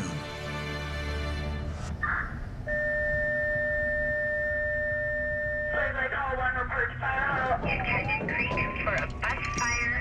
There is fire threatening a house trailer and some other equipment laying around the bus. You're gonna have a full crew here in a couple of minutes. Chief is headed to a 911 call for a burning bus, and he's all business. Bus fire is a big thing for us. You know, is there kids still on the bus? And is the driver off the bus? And is it a diesel-powered bus or a gas-powered bus or a propane-powered bus? And so there's all of these questions and no answers. We don't see any smoke yet. Still don't see it. Oh, right there. But dispatch was given the wrong information. It's not a vehicle fire. Switch. It's not a bus, it's brush. Okay, update for everybody. It's a wood pile, not a bus, but it's definitely raging close to a camper and trailer and some trees. Fire trucks coming? Oh, we got more fire trucks coming than you ever seen. Bring everyone in. We'll need all the water to get this knocked down. It's a fairly big pile. It might look like just a big bonfire, but this is the wildfire season, when it only takes one spark to ignite an entire forest. The brush fire turns into small forest fire, which turns into big forest fire, and then structures are lost and people's lives are impacted. We got a lot of water coming here right now. A convoy of 4 trucks and 1 command vehicle from 2 regional hulls carrying over 19,000 liters of water arrive on scene. Proof that Jamie won't let this fire get the upper hand. This fire's burning up into the trees, and it's a pretty big roaring fire. I want to knock that thing down. Ryan, I'd like to run the water cannon on 161. Running hose lines takes time, Cannon up, whole thing. but the water cannon, AKA the deck gun, deploys in seconds.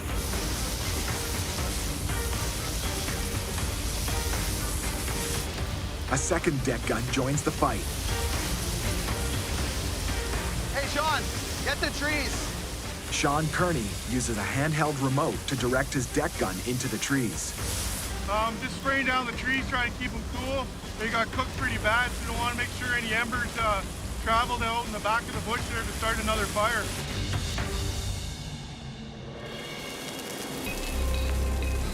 Research has revealed that wind-blown embers are a major factor in the spread of wildfires, and that flying embers from a forest fire cause the majority of structure fires.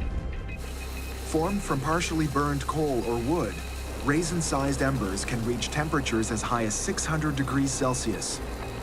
Lightweight, airborne embers can travel as far as 17 kilometers and can ignite rooftops and home siding and enter homes through ventilation openings, and once inside, ignite the entire structure. In 2016, a blizzard of embers blew across the kilometer-wide Athabasca River and sparked the flames that destroyed between 10 and 20% of the homes in Fort McMurray. I think that's good, Sean, as long as we keep dumping that on. It was a fairly big pile. You have to put a ton of water on it because you don't want it to smolder, you don't want it to reignite, you don't want it to sneak away from you. Hey, Paul, I want that hydrant. The rural areas around where we live, there's not always hydrants, and on that road there happened to be a hydrant, so that was great. So we'll go that hand line right into this truck, and then have a 2.5 inch from this truck, able to feed one of these other ones. The hydrant provides an unlimited supply of water to engine 161 for its own hand lines and for hand lines on 2 other fire trucks. You guys good? All right, Ryan. We're good. Armed with an unlimited supply of water, Jamie is free to go full throttle. That's why we have this much water. We can put it all on there, gain control. We'll dump 5,900 gallons on here in less than 5 minutes. We'll have control.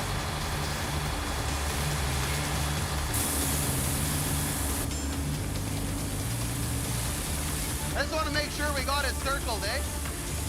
Got a crew ringing one way, a crew ringing the other way, and water cannon going right on. So we should be able to penetrate the pile good and make sure it's out. You're happy back there? It's out. 5,900 gallons of water, and we got ourselves a winner. Now that the fire's out, Chief Coots turns his attention to the delicate matter of how it started. The little guy, he lit it on fire. Wasn't intentionally. I accidentally lighted a branch. My name's Jamie. I'm the fire chief. So I just wanted to come over and say hi to you. Little guy playing with fire is always a tough thing to deal with. I want everyone to know that fire is a tool. So if we start looking at it as an education about how we use that tool and how we don't use that tool, we might have some more success. You know, like this could have all been spruce trees, and then what? If the leaves are all burnt, that tree's all burnt. People gotta be careful. People gotta be careful. Fire extinguished. Roger, the fire is extinguished. 287 kilometers southwest of Slave Lake, near Edson. Yellowhead County is also on high alert for the wildfire season. A tractor trailer hauling hay bales is on fire on Highway 16 eastbound, and it is spreading into the grass. Over. A hay bale fire has captured Yellowhead County Fire Chief Albert Berry's full attention. Wildland fire season for us is officially here. Conditions are right, so hopefully this is just something that we can get at quick and knock down. When the driver saw smoke pouring out the back of his truck, he pulled over and stopped in the emergency lane.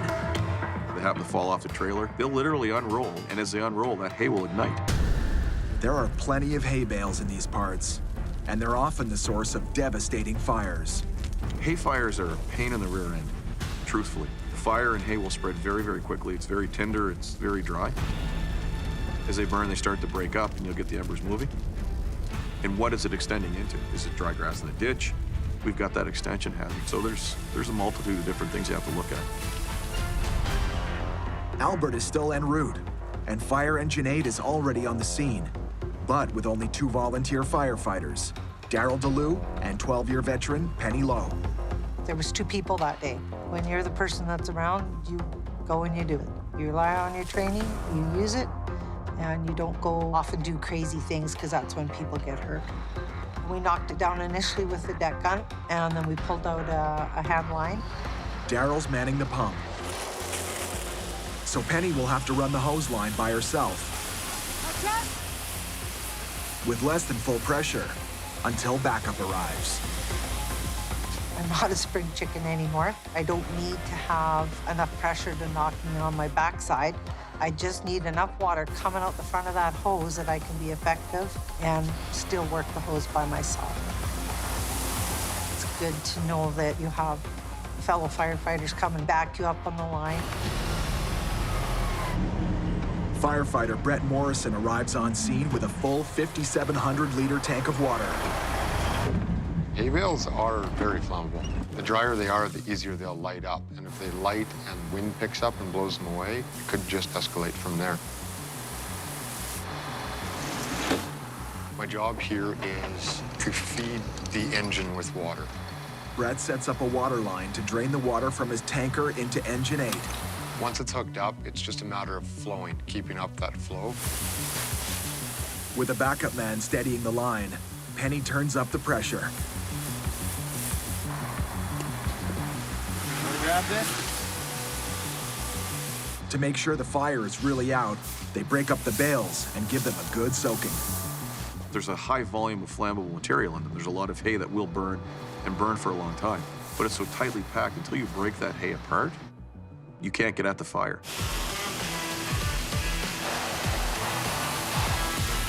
As a final step, they cover the hay with a layer of foam. Foam just helps extinguish it, takes the oxygen away. So hopefully it'll keep any fires from reigniting. So far there's no smoke, so I think we're good here. Fire Chief Albert Berry is most impressed with the high turnout of volunteers. People came from the job site. If you look around at the people that are here, Daryl was farming, Curtis was working, Penny was working. Everybody that was here, with the exception of our casual crew that came out of Station 12 and Station 10, everybody else paid on call. They came from home. So again, dedicated volunteers coming out to assist anytime they need to. I dropped what I had to do, and this is where I need to be right now. She is one of those people that will drop whatever she's doing in the blink of an eye, in an instant, to go and help. Can they just push it? Yeah, we're just gonna push it off. Well, they're gonna push it off, I'm not. She just goes to the point where I walk out and go, hey, you're as old as I am, come here. And come over and sit down here for a minute. Slow down a little bit, let those young people do this. For her community, she will bend over backwards. We can't ask for any more than that. Well, the trailer's still all intact. Burnt a little bit of hay. As long as nobody gets hurt, nothing really matters. Thanks, guys. With the fire out and the trailer saved, it's time to head back to the hall. Back in Slave Lake, Jamie's crew is on high alert. Along with Alberta Forestry, they're tracking the threat of wildfires and keeping an eye on the weather. Basically forecasting lightning and still the wind's gusting 50. Today there's lots of wind. Winds at 30, gusting to 50, which is pretty substantial for this area. Got the chance of lightning coming in through the south too, so they're keeping an eye on that.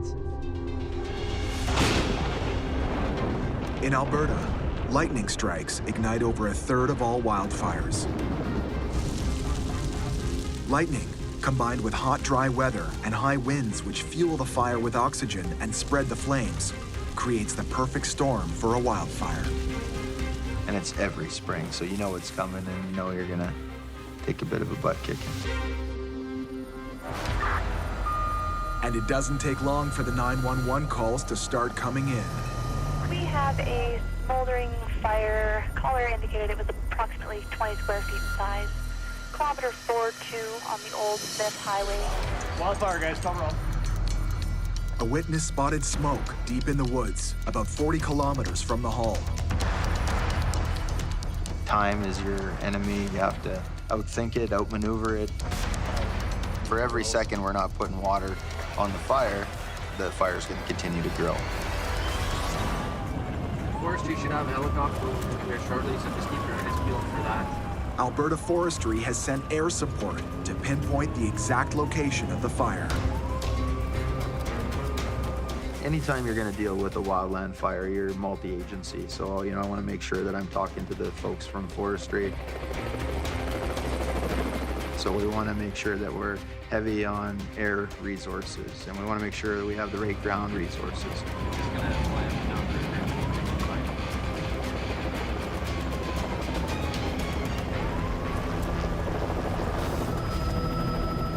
Helicopters are the best aircraft for wildfire reconnaissance because they can move around slowly or hover over a spot. And helicopters carrying water tanks or buckets can attack wildfires in remote and rugged terrains, inaccessible to ground crews. For large wildfires, air tankers drop retardants directly onto the fire to reduce or redirect the flames and cool the hot spots. Air tankers and helicopters alone don't put out fires. They're part of an overall attack strategy to control the fire and protect the ground crews as they fight the blaze. Found it. The helicopter pilot has found the fire and moves in for the kill. We get out on a big forest fire and there's all kinds of planes and helicopters, and we call that aluminum overcast. If you get out on a fire and it's aluminum overcast, it means that we got a lot of help and a lot of equipment helping us out. Depending on their size, helicopters can carry buckets with a capacity of almost 9,500 liters of water, enough to get this fire under control. Forestry will take it from here and make sure the fire doesn't reignite.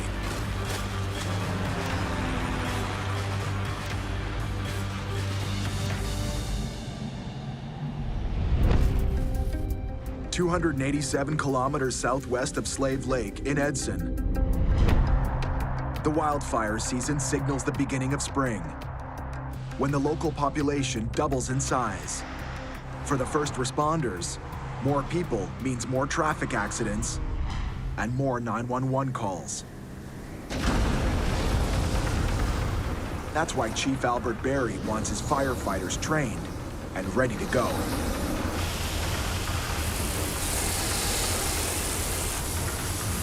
plan of attack is preparedness. Make sure everybody's prepared, make sure our equipment's prepared, make sure our dispatch center's prepared, so when those multiple calls come in, they can get them out to us as quick as possible. Get in behind her and get your hand here to help her. Help her control the hose. For this training session on how to attack a car fire, Chief relies on one of his most trusted veteran firefighters. Try to get a little bit narrower fog, then you can get lower down and push a little bit more.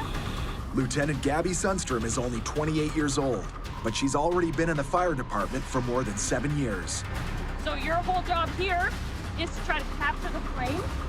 Gabby knows you can never train too much for a job that can kill you or kill a fellow firefighter working next to you. We need to make sure that we're up on those skills, and that we can have the confidence in the people that we work with to get the job done. Hey, good, Gabby? Yeah, we're good.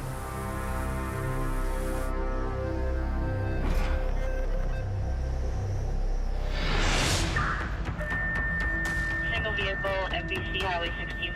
Received a few calls on it now. First caller said the man could possibly have a broken back, laying on the ground, head bleeding. It's an MVC, a motor vehicle collision, and it sounds like a bad one. We're going to a single vehicle MVC with injuries, and that's all that we know right now. After dispatch announces a call, Yellowhead County firefighters are required to suit up and get on the road in 90 seconds. If we have people involved, time is very, very crucial for us. The more time that we can cut down, the more effective we can be once we get to the call. Even seconds can save lives.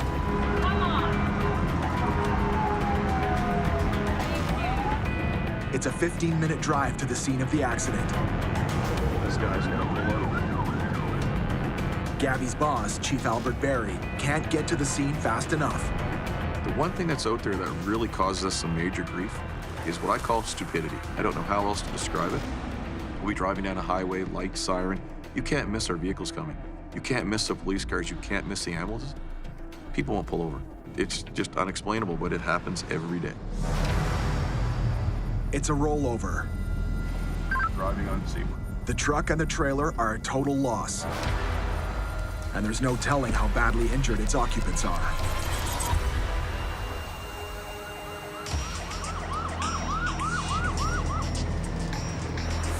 Looks like they're out of the vehicle though, guys, so. Heavy damage to truck. 4 patients inside, hit the shoulder, didn't have their seatbelts on, and rolled over. A pickup truck towing a camper at 100 kilometers an hour drifted onto the shoulder and lost control. The truck rolled over and the camper disintegrated. 4 passengers were thrown from the vehicle, and 1 is seriously injured. Smacked his head on the roof, he held on the bottom of the seat, didn't have the seatbelt on, rolled over. So probably have to board him. EMS should be right behind him. This patient has sustained a head injury and needs to be transported to a hospital. As with all head and neck injuries, this man will have to be secured onto a backboard before he's moved. While EMS secures the patient, Gabby conducts an assessment interview with a second patient with visible injuries. How's your pain doing right now? Kind of the same? Yeah. In talking to him, I'll ask, like, what's your name? What's your age? Can you tell me what happened? That kind of helps me assess what we say their level of consciousness. And this patient's assessment indicates that his injuries are minor. Any dizziness or anything? You see the damage to some vehicles, and you don't understand how people get away with what they get, scrapes, bumps, and bruises. Seatbelts really do save lives. I've been to a couple calls where all the difference of being alive or dead would have been a seatbelt. Secured on a backboard, EMS and firefighters carry this patient to the ambulance.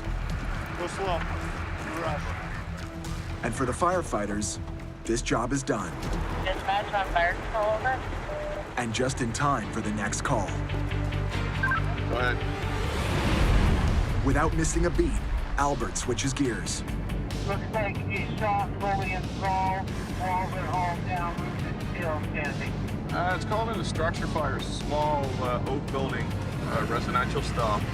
From one end to the other, crossing Yellowhead County is a 2.5-hour drive. This structure fire is only 60 kilometers away, but Albert knows it doesn't take long for a fire to do a lot of damage. The size of Yellowhead County makes things difficult.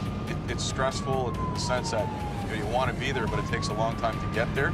The longer the drive, the bigger the fire.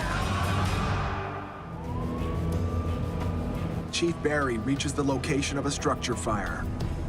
Dispatch Delta 1. Roger that. His deputy chief, Corey Chegwin, is already on scene. Just a residential shop? Yeah, you got a woodworking shop and like a summer kitchen in there. The frame of it's all up, but the walls are burned out. They arrived too late to save the shop, but they did contain the fire and prevented it from spreading to the brush or trees. The roof caught fire and it rapidly advanced. They put a quick smack of water on it and fire went out pretty quick and we went into mop-up right away. This fire started in a chimney when carbon deposits left by smoke from a wood stove accumulated and ignited. In North America, chimney fires account for over 25,000 fires a year, and most of those fires can be prevented with regular chimney cleaning and maintenance. Smoke from burning wood or coal leaves a carbon residue on the chimney walls. Left to accumulate, the flammable residue grows and gradually transforms into a dangerous fire hazard. It may be something that's occurred over the years. It was just a ticking time bomb that all of a sudden, bam, the conditions were right, ignition, and the building caught on fire.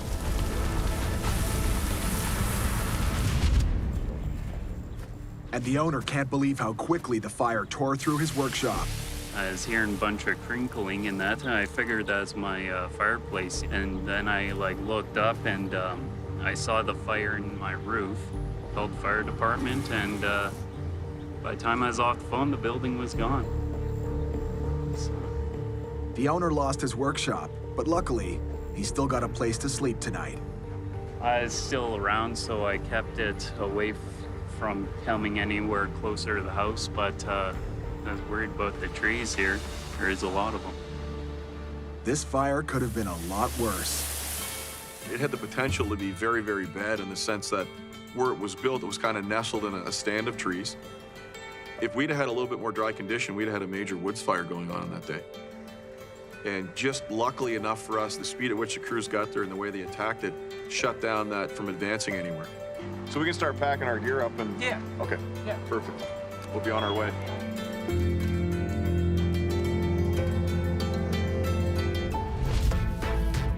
"287 kilometers north in Slave Lake.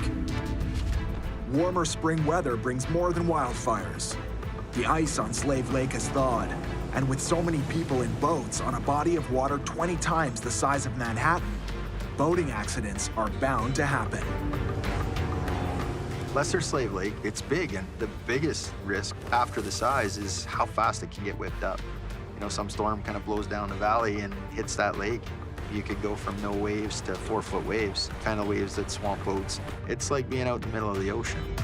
And in the busy summer season, when recreational boat owners run into trouble, the Slave Lake first responders are among the first to get the call.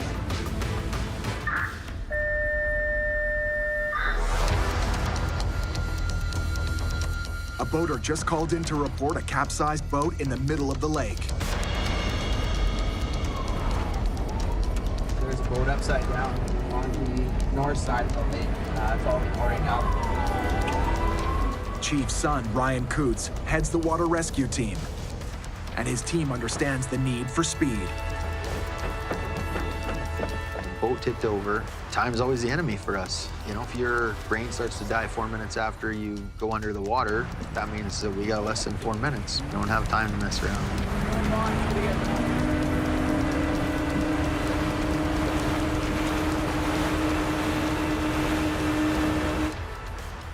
So we don't know who you're looking for, but that's what they found, a capsized boat. Lieutenant Patrick McConnell will lead the search along the beach, looking for anyone or anything that might have come ashore. This is out there and we don't know where the people are. So I'm gonna get the forestry guys to kind of start from there and go north. And if I'll get you guys to go there and go south. Let's go, guys! The search and rescue, or SAR, is made up of around 50 trained local volunteers, the first to respond when duty calls. Have you seen anybody come ashore at all? No. These are your belongings up here? Yeah. Okay, I appreciate it. Meanwhile, Another team will search the waters along the shoreline in a portable rescue boat, which they've been trained to assemble, inflate, and launch in under 10 minutes. 200 meters offshore, only the beach area, because it's rough as hell out there. By now, over 20 first responders have joined the search.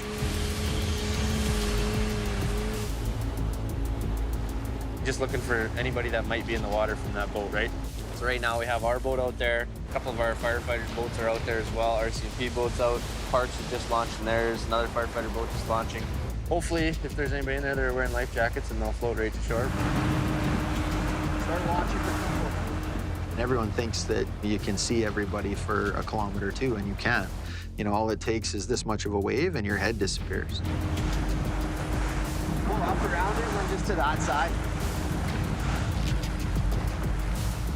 We're just pulling up to the boat right now. That's all you found. There's a tipped over boat in the lake and nobody's around. Like, are those people drowned? Did they make it back to shore? Where are these people?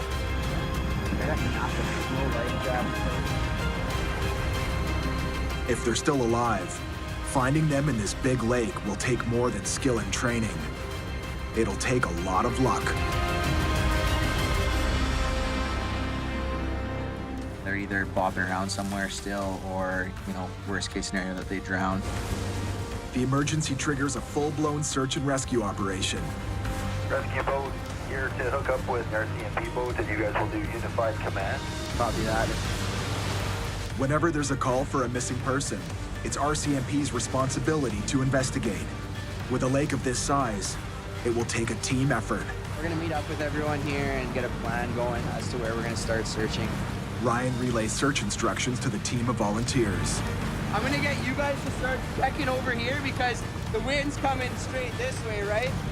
The first group of volunteers will follow the direction of the waves towards the Devonshire beach. I'm doing a zigzag rig pattern based on the wind. So my GPS leads what we call breadcrumbs, so I can tell exactly what to search.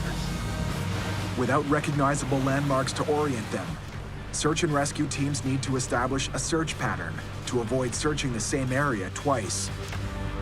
Using GPS navigation that leaves a digital trail, first responders can comb the waters in an efficient zigzag pattern.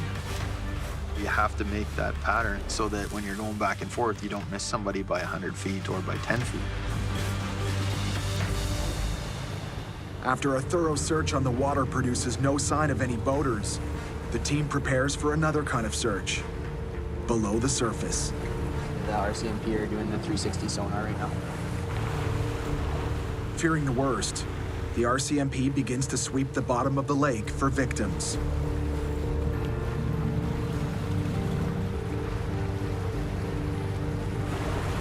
As time passes, neither the RCMP sonar nor the SAR crew have produced any results. Yeah, what do you got there? Until unexpected news comes over the radio. All boats, RCMP confirmed that the occupants of the boat are on shore. Search is called off.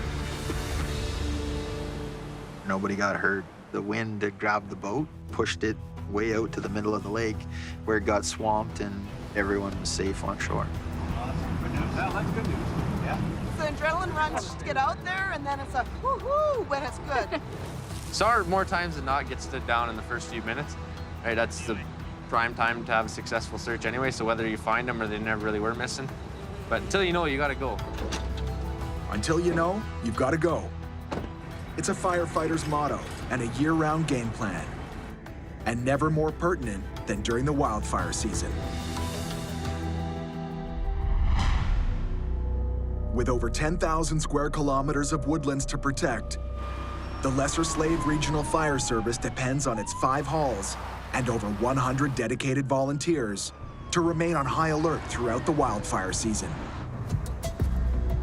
In the most remote community of Flatbush, a team of volunteer firefighters with support from forestry are still trying to contain a 2-acre wildland fire. Ricky. Good, how are you? Better than you. Lieutenant Patrick McConnell and his crew are here to help finish the job. Crazy, eh? just burning garbage or not? The fire started months ago when a farmer burned a pile of garbage. Not an uncommon practice in these rural areas. So that was a holdover fire from, I believe, January. He said he lit that one. I mean, January to May, that's a long time for garbage to smolder under the snow. A holdover fire is one that lays dormant for a considerable period of time. Slow-burning embers hidden below the surface can hibernate through an entire winter. As seasons change and warmer weather arrives, all it takes is dry and/or windy conditions to reactivate the embers and create a full-blown blaze. It's a crazy thing, but you know, it just finds a little bit of dry soil and nutrients to hold on to, and it just keeps burning and burning in there. And then when it's its opportunity, dry day, sparks fly and get into some trees or whatever, and there's some potential for some bad stuff there.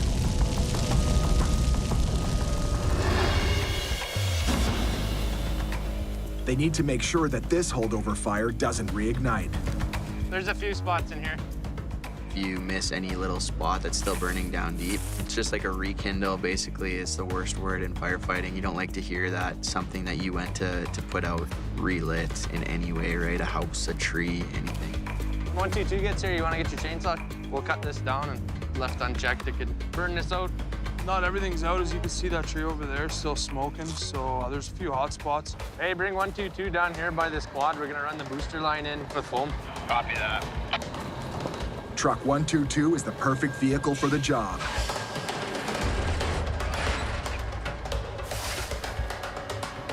We have the high-pressure reel on the side of 122, so it's nice to dig down deep into the ground and put lots of water down deep. Combination of water and foam. Foam just makes it so that the moisture stays a little bit longer. It sits on top and keeps everything nice and wet and suffocates any fire that's left as well. They'll need to cut down any tree that is smoldering or dead to make sure it's not harboring any fugitive embers.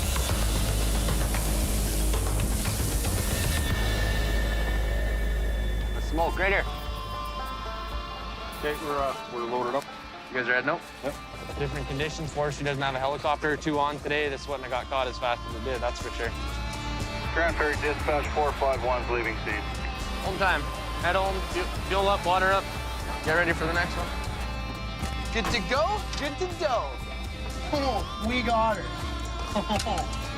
We got it. Adapt and overcome, baby.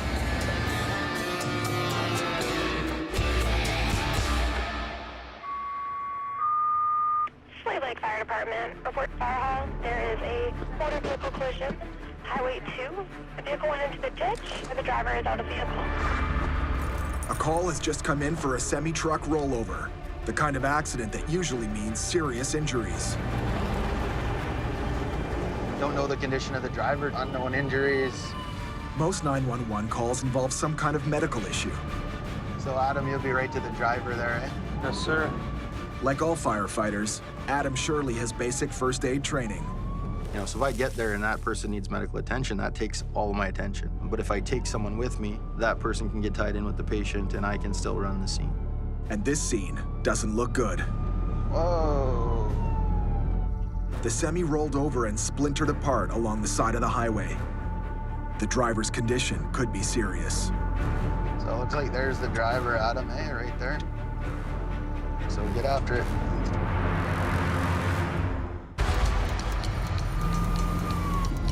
Dispatch 161 is on scene. How you doing, man? The driver managed to crawl out of the wreck and made it to the side of the road. Hey, you got a bump and a bruise there, yeah? He's in rough shape, but still conscious. Take a deep breath there, buddy. In rural areas where ambulances can take up to 30 minutes to arrive, firefighters like Adam and Patrick often perform the roles of a medical first responder, beginning with an assessment of the patient. You want to always look for any like major cuts or bleeds or anything that you can kind of see. You know what happened here? How's your head? I got a cut here, or it hurts right around here, eh? I worked in the oil field for a few years, so I know those guys are hard worked, and there's a lot of dangers that go with that job, especially driving is one of the biggest ones. Whether he's loaded with casing or empty, it doesn't matter. Driving on the highway is pretty dangerous.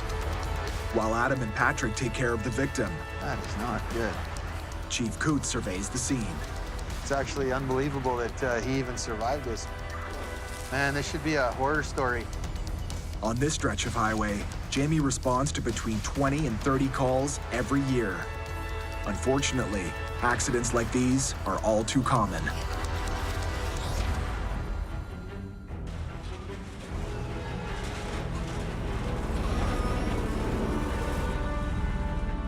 Semi-rollovers often happen when truckers oversteer or fail to adjust their speed on a curve in the road or drift onto a soft shoulder.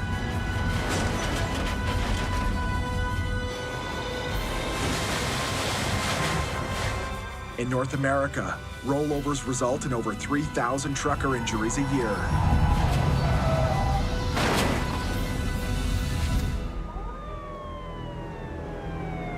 Ambulance is coming! With the ambulance on scene, they can focus on getting this patient safely to the hospital. Firefighters and paramedics will need to work as a team. Okay, we'll get him on the board. So I think the best way to turn him would probably be this way, okay? Yeah.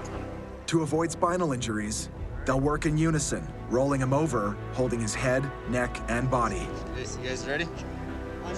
Yeah, you're there. All right. 1, 2, 3. You got it? Okay, you guys ready down there?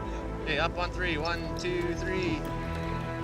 I can't believe he walked away from it the way he did. He was pretty lucky to crawl out on his own, let alone walk away with what I thought was pretty minor injuries for that severe of an accident. Good luck, man. From firefighter to paramedic to search and rescue, in this region of Alberta, first responders have to be trained and ready for every kind of emergency, big or small, that comes their way. And now more than ever, that includes the wildfire season.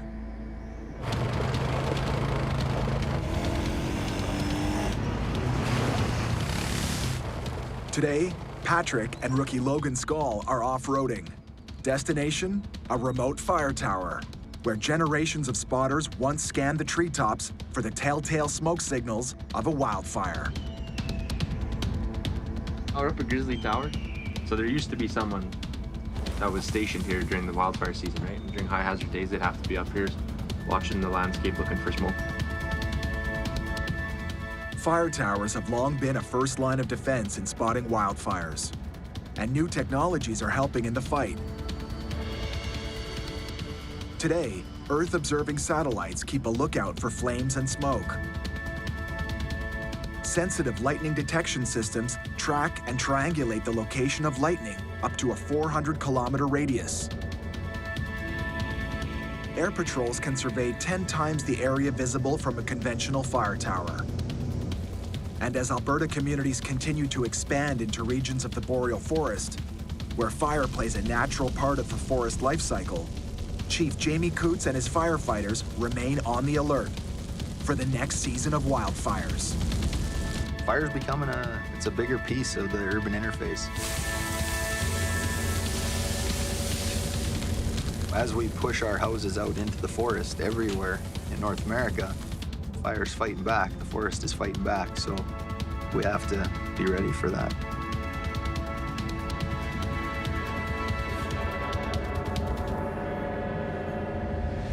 That's only at 2 minutes. Next time on Hellfire Heroes. There's zero survivability in there for sure. A training scenario starts off with a bang. Woo. And firefighters undergo grueling drills. Sorry. Firefighters dig deep. To prove they have what it takes to survive. We signed up to put our life in harm's way to get those people out of there.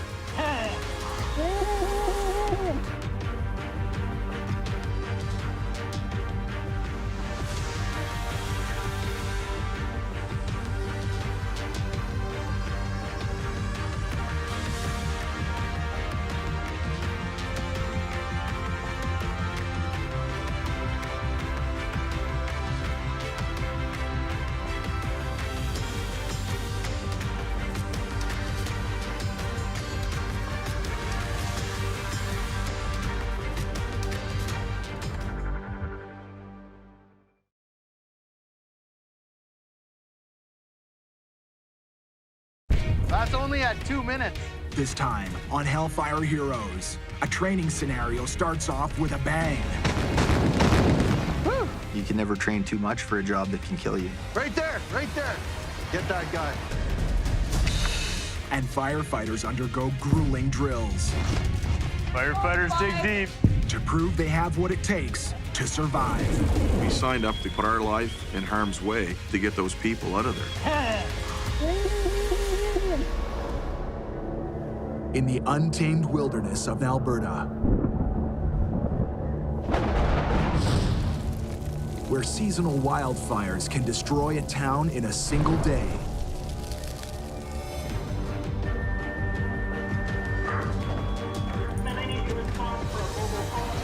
A special breed of firefighters risk their lives.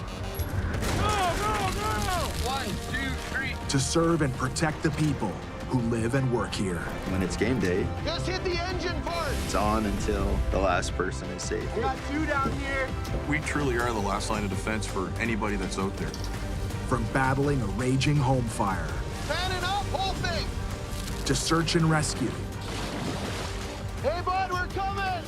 no job is too big Second crew, on me. Let's go. or too small. There's a cat in the tree. A cat? Because they're jacks of all trades Hurry up, hurry up. and masters of them all. Our fire crews put their lives on the line every day. It's all about honor, courage, dedication. Serve something greater than yourself.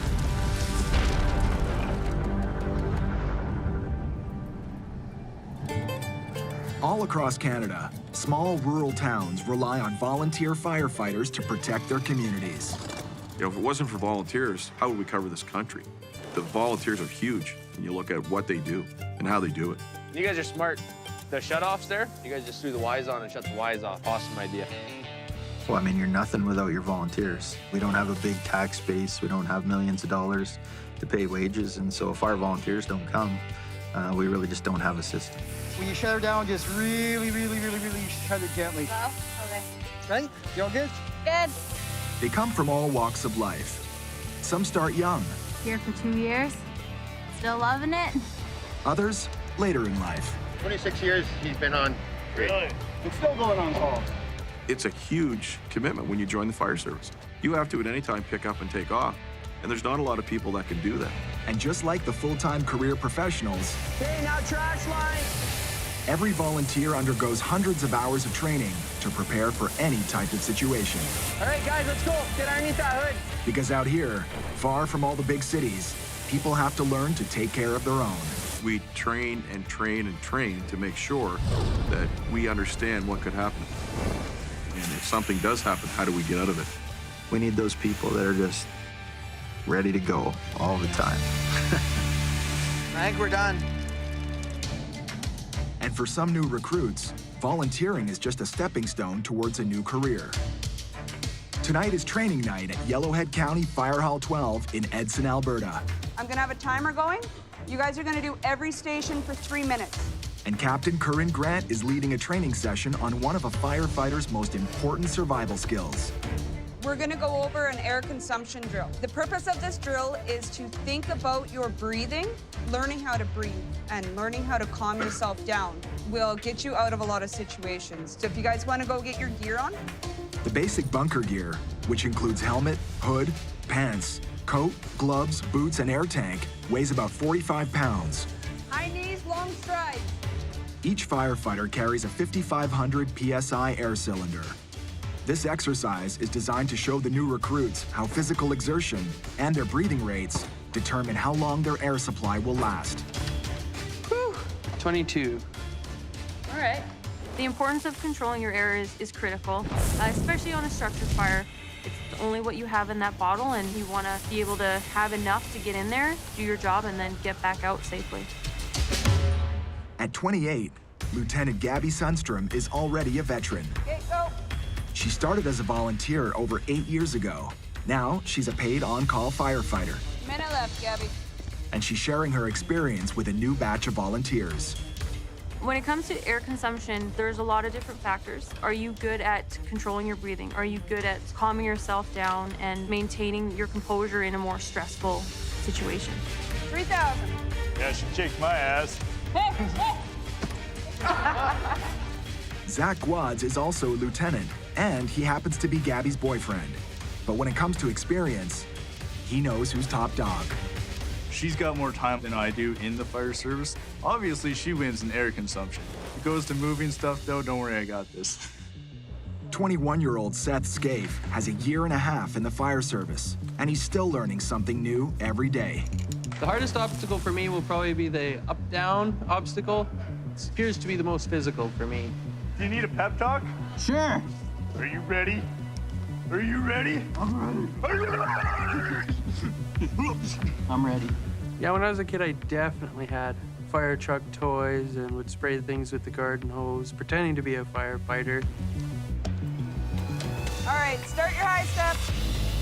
The obstacle course includes 6 physical challenges that firefighters frequently encounter on structure fire calls. Seth has to complete the course with his mask on and a safe reserve of air remaining in his tank. When you put that mask on, you start to restrict your breathing, and now you've strapped on a pack that's also kind of constricting you. I knew that the cones were gonna get me. That's probably a movement that I have done the least in my bunker gear. By the time he reaches the 4th task, Sorry. Seth is out of breath. I knew that one was gonna kick my ass. It's okay, we'll just pace ourselves on this one. Pick it up, let her drop. Pick it up, let her drop. Firefighting is a tough, physically demanding job. But Zach knows some new recruits need a little extra time, and that's okay. Attaboy. The goal is to make sure that we know that they're physically capable to do basic fire scene jobs. It's also a little bit of an eye-opener to what they're getting into. All right, next one, Seth. The ones that push through are the guys that we want.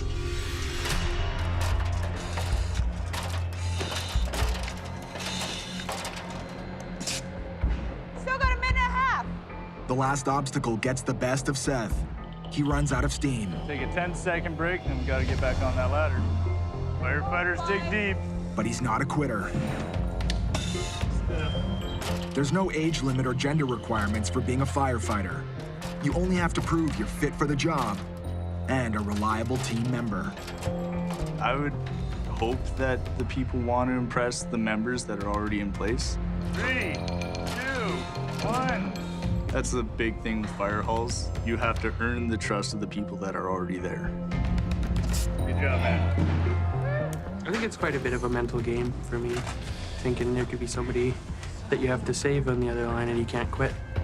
Seth will need to train a lot more and get in much better shape before he's allowed to enter a burning building. 287 kilometers north, at the Lesser Slave Regional Fire Service in Slave Lake, Alberta, firefighters are engaged in a full-on live fire drill. Here, we take our training very seriously and we practice like we play. So we really want to make sure that our scenarios and our training is set up so it mimics real life as closely as possible.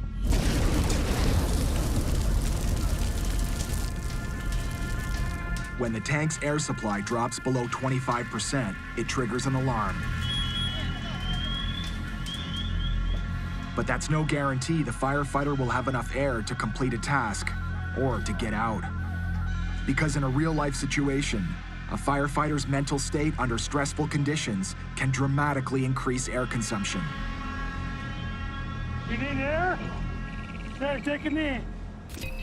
We train for as much of the variables as we can, but there is a lot of unknowns.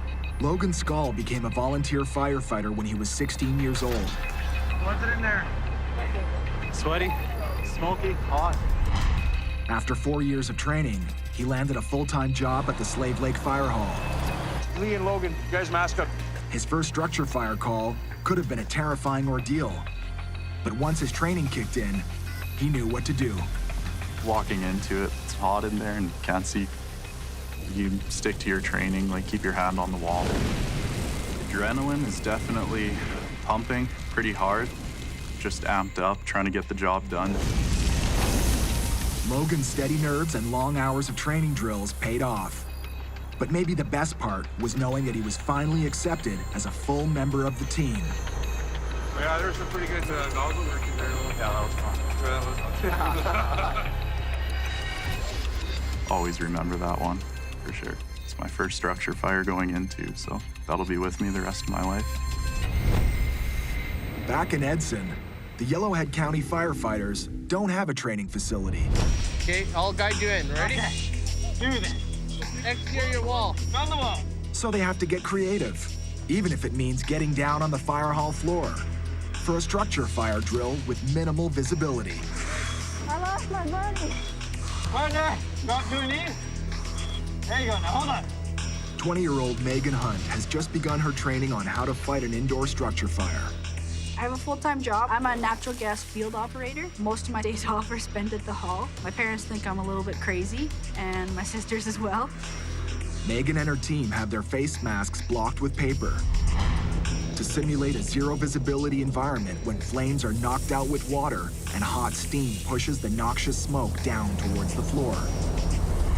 Keeping their heads low to avoid the smoke, Keep coming. the firefighters feel their way through the structure, searching for an unconscious victim. And Ruth is a 150-pound dummy, and the crew will have to pull her out of the building. We're doing the rescue, and I noticed that my breathing was getting heavier, and I tried to control myself a little bit more. The more you work under air, the better you get at it. As they slowly make their way out, Megan's partner passes out. Nothing. Nothing. Wait. But she soon discovers he's okay. It's all part of an act. And a test of Megan's ability to keep cool in a life and death emergency. Throughout the whole thing, I had a bit of panic, but I just had to find ways to try and calm myself down. A backup crew enters the building and gives the unconscious firefighter an emergency air supply, while Megan hauls the victim out of the building. After simulating a CPR resuscitation, 26, 27, 28, 29, 30. Good. the drill is officially over. You wake up. Good job, buddy.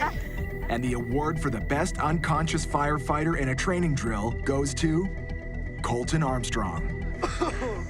I think Colton's played the dead guy basically more than anybody else in this hall. He's gotten rather good at it now. If veteran firefighters Eddie Strauss and Mike Tomyak had not been there, Megan would have rescued her partner Colton instead of the patient. In a real scene, I would have definitely taken Colton over the patient. We need to think about the best survival rate. You don't know how long that patient's been exposed. You don't know how long that patient has been unconscious, or if that patient's even alive at some point. It's a lot different in the real life, right? Imagine thick black smoke at 700 degrees and you're terrified out of your head, okay? On March 28, 2007, in Houston, Texas, Captain Eric Apt was looking for victims in a burning 5-story building.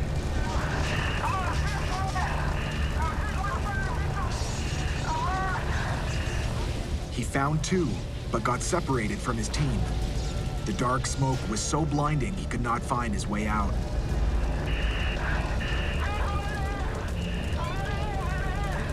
As his air was running out, all he could do was call for help.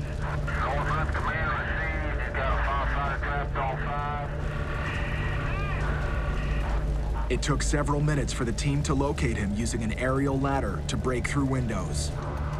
He made it out alive, but 3 victims didn't. They're unconscious and we have to leave them.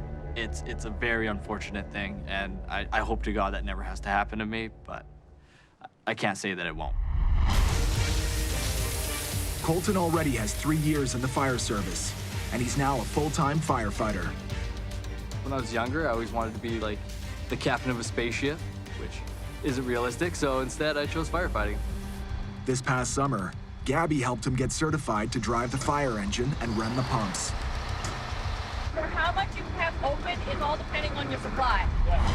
Colton passed the driving and pump test on his first try. And today, he's getting some advanced training. Tomiak and I will help you out, set up the draft. Drafting is what firefighters call pulling water from a standing body of water. It's a required technique for every rural firefighter. Where I'm from, we don't have any hydrants.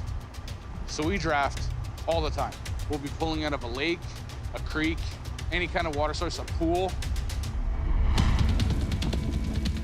During the Fort McMurray 2016 wildfire, technicians at the city's water treatment plant worked heroically to keep the water flowing to their firefighters. But when high demand ran some hydrants dry, drafting was one of the techniques they used to keep the fiery beast at bay. On this drafting drill, the pump operator must supply a hose line with water, hook up a hard suction hose, and supply the truck's pump with water from a 1,500-gallon porta-tank. We'll see who has the fastest time, and whoever has the slowest time we're gonna make fun of. Ready? Right. Eddie is making this drill a little more interesting by turning it into a friendly competition.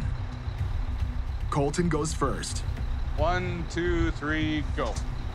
The biggest thing about it isn't really time. It's more if you can pre-plan in your head as a pump operator, this step, this step, this step, this step, it's gonna go off without a hitch. The first step is to send water from the truck to the firefighters. Colton connects the hose to the 65mm discharge. Once he's got a steady stream of water going from the truck to the firefighter's line, 127. He's ready for the draft. Good.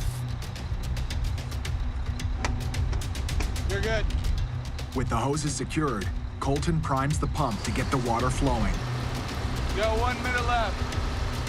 Now it's just a matter of keeping an eye on the intake gauges to make sure the pressure does not drop. Got it? 412. 4 minutes and 12 seconds is the time it took for Colton to supply water to the firefighters from the truck and make sure they wouldn't run out by flowing some more from the porta-tank. That's fast. Let me put it to you this way. I'd put us up against any city department to do this drill. Zach is up next. We'll see how this goes. I just gotta beat Colton, right? There you go. Go! 4 years ago, Zach was just starting out as a volunteer. Now he's a lieutenant with a full-time position. When I moved to Edson, I actually came here to go work in the oil field. I moved here and I joined this fire hall and they hired me, so that worked out a bit better than I planned. Zach's looking pretty confident, but this smooth operator makes a rookie mistake.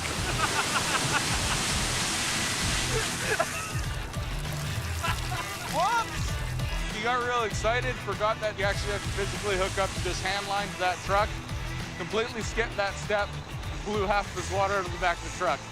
I obviously need to practice a bit more. Practice makes perfect, and whether you're a volunteer or a career firefighter, when you're this remote, you have to be ready for anything, anywhere, anytime. Salt Lake responding for a work of use collision, spillway on Highway 2, possibly injuries. Because the nearest city is over 200 kilometers away, and when people call 911, they're usually running out of time. That's why Chief Coots never warns his crew when a call is just a drill. Yeah, we've got multiple injuries, entrapment. This is a training session with live actors performing in a simulation of a severe rollover. There's 4, all injured. This car came off the highway doing at least 80 kilometers an hour and then rolled 100 meters down into the ravine, landing on its roof. Right there, right there. Chief has also placed 2 more victims in the river, as if they were thrown from the car. Get that guy. It's a life and death scenario, but not uncommon to Slave Lake. It's a really serious call for us. This would be in the top 10 for any given year. You know where you are? Do you know what time of day it is? It's a training drill designed to test the firefighters' technical rescue skills. If you have a problem where somebody's stuck in a really tricky place, well, that's what tech rescue is there for, is to get them out of those tricky spots. Chief Coots splits his crew into 2 teams. Get 111 crewed up and stand by for Lieutenant McConnell. Lieutenant Patrick McConnell will lead the technical rescue. Get them to get the firefighters in there. Get them doing it. Captain David Perkinson will command the patient extrication. Patient up here. Kayla is unconscious at the moment. Okay, let's get her out of there. She's #1 priority. Yeah, I got a water rescue guy getting ready to hit the water right now. Can you pick him up on the other end? Copy that. The chief's son, Ryan, is Slave Lake's water rescue lead. Whether he's in charge of it or whether he's performing it, you know, for me anyways, the expectation is that he'll be getting wet. Firefighter Coots is in the water. We're trying to get to the patient over against the bank. Once you have that contact, never let go. That original touch, when they think that everything is lost and they might die today, they have hope again. Hook him up, put him down! The Slave Lake Fire Hall is no stranger to water rescues. Just down here on the edge of the creek. Earlier this season, the Slave Lake crew responded to a call for 2 young children trapped on the steep banks of an icy river. Hey, how's it going, buddy? You okay? Ryan Coots, along with Patrick McConnell's technical rescue team, worked together to save the children. All right. The kids were all right, but for the chief, it was too close for comfort. That's a close call. The river rescue was a vivid reminder that sometimes the difference between saving a life and losing a life is a matter of training.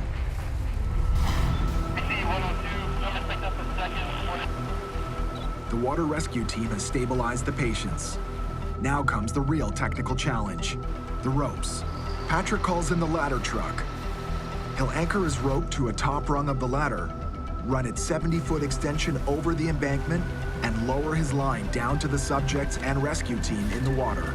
Down on red. You guys are tensioned on red. Ropes and pulleys are a technical rescue worker's most important tools because they can be configured so that a person can easily lift far greater than their own weight. Yeah, keep going. Keep going, keep going. I'll tell you when. Stop. There's a high expectation for this crew to perform and to be the best at what this fire service has to offer. So we strive for that. The Slave Lake Technical Rescue Team aced the drill. Okay, all crews, scenario terminated, all crews, scenario terminated. Which is real good news, because next time, it might be for real. All in all, this went pretty good. Nobody's perfect, so I'd give them an 8 out of 10. In our job, you don't always get a second, third, fourth chance. So, you know, if we can get it right in training, there's a really good possibility that we'll get it right when we're doing it for real. Back in Yellowhead County at the Edson Fire Hall. We'll take a walk outside. We'll go over the truck outside, get inside, look at some of the features, and then we'll go for a crane. Chief Barry is taking firefighter Megan Hunt on a test drive. But it's not just any vehicle. She'll be driving Fire Engine 12, AKA $1 Million Baby, the latest acquisition in the fire department's fleet. $1 Million Baby is a lot taller and wider than your average fire engine. Holy, a lot bigger. It's a versatile 3-in-1 fire truck. Oh, God, that's sweet. I know, right? Designed for firefighting, rescue and extrication, and command center operations. We're able to, if we need to, run command out of the back of this vehicle. My favorite part of this truck is the air horn. That's gonna get people's attention. It's a little bit nerve-wracking because it is worth a lot of money, but it's very exciting because I know it's the next step into this career. Remember, no matter what you do, it's always drive to arrive.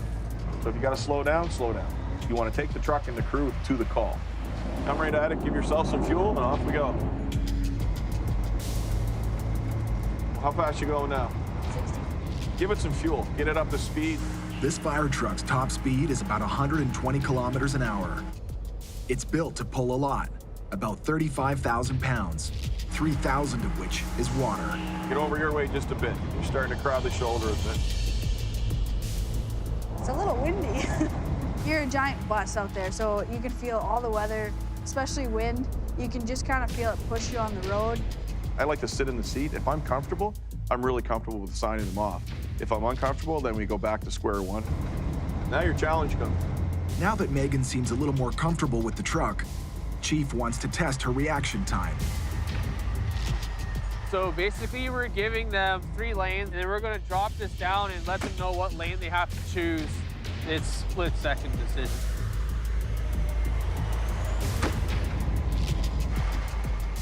through the pylons. Get yourself over. Nice job. Get yourself back up to speed. Let's see what they get this time.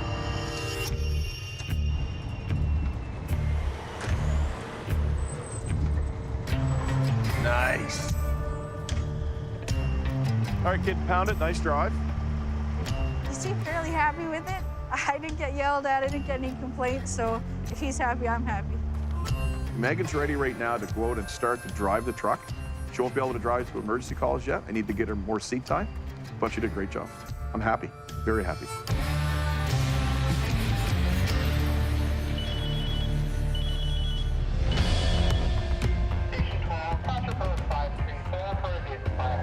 The fire hall alarm signals a call for a vehicle fire, and Colton jumps in the driver's seat. Finger 12 off over road. Chief Barry finds a smoking vehicle 20 minutes out of town on the side of a snow-covered gravel road.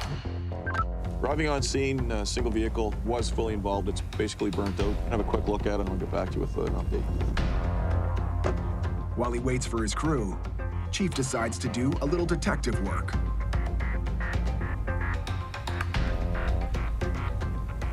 So that indicator, there's a nozzle from a jerry can there. And he suspects arson. But that tells me that something may have gone on here. They may have used an accelerant to start this fire that may now lead to a criminal investigation. You want to get backed up and ready to go? That'd be perfect. We just got to add up a little bit of this on it. We should be good. No need for the fire engine. A skeleton crew will do. We brought Debbie and Seth down in my vehicle. They had all the equipment they needed to deal with this call. Do you want to get right up in the body or you want to sit there? I'm good. Yeah.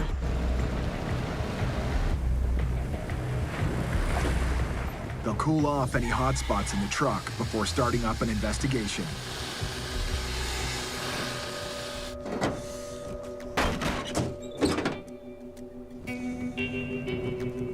Maybe even a shot in that dash too, Gavin.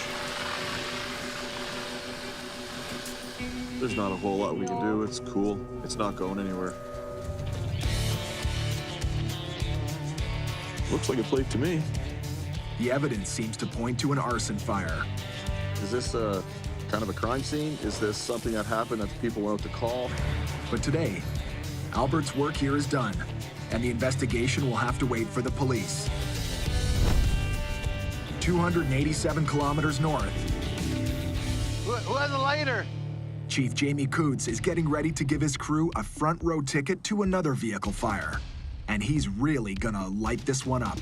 Well, today we're got a favorable wind to push some smoke away from our training center and away from town, so we're gonna do a test burn of a minivan. I think we're gonna be okay. The purpose of the drill is to let firefighters see what happens to a burning vehicle before they get to the scene, and to witness the hidden dangers that can maim or even kill an unsuspecting firefighter. We've had some vehicle fires in the last little bit. The worst one I can think of is probably that PT Cruiser. Just a few weeks ago, the Slave Lake Fire Department responded to the real deal, a roadside inferno, a fully engulfed PT Cruiser. Holy! When they moved in, the flames fired back. The loud bangs didn't sound like exploding struts or bumper shocks, more like aerosol spray cans. Just brought to the forefront that we need to get everybody up to speed on vehicle dangers and vehicle fires, so we're just doing that today. That's only at 2 minutes. Yeah, that's fast. Left to burn, the flames show how fast fire can spread and grow. Shows you it doesn't take that long to totally incinerate a vehicle.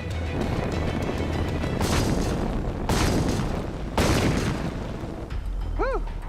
The greater dangers come from the intense heat that turns car parts into exploding rockets. Is that the gas shock from the car? Yeah. It's just the nitrogen releasing, eh? It's not flammable, but it's violent. The steel chambers of the shock absorbers contain nitrogen. As they expand, they turn into a pipe bomb. With nothing else to burn and no more shocks to pop, Jamie cools off the remains. Look at the aluminum. Wow. We're taking that inside. That's some decorative wall stuff right there, boys.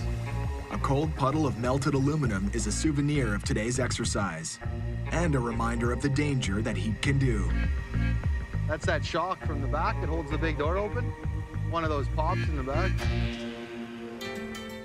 For the chief, if the lesson prevents even one injury to his crew, this training day has been a success.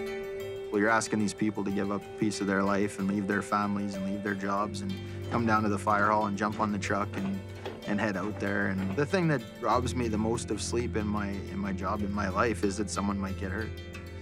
It's, how do you deal with that? How do you live with that? A vehicle fire poses a lot of dangers. But the biggest risk to any firefighter is a fully involved structure fire. So we're just burning down a house here for a guy, and we'll just sit out here and watch what we call fire behavior, right? When Chief Jamie Coots heard the owner was planning to tear down the old house, he asked if his crew could burn it down instead. Because when it comes to training, nothing beats the real deal. Have a look at the heat coming off, but use your heads, right? Stay back. Remember radiant heat. Remember that we don't want you hurt. End of the day, this is just a big fire behavior exercise now. All right, let's go, boys. We're just setting up the hoses, gonna pull a couple hand lines and have a water curtain for the trees behind the house. I get to light the house on fire and kind of see some fire behavior and let people kind of see the different stages of fire. This is an old dry house, lots of flammable materials. It's gonna burn fast and hot.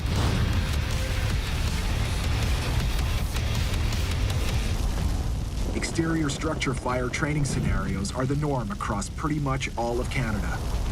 But here in Slave Lake, they have the space and the resources to do it in a big way.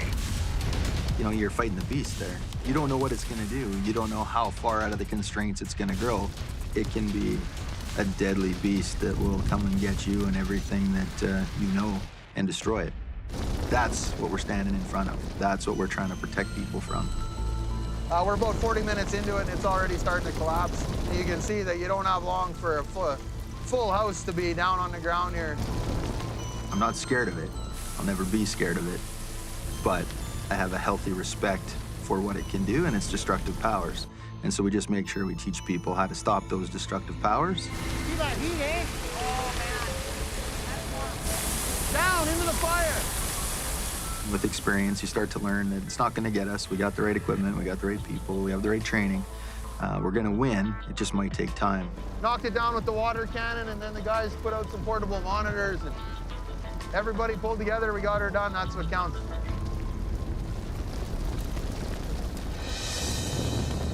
Chief Albert Barry doesn't have an old house to burn down for his trainees, but he's got something a little bit smaller. Just got a new tool. It's our match firebox that we have. You spark that up. The basic idea is to be able to produce a fire in an isolated box. The box, a scaled-down version of a standard room in a North American home, is designed to reproduce the stages of thermal layering, a key concept for firefighters. Thermal layering in a fire, if you think about it simply, a fire starts and obviously heat rises. So if it was outside, heat would rise for a certain point and then it would start to cool off and it would stratify. When you look at a building with a fire in it, the layers basically build off that fire. Eventually the heat is gonna rise, hits the ceiling and then builds back down. Eventually when it gets to the floor, you're gonna reach a potential flashover where everything in that room is gonna reach its ignition temperature, it's gonna burn.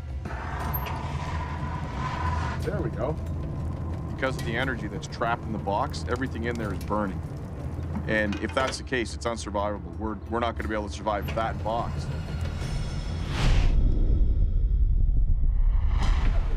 Intense heat, thick black smoke, and rollovers are early signs that flag the potential for a flashover. Understanding the basic scientific principles of fire behavior can make the difference between life and death. Since 1848, over 1,400 Canadian firefighters have died in the line of duty, with more tragic fatalities every year. Every fire hall in the nation is trying to reduce the injuries and deaths by training and retraining their firefighters. Today, we're working on firefighter survival and different survival techniques. This training session teaches a few basic techniques for navigating in a zero visibility, fully engulfed structure fire. Sometimes things go wrong and you need to train so that you don't panic and so you know how to get yourself out of that situation and or help another firefighter out of that situation. Hey, going down? Yeah, let's find our hose. In this drill, Seth has to learn to rely on his sense of touch to feel his way out of a dangerous situation. Got the hose. If you ever get lost or separated from your hose line, you get a little disoriented. If you can find your way back to that hose line, first thing you're gonna do is you're gonna get to one of your couplings, which they've made it to right now. You're looking for the female coupling first. That'll lead you all the way back to your pump because the female screws onto your truck. If they keep following their hose line, they're gonna eventually be led back to their pump and out of the building. We always train for the worst. In this next scenario, Colton will play the part of a firefighter trapped inside a structure fire, and it'll be up to Megan to rescue him.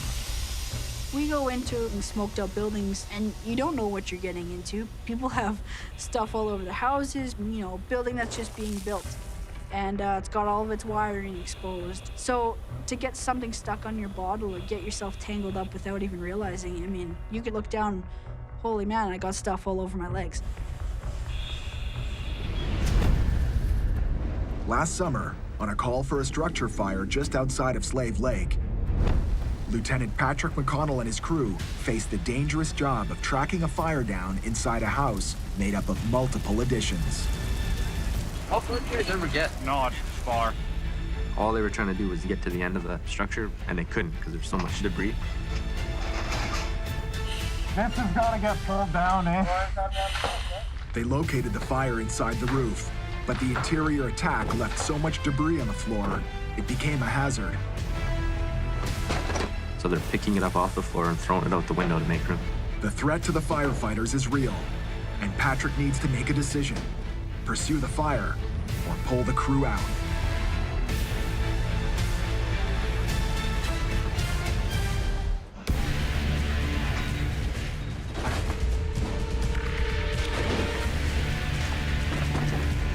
Piles of debris and the building's unusual layout become a serious risk factor.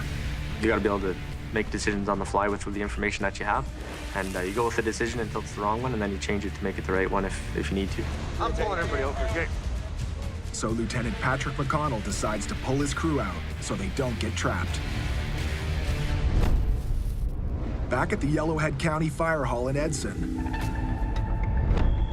Colton Armstrong and Megan Hunt will practice a similar scenario. But instead of being trapped by debris, Colton will be tangled up by a loose piece of wire, and Megan will have to rescue him. So guys, he's straight forward to the left. But first, she has to locate him. I have found Colton. Got him? Megan takes her time and slowly loosens up the wire to free her partner. Here's the end. To save another firefighter, I would go through that wall. I would walk through that fire. You go until there is nothing left in your tank, and you go after that. If any member of my team were to go down, there's not a lot that could stop me from helping them. Zach, that's the end of it. Is that the end? Yeah. I think we're good. All right, let's get out of here. Well done, guys. So when you go through a door with a partner, you have to know that it's 2 in, 2 out. The number one concern that you have is you and your partner. That's it. Everything else on top of that is what we're able to gain. But if something happens to your partner, you deal with that person immediately. But after all the intensive training is done, perhaps the best lesson a firefighter can learn is to always expect the unexpected. And that's something that can only be taught by experience. 2015, Captain Peter Dern of the Fresno Fire Department in California was trying to vent a structure fire when the roof collapsed under his feet.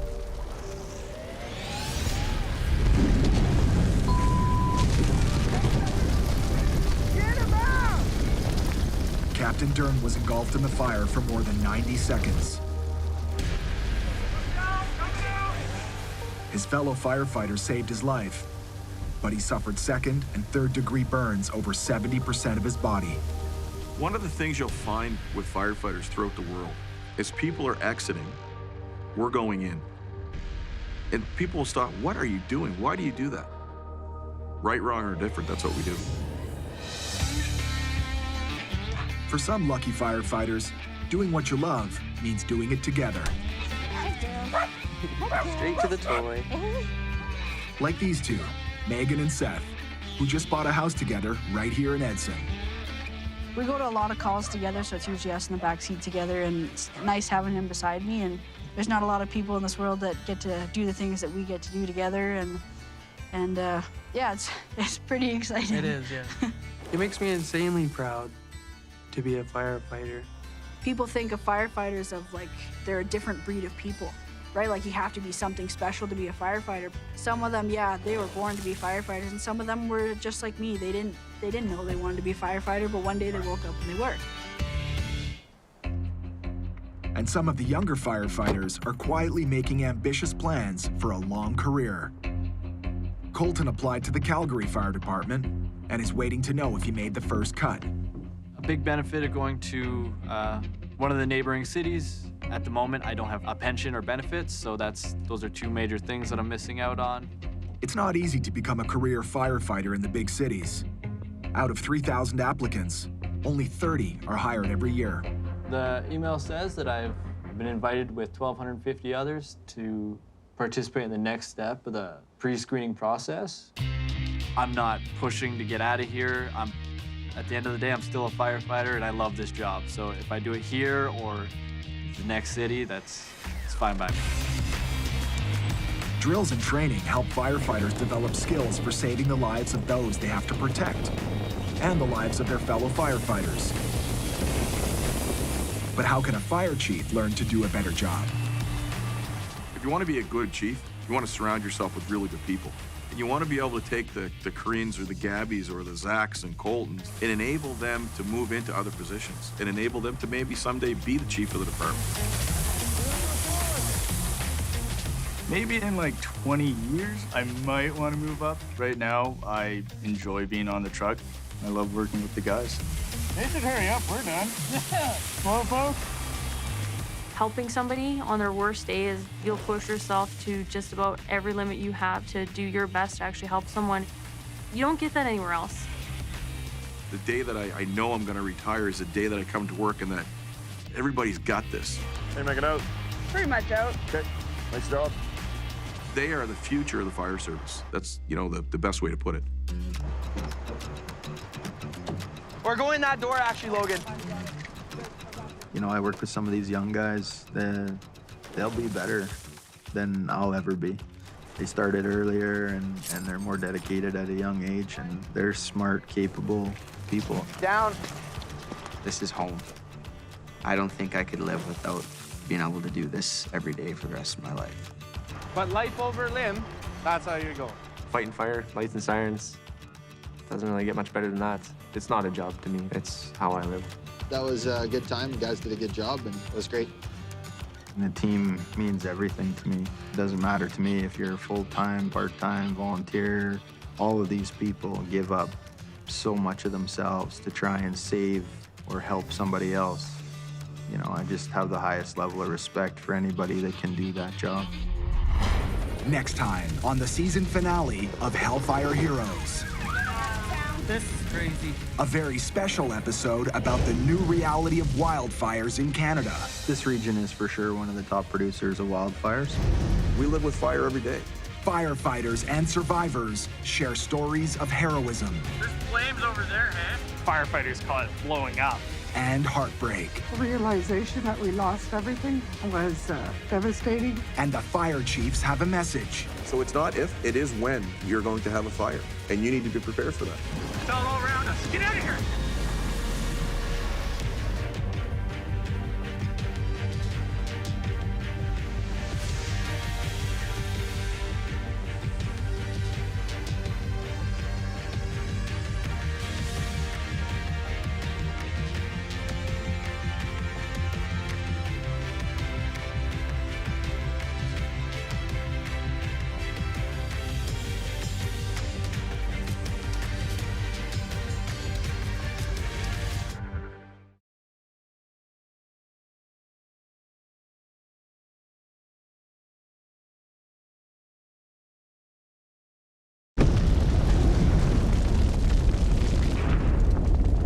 This time on the season finale of Hellfire Heroes. This is crazy. Firefighters and survivors share stories of heroism. There's flames over there, eh? And heartbreak. The realization that we lost everything was devastating. In the past decade, forest fires across Canada have increased in frequency and intensity. This region is for sure one of the top producers of wildfires. We live with fire every day. Oh my God. In 2011, a massive fire invades Slave Lake, Alberta, and destroys 40% of the homes and businesses in town. It's just freaking insane. 5 years later, the Fort McMurray fire becomes the most expensive natural disaster in Canadian history. Look at that! Oh my God! It's gonna burn down! And in the summer of 2017, more than 1,300 fires burn over 12,000 square kilometers in British Columbia. And the fire chiefs have a message. You've just got to have a plan in place. Because it's not if the next one will hit, it's when. It is absolutely crazy. Everything is on fire.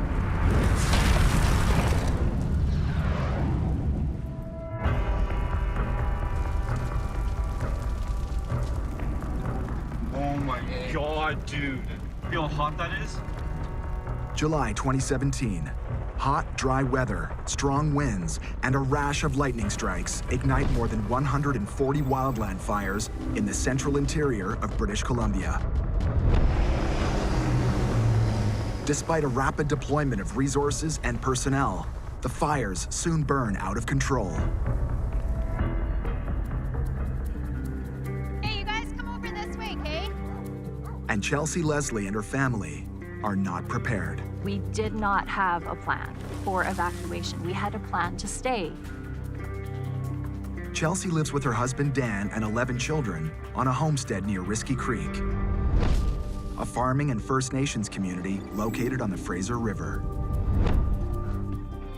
And if the family is forced to evacuate, it's not just the children they have to worry about. We have over 100 animals. How would that even practically look? How would we choose which animals to bring? Do we choose the pigs? Do we leave the chickens? They're like strange things to have to think about. There's a forest fire there. There is a forest fire here. There is also a forest fire up here. So we are basically completely surrounded by forest fires. Within 48 hours, the fires are at Chelsea's door. I phoned my sister, and they were evacuated within 45 minutes of me phoning. That's how fast these fires are moving. I don't even know what we would do. I do not know what we would do. You've just got to have a plan in place. It's just very simple. It's not like you have to have a 300-point plan to, to evacuate your home. But the question becomes, if you do, how are you doing it? It is 2 o'clock in the morning on, I guess it's Monday. Dan went online and found out that there was an evacuation order that basically covered the entire area we lived. And a couple of minutes later, the police showed up to let us know that we had about a 2-hour window to get out of the area before the fires potentially came through and blocked our path out.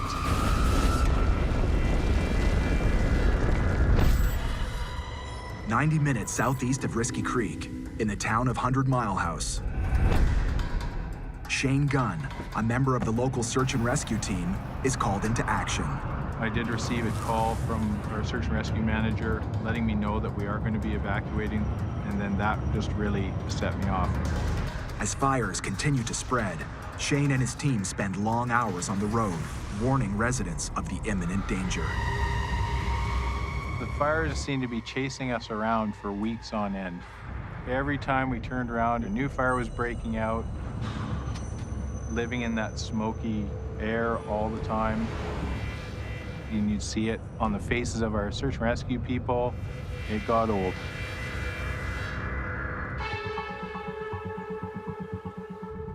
And when many ranchers refuse to evacuate, the job gets even tougher. Their whole livelihood all depends on that land that they're on. So we knew we were going to run into some roadblocks, some challenges, explaining to somebody who's been on a piece of land for 100 years that they need to leave. Oh, there. Shane's neighbor, Ed Monacle, wasn't going anywhere. Good to see you. See you too. We had no intention of leaving. That's all we own, is our livelihood. You lose it, you lose everything. You can't replace generations of work. So you're gonna stay and fight for it. You know, when we go up and knock on a door, or the police knock on a door, and somebody says, I'm not leaving, do you get into a conflict with that person and say you're coming, where, you know, we put you in cuffs and we drag you out? Or do you have a conversation and alert them to the hazards? And if they don't evacuate, what could possibly happen? Well, the person that came to us was a police officer. Then he took some information from us. And he asked for what dentists we dealt with, for dental records, because then they could identify the corpses. That was a little scary.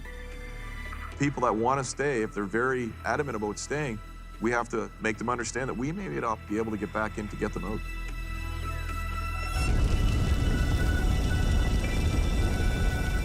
With the fires closing in, Ed and his family dig in for a fight. I called it an inferno behind our house here, and it was strong. It was pretty intense, and then when it did come, it sounded like a goddamn jet plane taking off. While the inferno was going by, I asked my son to move a piece of equipment. So he did that, and then he turned around and saw this, and he took a picture of it. We just couldn't believe it. Flames are right there, and it was pretty darn scary. For first responders working in this region of British Columbia, reaching out to small communities spread far and wide was a challenge.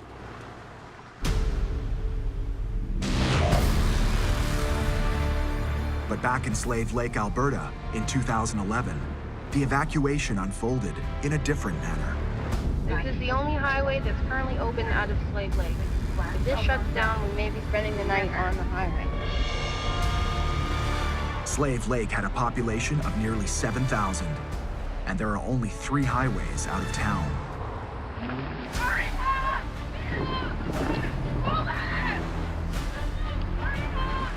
Everything's blowing in on us. Communication is breaking down. Public's coming to us for answers that we don't have.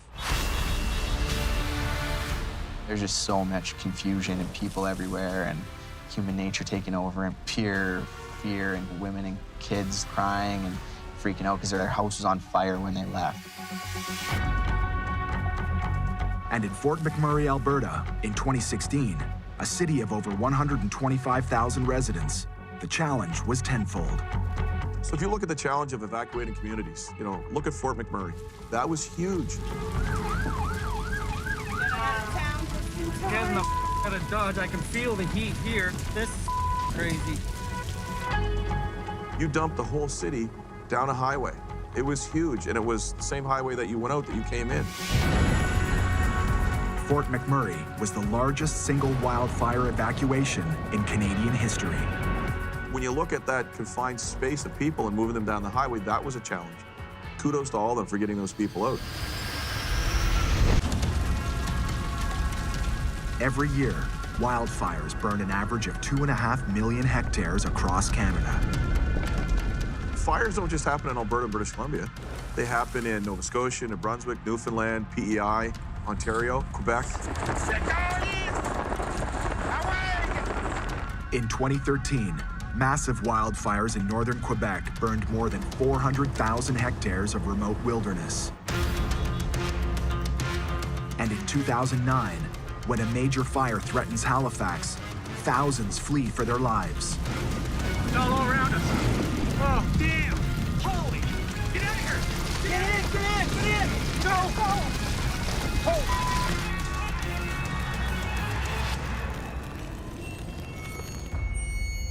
The main driver of wildfires is the boreal forest, which runs from Alaska to Newfoundland. And as industry spreads deeper into the forest, more people are affected by wildfires. Near Risky Creek in central British Columbia, the 2017 wildfires forced Chelsea and her family to flee their homestead. Chelsea's husband Dan and their eldest son return about 2 days after the evacuation orders to protect their farm and animals. This is at 4 kilometer mark. This is all active burning. It just doesn't stop. When we came back, coming through the roadblocks, the police officer, they're not supposed to really let you back in once you leave. You know, he said, well, it's at your own risk. And understand that if you go in and something's happening to you, nobody's coming in to get you.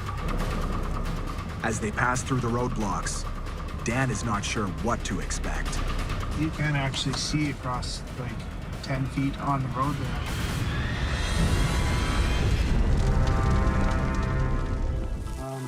So basically, I've just been building our own fire suppression setup for our ranch. Dan and his son work at putting out hotspots.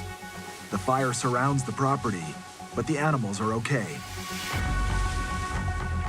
Father and son did exactly what they needed to mitigate the risks of their property. You know, they actioned the fire that they needed to action. They protected what they needed to protect. They had a tank on their farm. They had a pump. They had hose. They were prepared to do battle.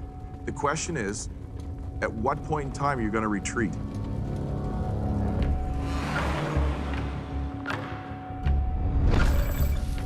About an hour west of Risky Creek, fires also threaten the Canoe First Nation. But it isn't just the fire they're worried about. Policeman came to our door and told us to leave. I said, I'm not going to do it.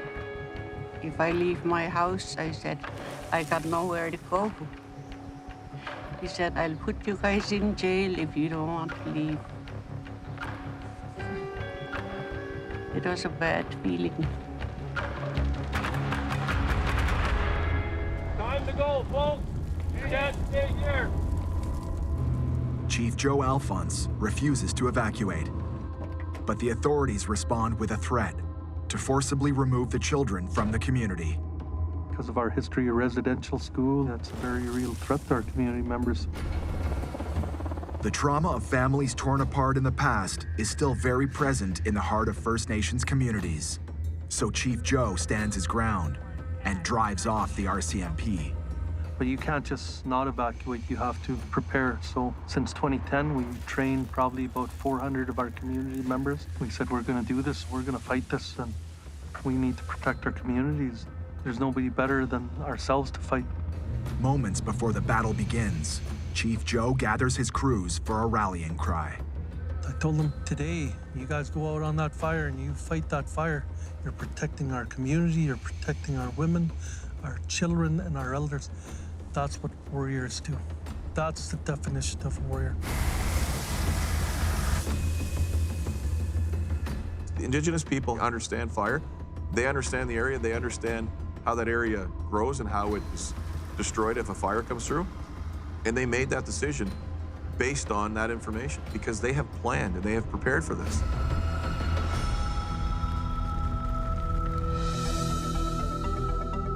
University of British Columbia ecologist Dr. Laurie Daniels is no stranger to the history of Indigenous people and Canadian wildfires. Here in BC, it became illegal for people to start forest fires. And that policy was really targeted at Indigenous people to try to remove their traditional use of fire from the landscape. It was punishable by death to be caught lighting fires. By looking at tree rings, Dr. Daniels has made some startling discoveries. I'm sure many people have had an opportunity to look at a stump of a tree and count the rings to figure out how old that tree is. Well, we can go way beyond that. We can also find patterns from fires in the past where the trees have been scarred and damaged by fire and leaves a long-term record going back decades and centuries when those fires burned. Dr. Daniels and her team have tracked changes in the frequency and intensity of wildfires, dating back many hundreds of years. This is specialized software that allows us to mark the boundaries of every single ring to determine the exact year, moving back through time and determining when those fires burned. So in this example, here's the center of the tree, and the first ring that it formed was in 1826. Well, here in this year, this part of the tree was killed in 1833, and the formation of the arcs afterwards are what gives us an embedded fire scar that tells us the exact year that that fire burned, and then it burned 3 times in 1833, 1848, and 1863. So it survived 3 fires in the first 40 years of its life. And then there's absolutely no fire scars between 1863 and 1996 when the tree died. So 140 years with no fire scars. In many of those areas where we've looked at fire scar records, the fire stopped in the early 1900s. So we've had a century where the forest has been changing, where fuels have accumulated, the trees have become denser and denser, and we've essentially turned a campfire into a bonfire.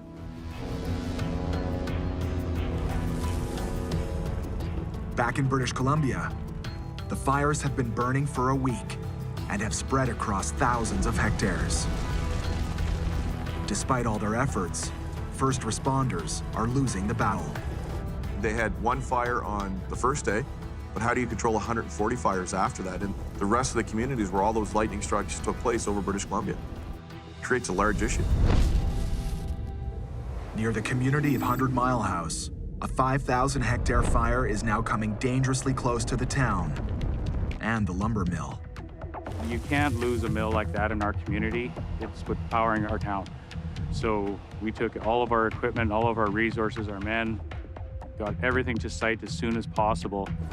Jason Hinchy is a local logging contractor. When the BC Wildfire Service reached out to him, he didn't hesitate. There was a power line that went right in behind both of the mills and goes all the way through towards Highway 97. So it is a natural break there. That was the last line of defense before town. Jason and every logger in town worked day and night to clear a fire guard 6 kilometers long and over 50 meters wide along the power line. And on July 13th, opportunity knocked. I got a call from the fire behavior specialist saying, yeah, this will probably be the day. With the winds in their favor, Scott Rennick and his team prepare to set a controlled burn. What we'll do is actually intentionally put fire into areas to burn out between the control lines we establish and the actual wildfire. There was a slight wind towards the fire, but it was also relatively calm. In those conditions, we'll actually use ignition patterns to actually build convection, so we'll actually create our own wind, essentially. Flame-throwing helicopters ignite circles of fire. These circles of fire morph into columns of intense heat. Next, a line of fire is ignited, parallel to the chain of heat columns. And the heat from the columns sucks in air and pulls the new ignition line towards it, creating a barrier capable of stopping the oncoming wildfire. And that develops its own inflow wind, sort of pulling everything into it.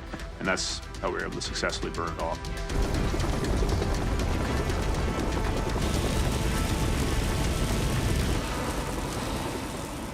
If you look at 100 Mile House, that fire guard saved everything. It saved the town, it saved the mill, it stopped the fire from coming into the town.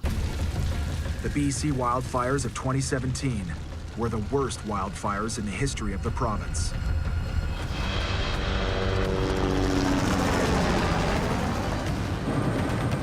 Every year, wildfires rage across 2.5 million hectares of Canadian forests. And the first line of defense? The provincial wildland firefighters. Dan Weisgerber spent 5 years on the front lines for the BC Wildfire Service, including the historic 2017 season, where he was deployed in the Vanderhoof area, 100 kilometers west of Prince George. We could hear all these fires being called in.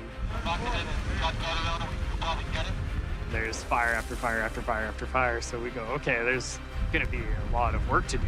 The wind kind of changed and the fire started gaining some intensity. Oh my God, we can see flames from here. Guys, there's flames over there, hey?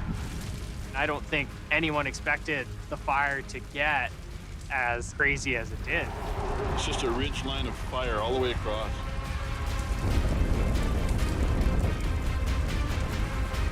Firefighters call it blowing up, because we kind of liken it to the atom bomb. There was nothing we could possibly do that would stop that fire. You just have to accept that there are days where you're gonna essentially lose. No wildland firefighter can enjoy a long career unless he understands how fires move and spread. One of the first safety rules a firefighter learns is to avoid working uphill of a fire, because fire travels uphill a lot faster than on flat ground. But the reason why is one of Mother Nature's best-kept secrets. At the U.S. Forest Service's Fire Sciences Lab in Missoula, Montana, Dr. Torben Grumstrup has built a simple device which reveals the secret behind the fire's uphill speed. Fire, when it's on flat ground, more or less it rises straight up into the air. And that's because, as we all know, hot air rises. But you can see that when we tilt the table up, two things happen. One, we can see that the flames, instead of going straight up into the air, they actually lay over and come in contact with the table. And the other part of that we can't see with the naked eye, but becomes visible with the shadowgraph technique, is that the gases do the same thing. It's the difference between the air pressure above and below the flames that causes the flames to bend over and stick to the slope. What this means in a wildfire scenario is that these flames and the hot gases that they produce are much closer to the fuel, the unburned fuel that's ahead of the wildfire. And that causes the fire to spread up the slope much faster than it would on flat ground. Under certain conditions, an uphill wildfire can accelerate without warning and reach speeds as high as 20 kilometers an hour, making it impossible to outrun. This is a major safety concern for firefighters who are working on wildfires in the field.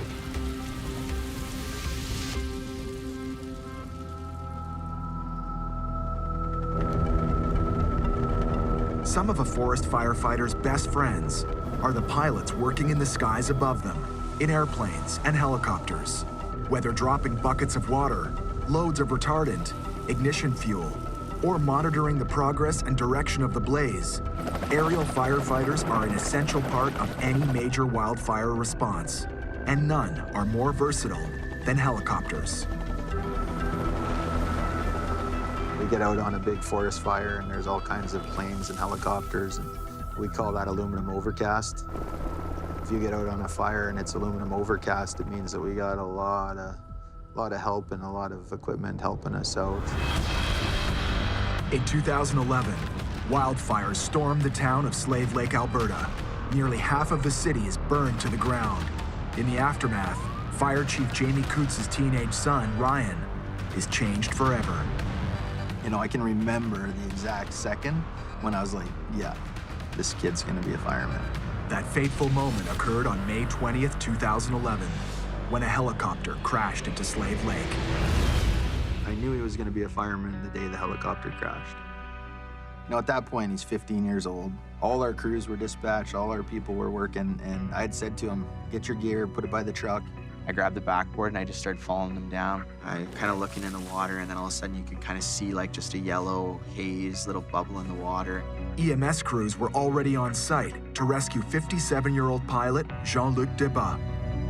They were just pulling him out of the water. And as soon as I got there, they put him on that backboard and brought him all the way to the Slave Lake Hospital, working on him on my backboard. But the pilot didn't make it. Everyone talks about the first fatality they go to, and I think it's just something that stays with you, I think.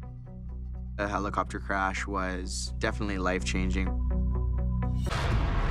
It is absolutely crazy. Everything is on fire. Since 1900, about 7,500 wildfires have burned all across Canada every single year. Most of the fires burn deep in the wilderness, where they go unnoticed by the general public. But when you start to encroach on communities in British Columbia, communities in Ontario, communities in Newfoundland, communities in Nova Scotia, it's affecting a population. When you look at it, it's that, oh my heavens, what do we do now? And perhaps no community has been affected more dramatically than Fort McMurray in 2016. In May 2016, helicopter pilot Paul Spring was recruited to help fight two colossal wildfires that were tearing through his hometown of Fort McMurray. Everybody in town was fighting the Fort McMurray fires. You know, once the fires hit Fort McMurray, every helicopter company that could fly was flying. I think we got up to about 80 helicopters at one time on the fire. From the air is surreal. When you're flying around a fire, You have no concept of what's going on in the ground. You can see it, but you're missing the sense of panic, the smell, the sounds. You can see houses burning. You're almost like this voyeur flying around, and you're watching this fire burn. You go, how many people are gonna die? You just get this gut feeling that this is bad, bad, bad, and after everything clears, we're gonna start finding bodies in basements.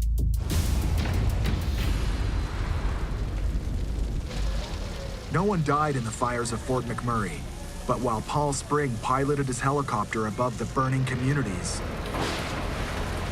firefighter Mark Stevenson was on the ground, trying to save his neighbors' homes and property. There was massive fires everywhere, all structure fires. The question is, how wide is this sucker? And she's not coming up behind us, too. Decided to go down my neighborhood, Abbotswood Drive, just to see if that's where we could make our stand. We're driving down my block. We get down there and I notice that looking at my house, it's on fire. It's the first one on the block and it's fully engulfed. In a cruel twist of fate, firefighter Mark Stevenson found himself fighting the fires in his own neighborhood. I was kind of expecting the worst, and when I got there, and my fear's the wrong word, but my expectations were met properly. You know, it is what I expected. My house was on fire. At that moment, my captain got out of the truck to come stand beside me, put his hand on my shoulder. He's like, "Do you need a moment?" And I said, "No, there's nothing we can do here. It's all stuffed and it's all gone. So let's go make a stand somewhere else. There's more we can do for somebody else's homes." For Stevenson and the other firefighters working Fort McMurray that day, one single event, more than any other, marked the moment when they feared the fires were getting the upper hand. Nobody believed it would jump their river. Somehow it found a way. That's when things started to get really serious for us. Just the sheer magnitude of the fire, I think it surprised everyone. There's a lot of black spruce in that area. They got those cones on them. And when they go up, they kind of explode and they just send embers and flames everywhere. As the fire raged, it sent burning embers and firebrands flying across the Athabasca River at a point where it was nearly 500 meters across. Stoked by high winds, embers have been observed to travel a staggering 11 kilometers from the head of a fire. And their role in the spread of fire and their threat to structures is well known.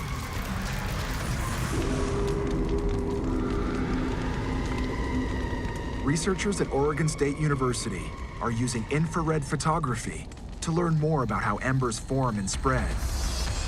Invisible to the naked eye, infrared images reveal the sheer volume of embers emitted and hint at the damage they can do. An ember the size of a raisin or a grape can burn a house down. If it lands properly and lands in proximity to a fuel, one ember can start a major fire. Fire science researchers use this giant ember generator, AKA the Dragon, to study the destructive power of burning embers when they make contact with a home structure. The Dragon, which feeds on a steady diet of wood chips and mulch, is helping researchers to develop new and better defenses against the embers. You may have some bark mulch around your house and it's tinder dry. That ember lands in it, that ember ignites, now your bark mulch burns. You have vinyl siding on your home, the bark mulch extends into the vinyl siding, which goes up very quickly into the soffit of your house, which is vinyl, and into the roof structure, and your house burns down. While fireproof siding can be expensive, simply keeping flammable materials away from the house can significantly reduce the risk of fire.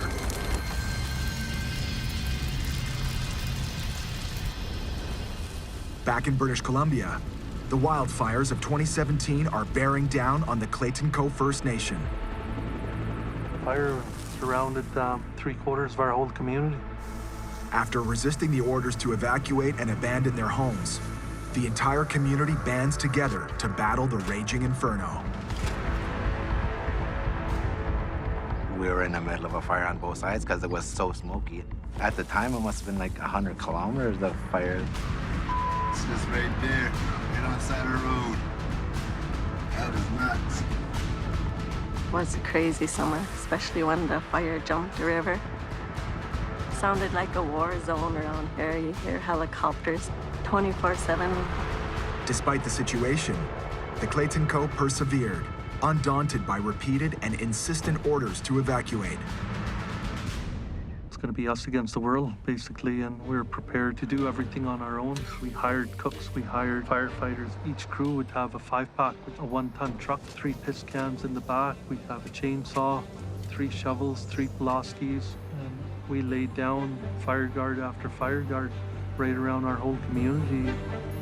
As the days turned to weeks, the fires raged on and showed no sign of weakening or retreating. And I think it was during that time that it got really tense. You know, you have to take it hour by hour, shift by shift, day by day. And we ended every day with drum song and prayers, you know.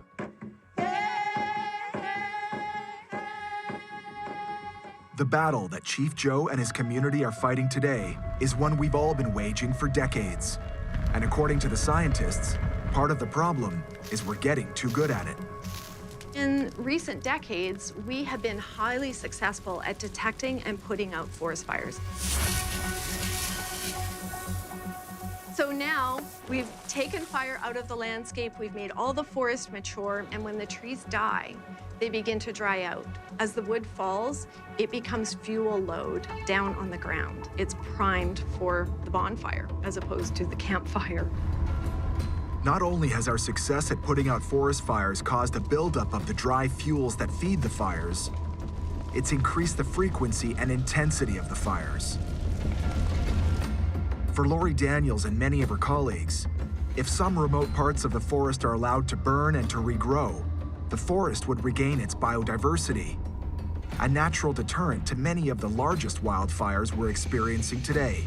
Imagine if you could do a bird's eye view down onto the forest. It would look like puzzle pieces, where each puzzle piece would be a forest of a different age and forest composition and stage of development, and they all have different fuels. So if a fire is burning through the landscape, they can burn intensely through one area and then hit a patch of forest that's maybe younger, has more broadleaf aspen trees in it, and is less likely to burn.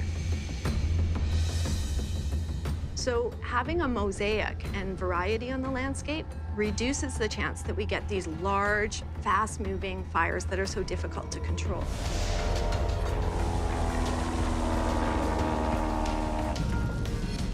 As industry and communities continue to expand into the wildlands of Canada, it's becoming more and more important to safeguard property and lives, while recognizing the long-term benefit of understanding and accommodating the natural life cycle of our forests.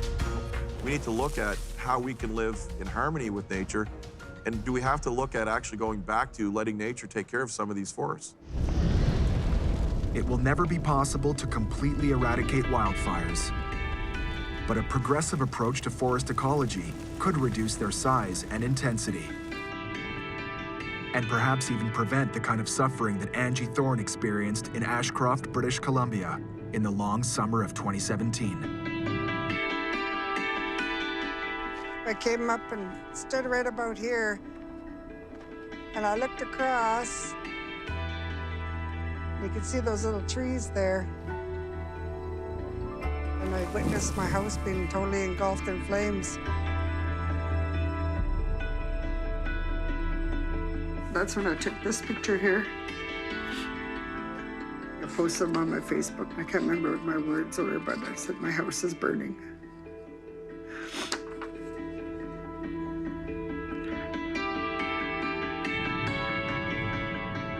A longtime resident of Ashcroft, Angie Thorne was not allowed to return home until the fires had died down, 3 days after she left.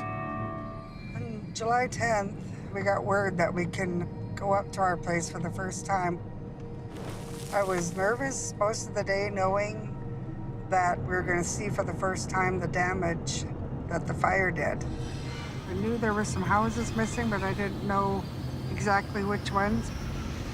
And then we pulled into the yard, and this was all black, just black from the devastation. And what we seen was, only thing we seen was our chimney pipe standing up.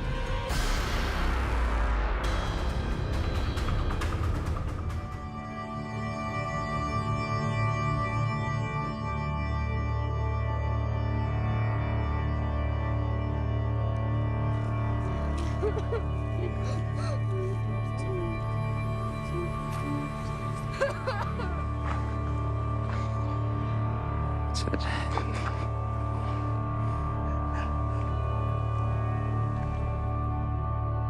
Just the realization that we lost everything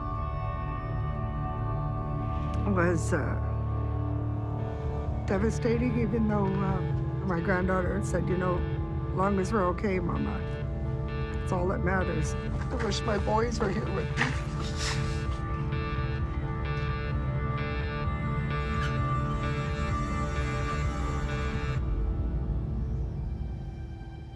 For people in communities decimated by wildfires, getting back on their feet, feeling safe again, and having hope for the future can seem like an impossible challenge.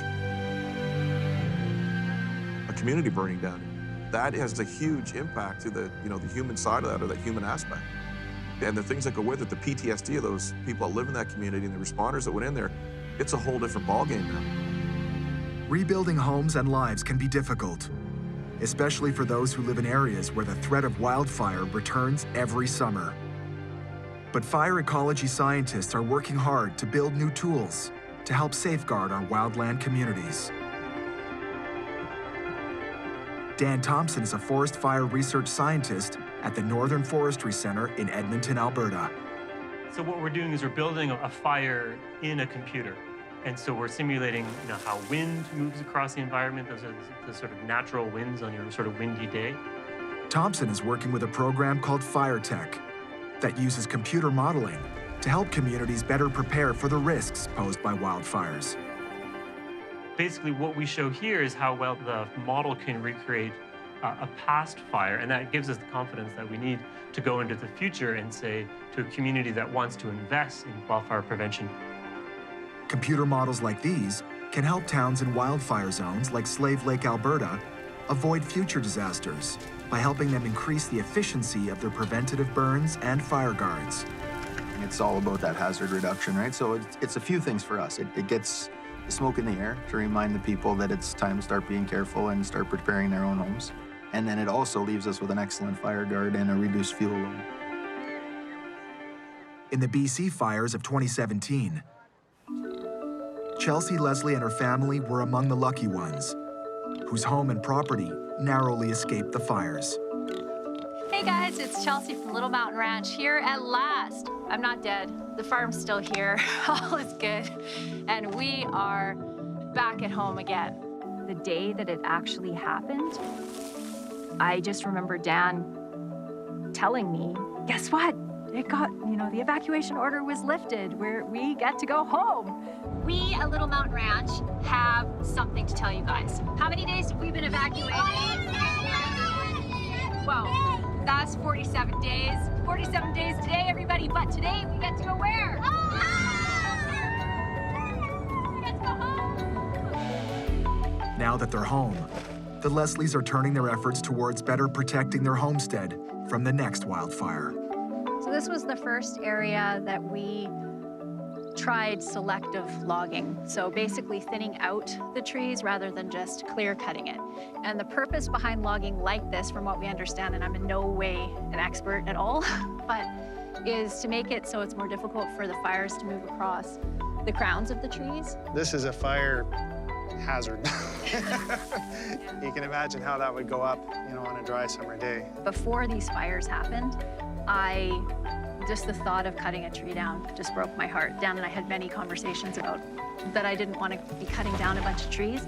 But what I've learned since then is that there's a way that you can manage forests in a way that can protect from forest fire, but still allow the forest to be full of life and full of trees.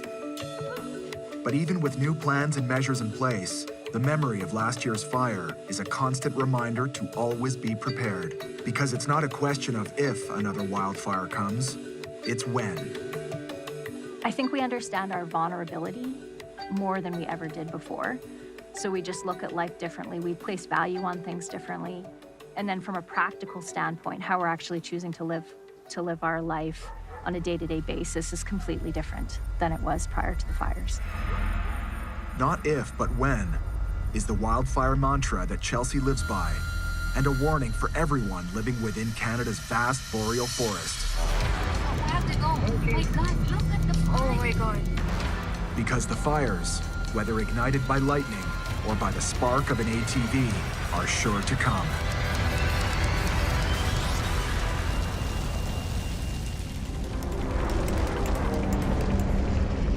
As scientists and firefighters develop a better understanding of the role of wildfires in the ecology of the boreal forest, it seems clear that communities across Canada must search for ways to coexist with fire. Can you imagine the battle that we can wage against these fires, or better yet, the prevention that we can wage against these fires by properly adhering to the forest and that forest regeneration based on how nature's been doing it for thousands of years? For the Clayton Cove First Nation, the long battle to defend their homes against last summer's wildfires was a success. We didn't lose one home, we didn't lose one shed, and not one individual got injured.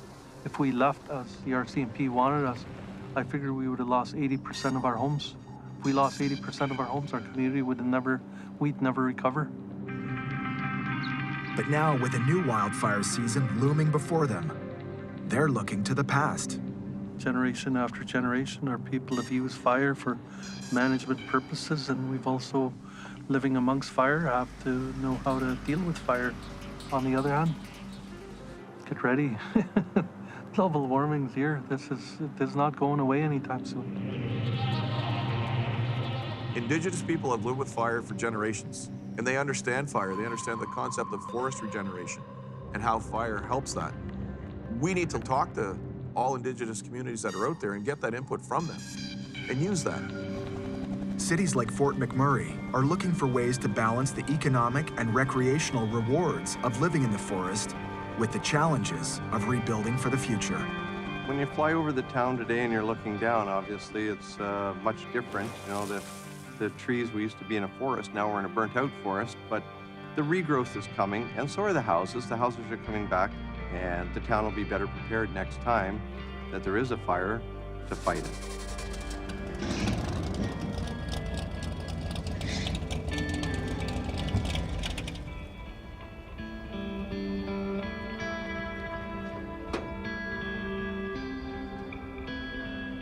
This was a lot where I got to stand and watch my house burn down.